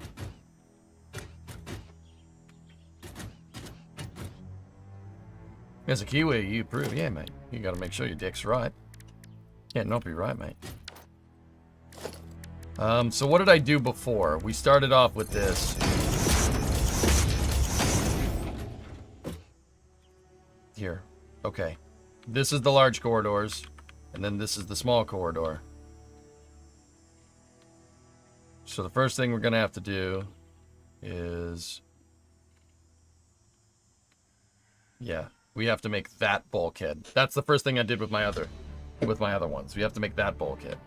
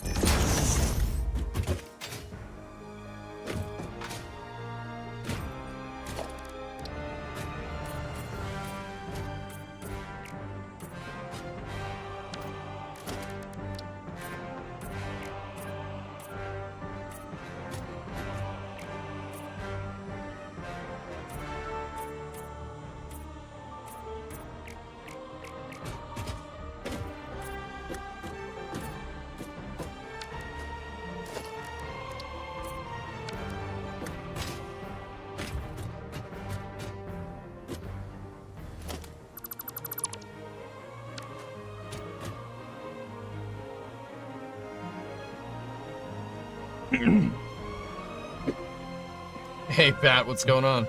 Welcome back.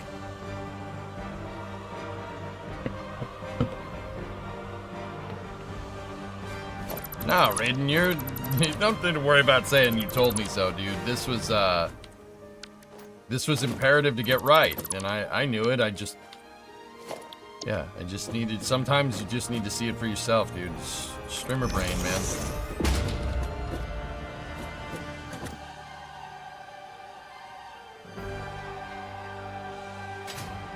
This doesn't look bad, dudes. It really doesn't, but I don't like the... If I could make those a different color, that would be amazing, but I don't think we can.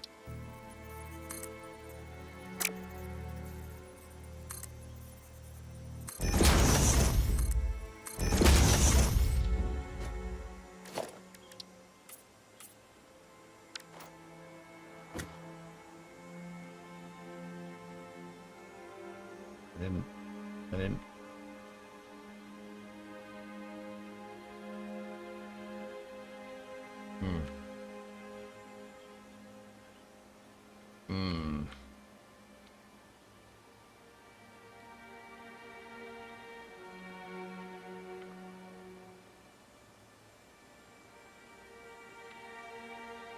I'm injecting your Hoover to see if it sucks and blows. Oh, okay. I'm gonna stream Starlink tonight, sure.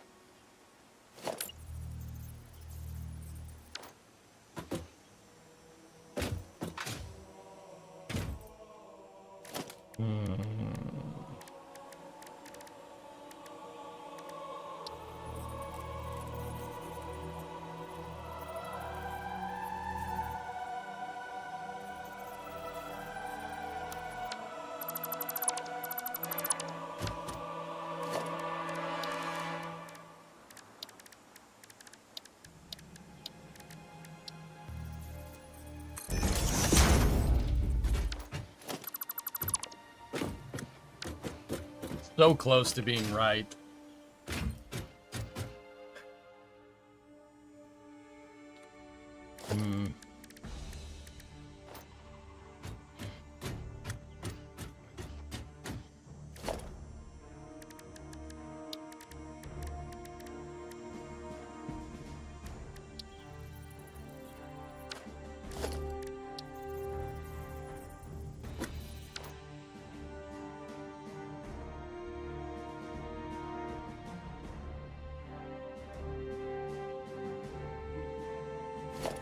Wish we had 1 meter tall, like a 4 meter tall wall that was 1 meter wide. That would make this a lot easier.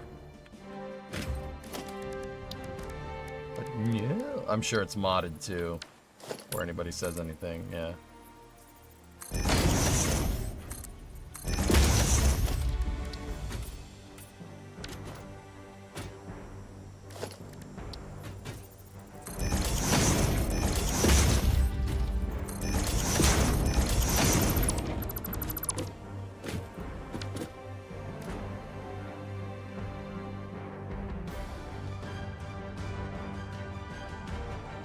Mods or shortcuts?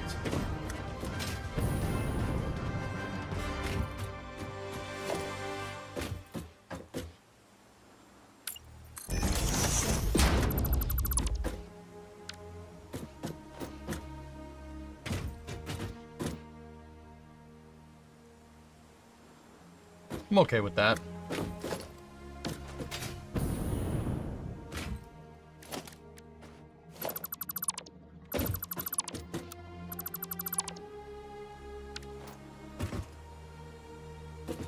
close enough. That's good enough. Trust me, when you see thousands of these things, it'll look pretty cool. All right, so what was my naming convention? Pillar of Autumn interior, we need SC. POA, interior, small corridor, junction, Super Cobra Jet. Bulkhead.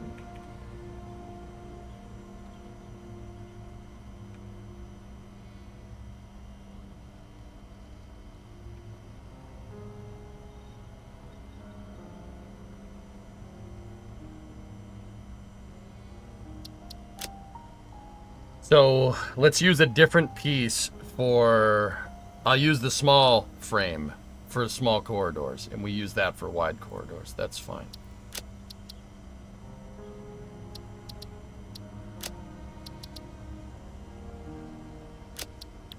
Okay, so now go in here like this. Now we go take a 1 meter foundation, right? And then we go make a bunch of these.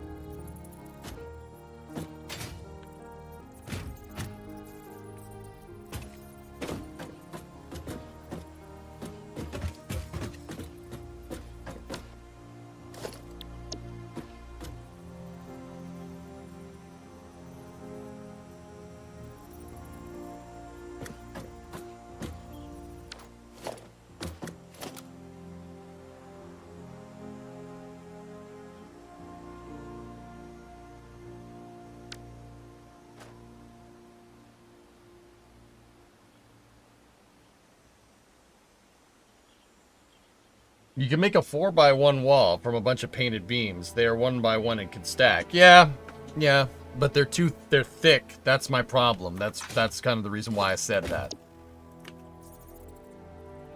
So something is funky with that blueprint, so we're gonna have to, you know, make it again.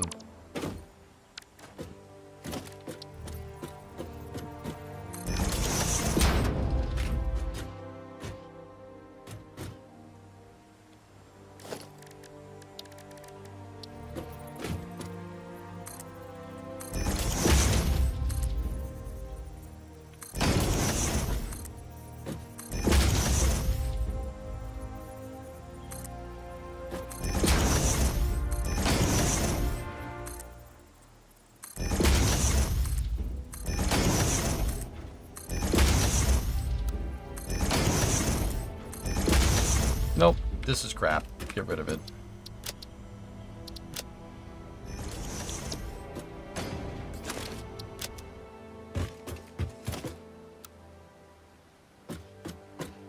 It's sitting on the floor of the bulkhead, but it's not, though. That's the problem.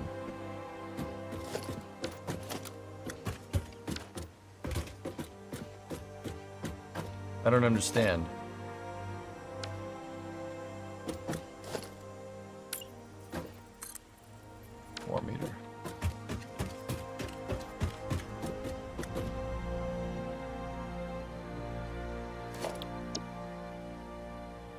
You had a flooring piece that didn't get saved.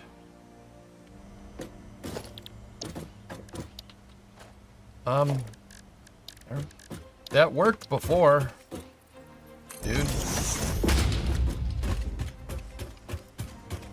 I know, Glitch, that worked before, though. That's what I'm trying to tell you.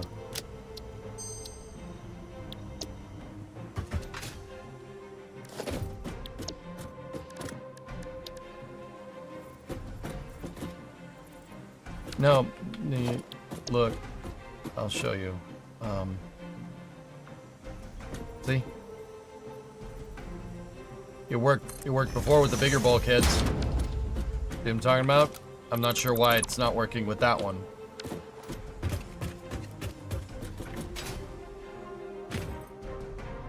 But do I see the gap? No. I don't know what you're talking about, actually.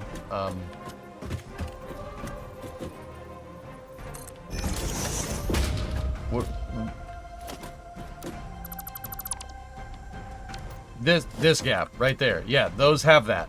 Why wouldn't that one?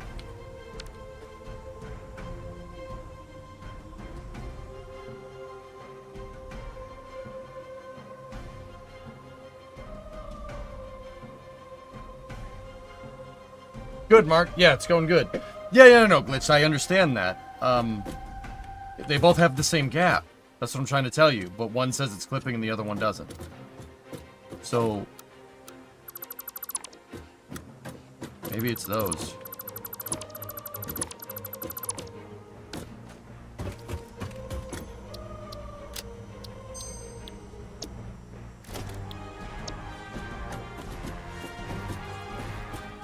No, look. Look at the blueprint for this thing.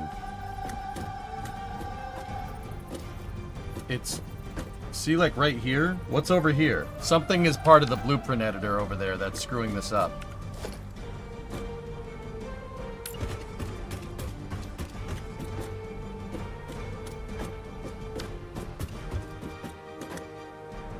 Maybe something is clipped.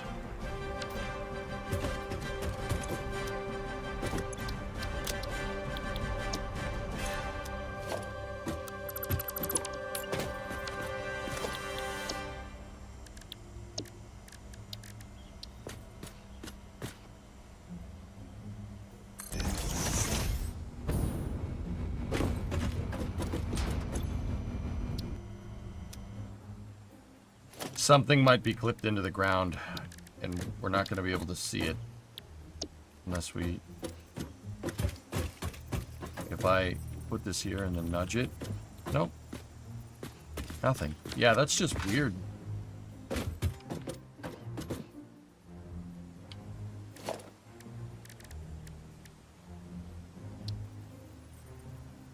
Alright, I'll make it again. No problem. If we have to make it with the floor, we make it with the floor.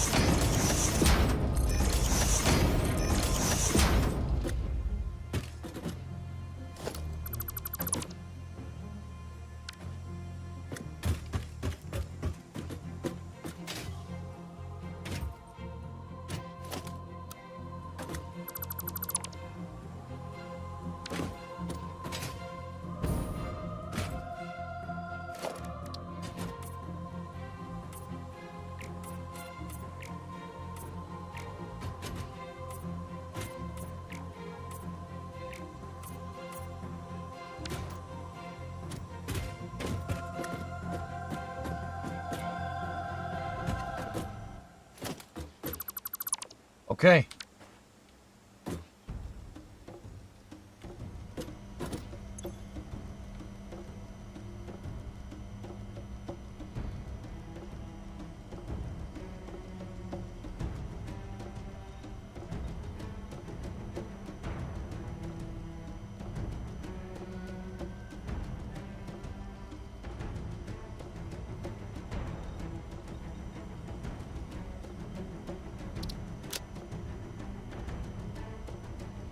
All right, that should do it.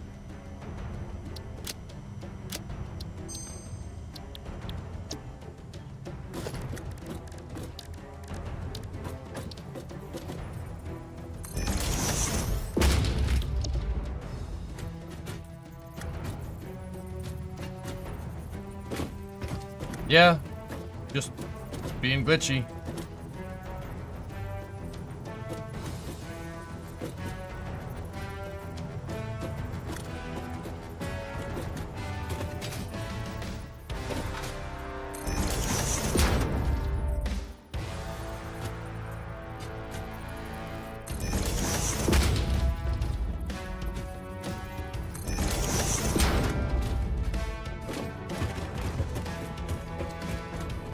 If you need a diagonal wall, I found a really fast way of doing it. Okay.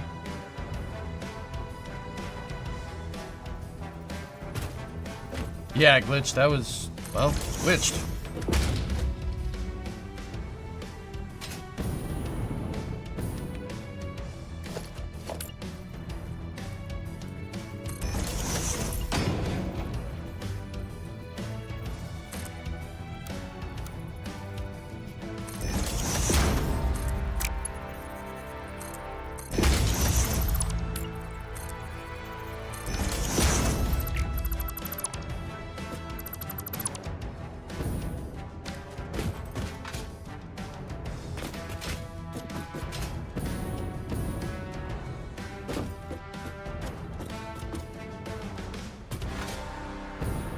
Booster 13 is rolled out. Yep.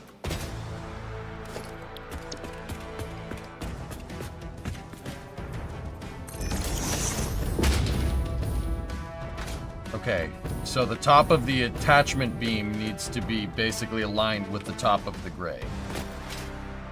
Are we doing that over here?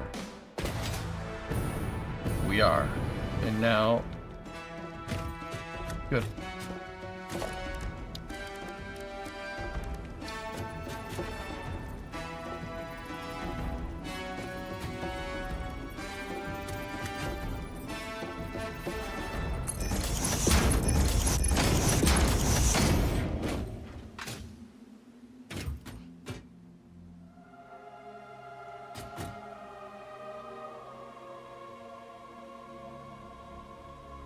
Small lights in 4 corners here. What's the smallest one we have?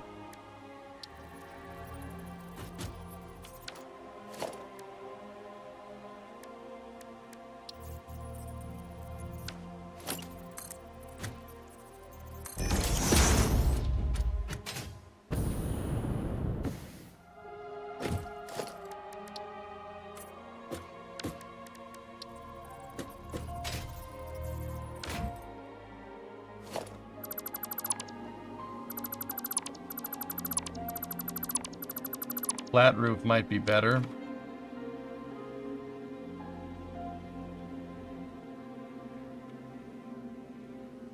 Okay. Yeah, it might be better at breaking up the,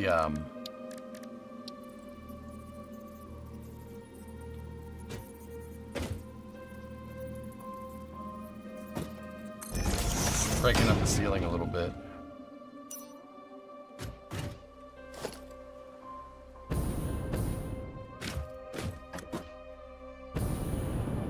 But actually, hold up. The roofs on this thing, the roofs in these corridors are pretty dang flat, dudes.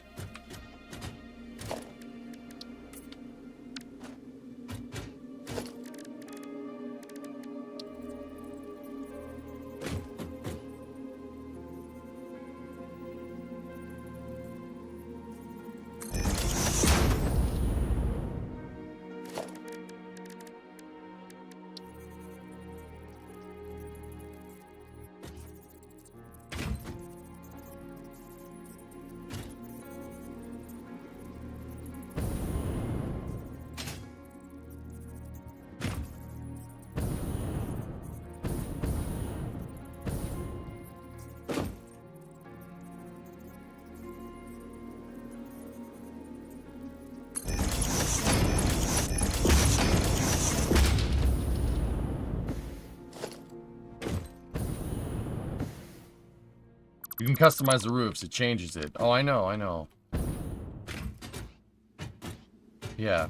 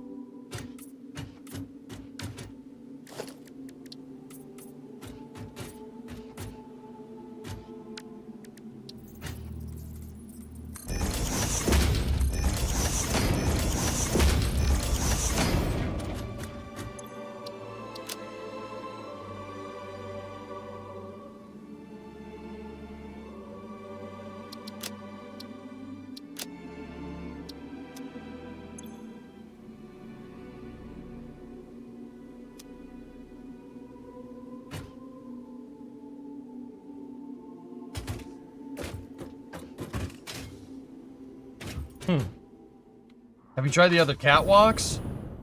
The other catwalks would mean we have rails sticking up through the floor, the above level. I don't want to do that.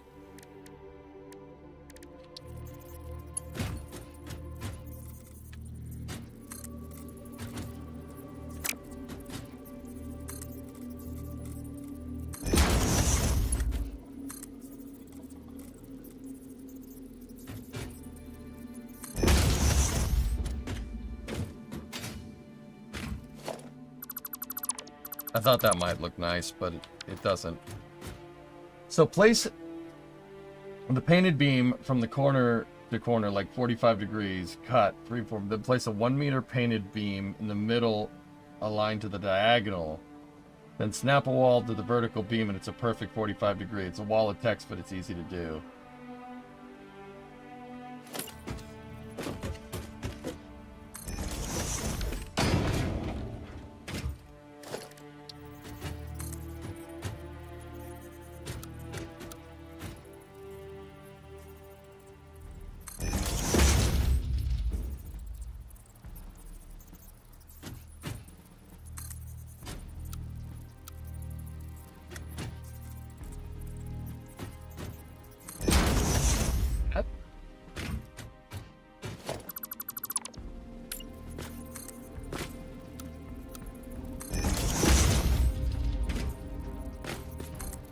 Oh, I like that.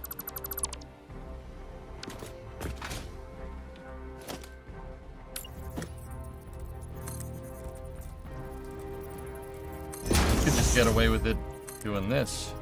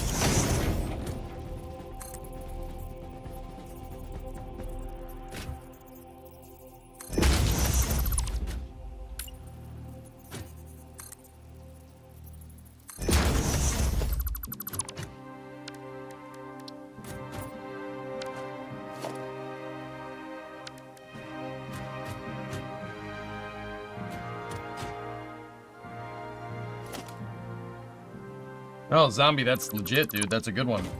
I like this a lot. That's gonna really, really help that shape.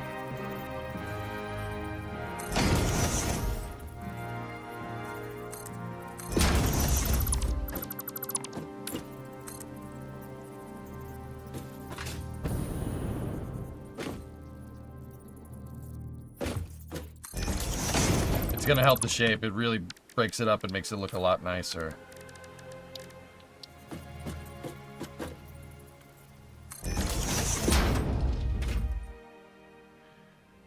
Yeah, see that?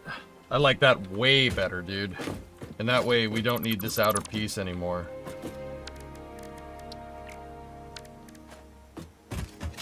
Yeah, no, that's super nice. That makes this look like one more bigger integrated piece.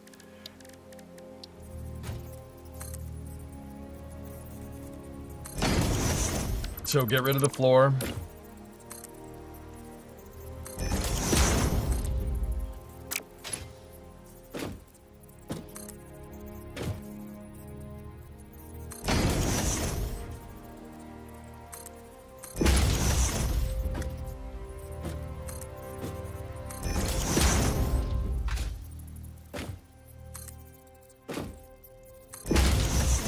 Yeah, see, we're gonna make...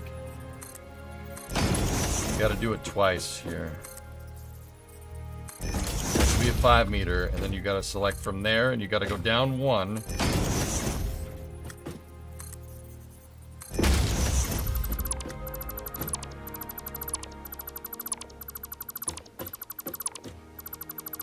And now, from there, you go up 5.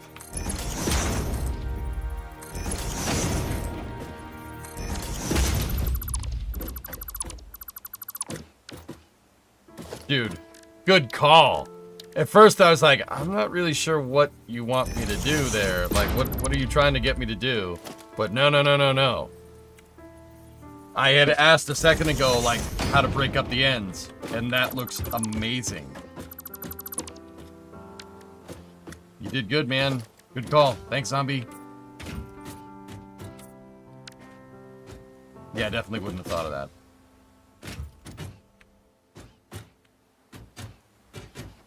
Thick.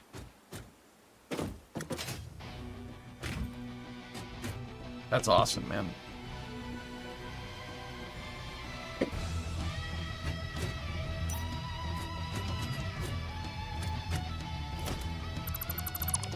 I noticed that beam is too low.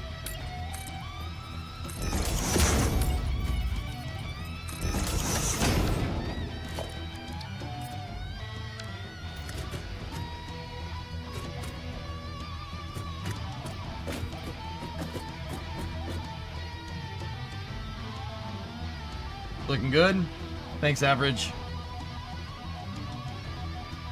Do they mean other material catwalks? Yeah, but I don't think the other catwalks... I don't think you can do that. I'm actually pretty happy with this, dudes. Get rid of the deck spacing test article.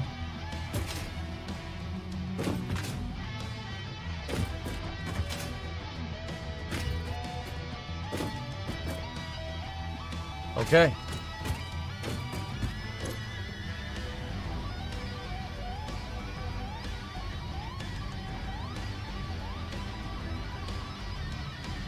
This is the 4-way.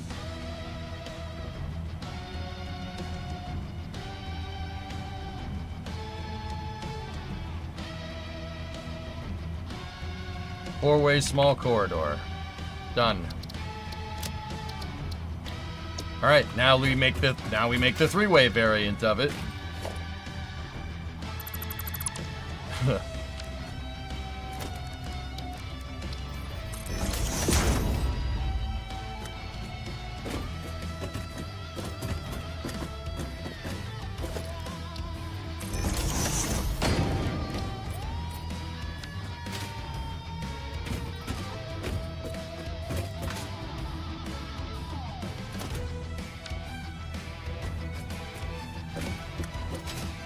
I made it too tall, didn't I?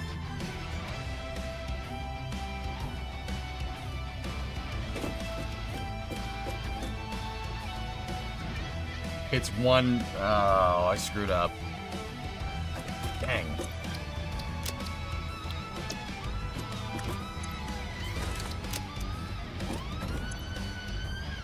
This is the Halo Reach soundtrack.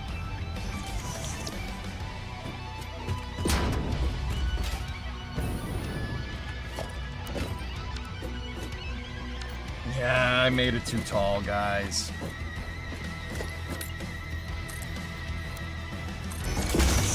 Then again, if we make it that tall, it's gonna look goofy.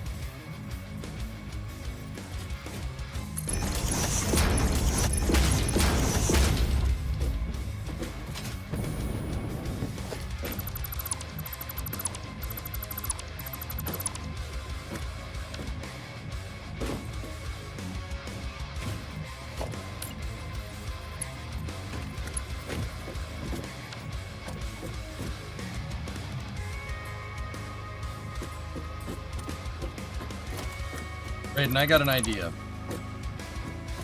Get rid of that.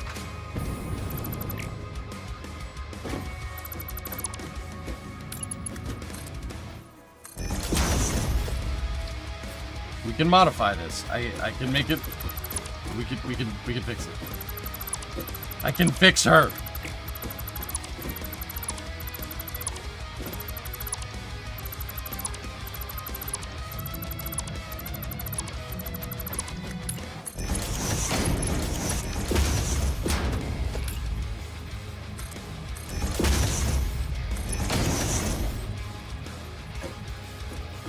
Is this Dream Theater?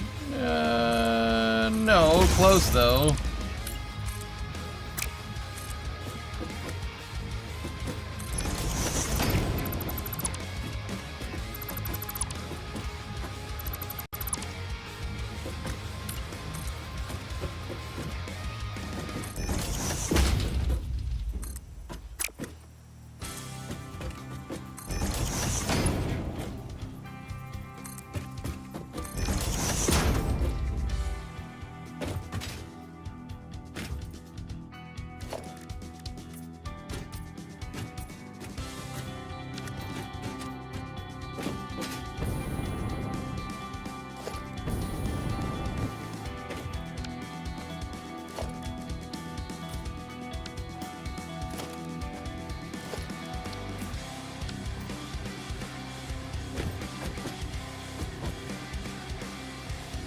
EJ plays the guitar? Wait, what?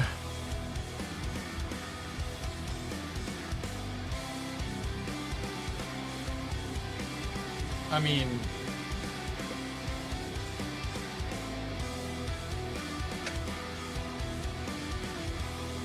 I don't know.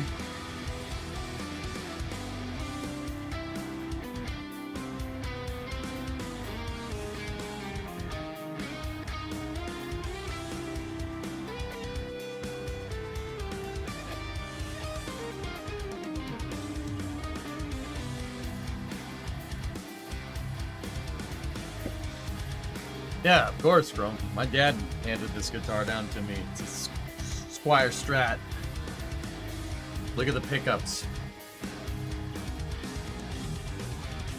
You hear that sound? This guitar can make that sound if I could play like that.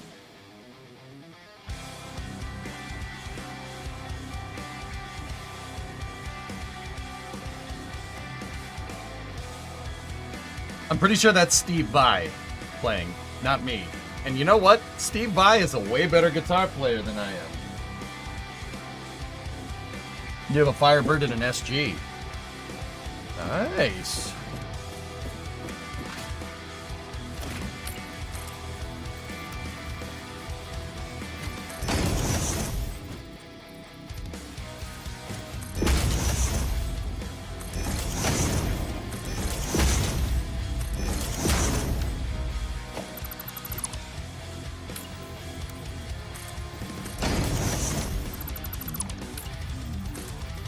Yeah, see, you hear that noise?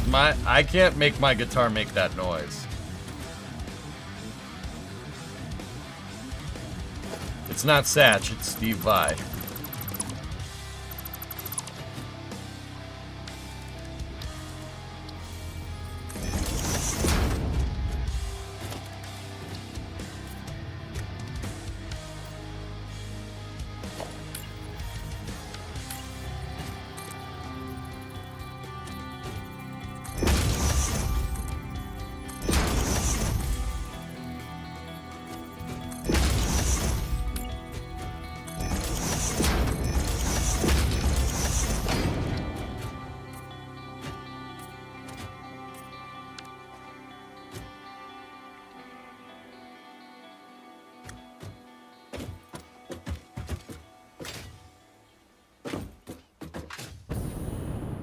Perfect. I just lowered the ceiling a half meter.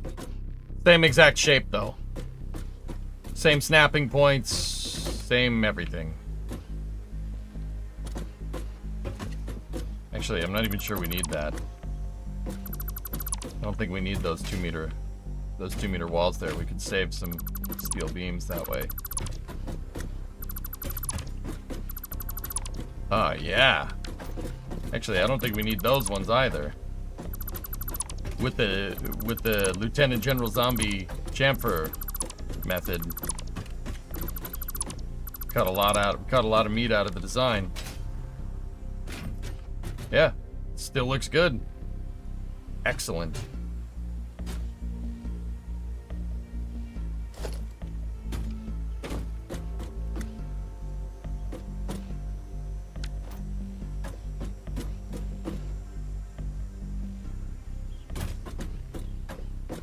We doing a space news before the launch?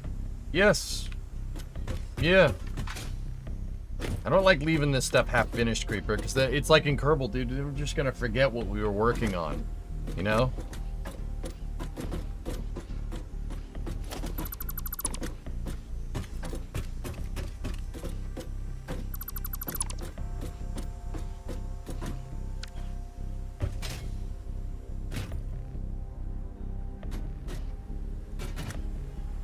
Yeah, Megas, I saw it, buddy.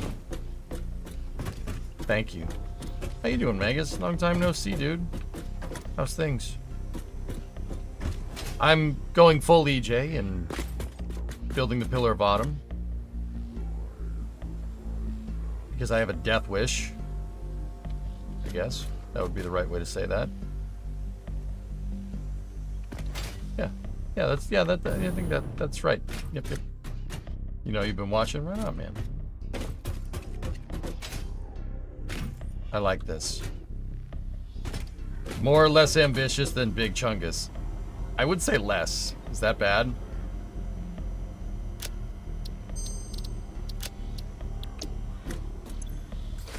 Alright, let's, before we jump into space news, let's take a trip over to the Titans and see what's going on.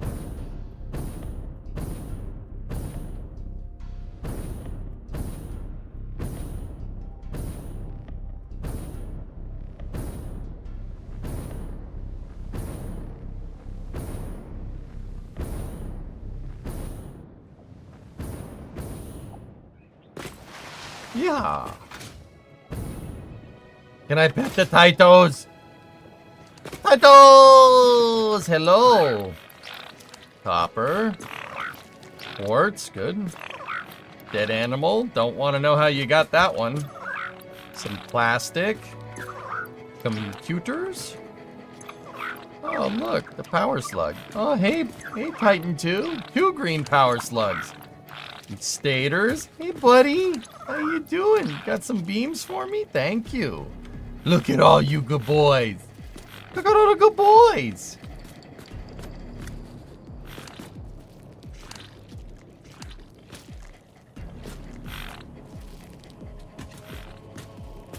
Hey, what's wrong, buddy?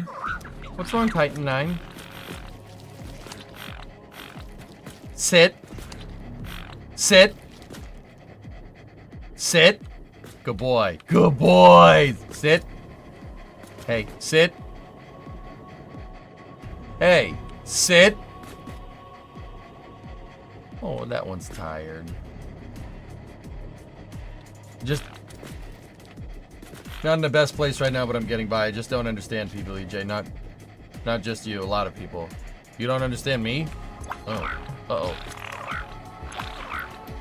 What if I speak Japanese? Oh, my way, mo shindu. Nani?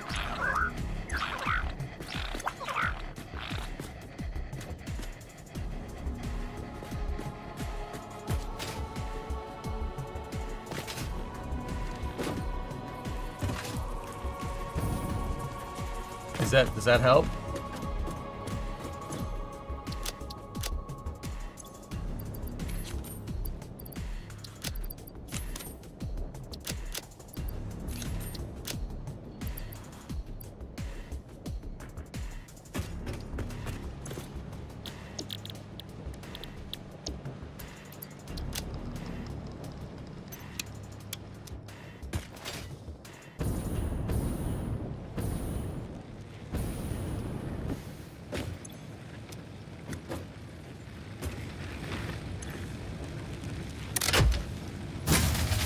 That's me.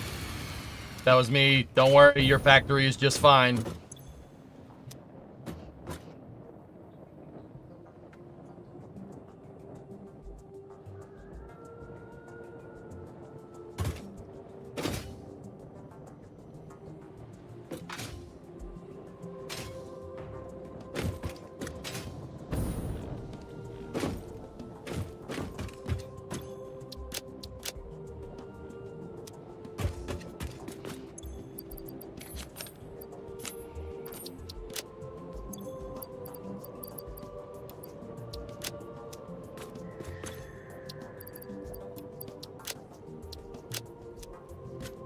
Okay.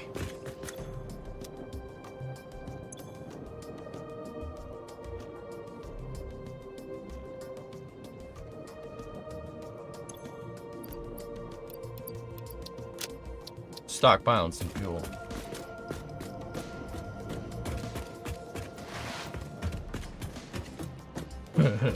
Nice, Ellen.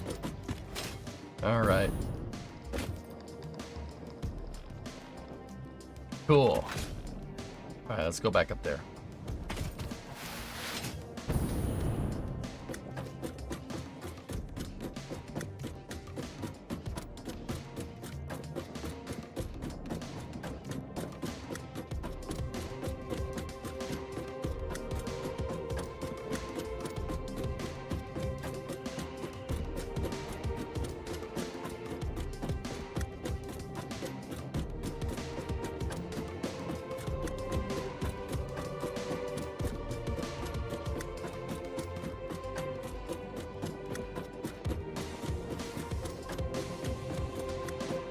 The long ladder.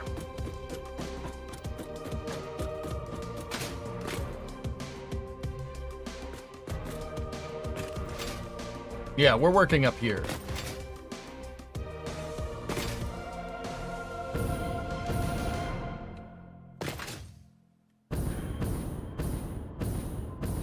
Five hours later.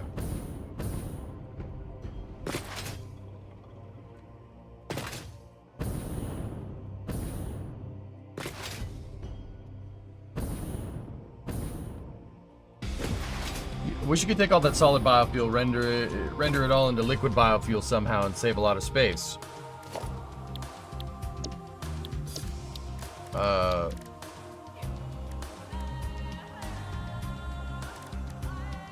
You can make liquid biofuel, dude. Oh yeah, you can do that. Forget how to do it.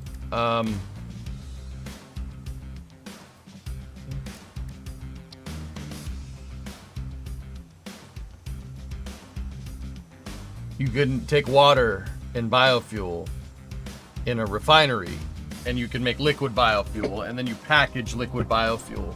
And if you package it, you can feed your biofuel that way.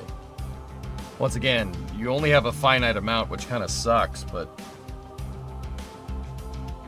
yeah, Megas, here, check this out. Hokey, I saved the, that's an awesome picture, but that's not what I want.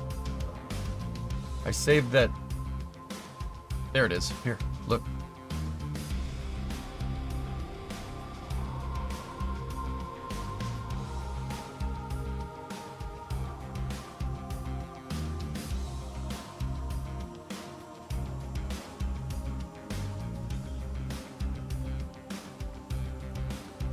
Elon is talking about the Starlink next-gen satellites that are scheduled to launch on V2 Starships. Check out the TPBS terabytes per second.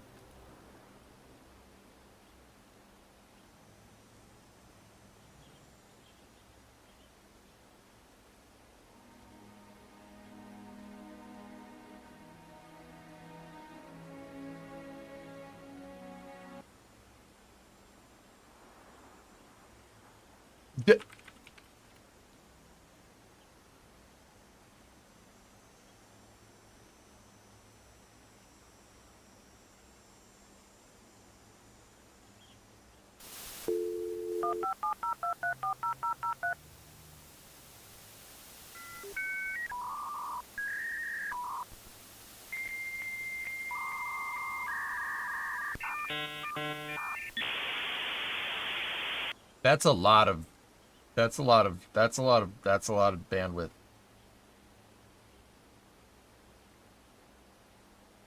Terabits, lowercase b. Oh. Oh, well.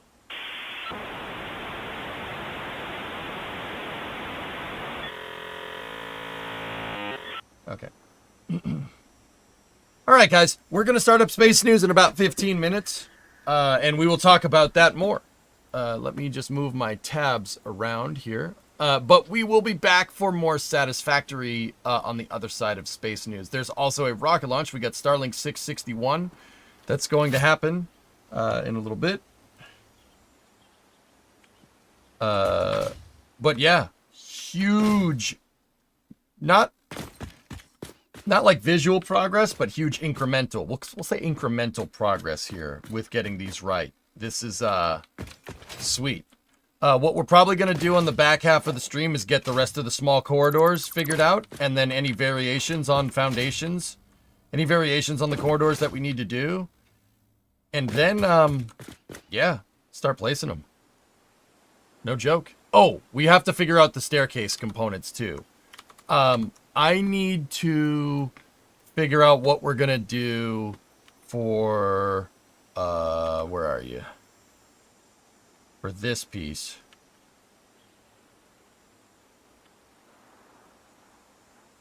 Staircase components. I think we should do a variation on this room.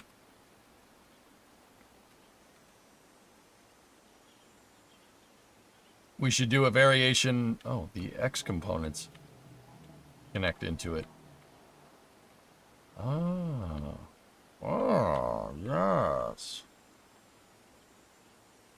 Yeah, we should start making these staircase components and figuring those out. Yeah, we'll put staircases in them. And they seem to be a 4-way. I wouldn't make the staircases that large.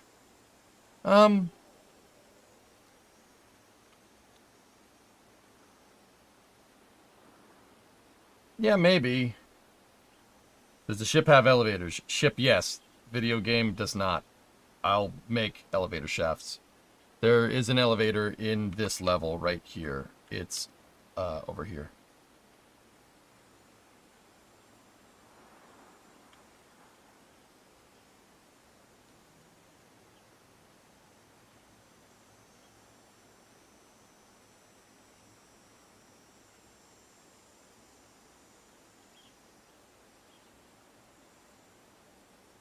Whee!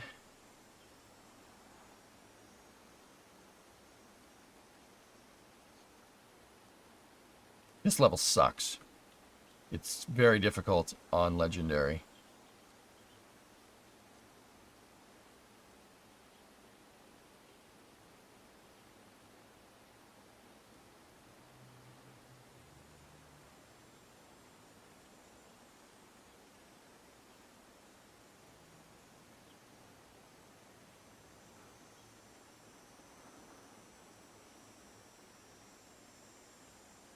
Yeah, we should figure out how these corridors jive with the rest of the design as well.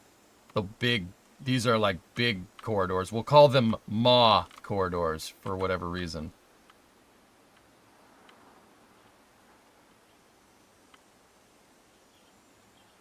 These ones right here.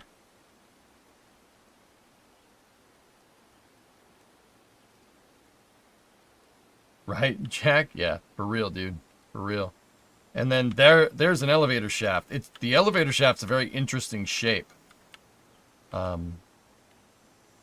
that's a very weird shape. But yeah, I'll put an elevator shaft in the game and we'll just put hypertubes in it. We'll put hypertubes in it so you can get to any level you want. And then I'll, maybe another elevator shaft. We won't have hypertubes in it. We'll have resource elevators in another one. Of course, our elevators are not going to be that tall. Our elevators probably are going to be that tall at best. Because if you notice the front of the ship right here.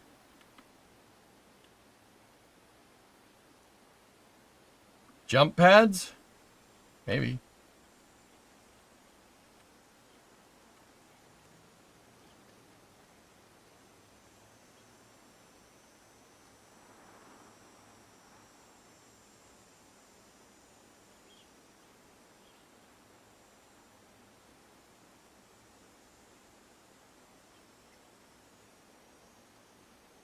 Yeah, these engineering bay corridors shouldn't be, or the engineering bay areas shouldn't be too hard to do.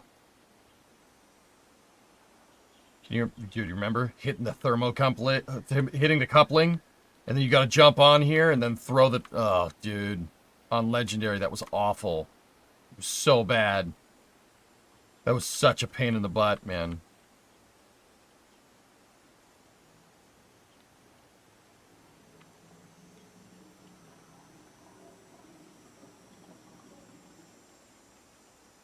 Then also these elevated corridors. Oh, how are we going to do that? Oh, no. How are we going to make the ramp up corridors?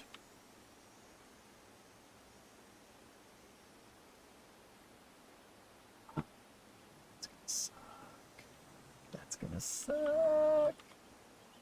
But hey, we're making some good progress. We should be able to crank out a good amount of this. So we need, we need to basically develop our own staircase module. Raiden, what do you think? Should our staircase module just be one of these 4-way corridors with a staircase built into it? I'm kind of thinking that's probably the best idea. But we could also make the staircase if we really want to. We could make the actual staircase, you know, like.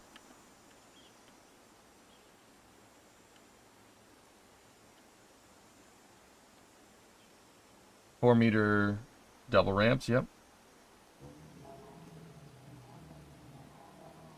Whatever happens, I'm afraid this ship will be cramped and you'll have to use the launch pad to keep the machinery that won't fit.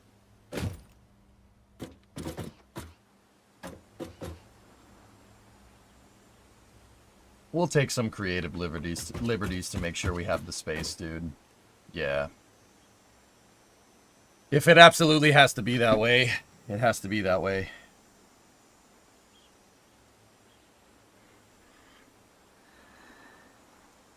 Okay. Cool. Great progress. Yeah, we'll be back on this, we'll be back on this for after hours, so let me move the tabs around. Good progress, dudes. Getting these corridors shored up is going to make the rest of this fall into line pretty damn easily. So, give me, oh, it's almost half past. Give me a couple minutes here, and we'll start up Space News at half past.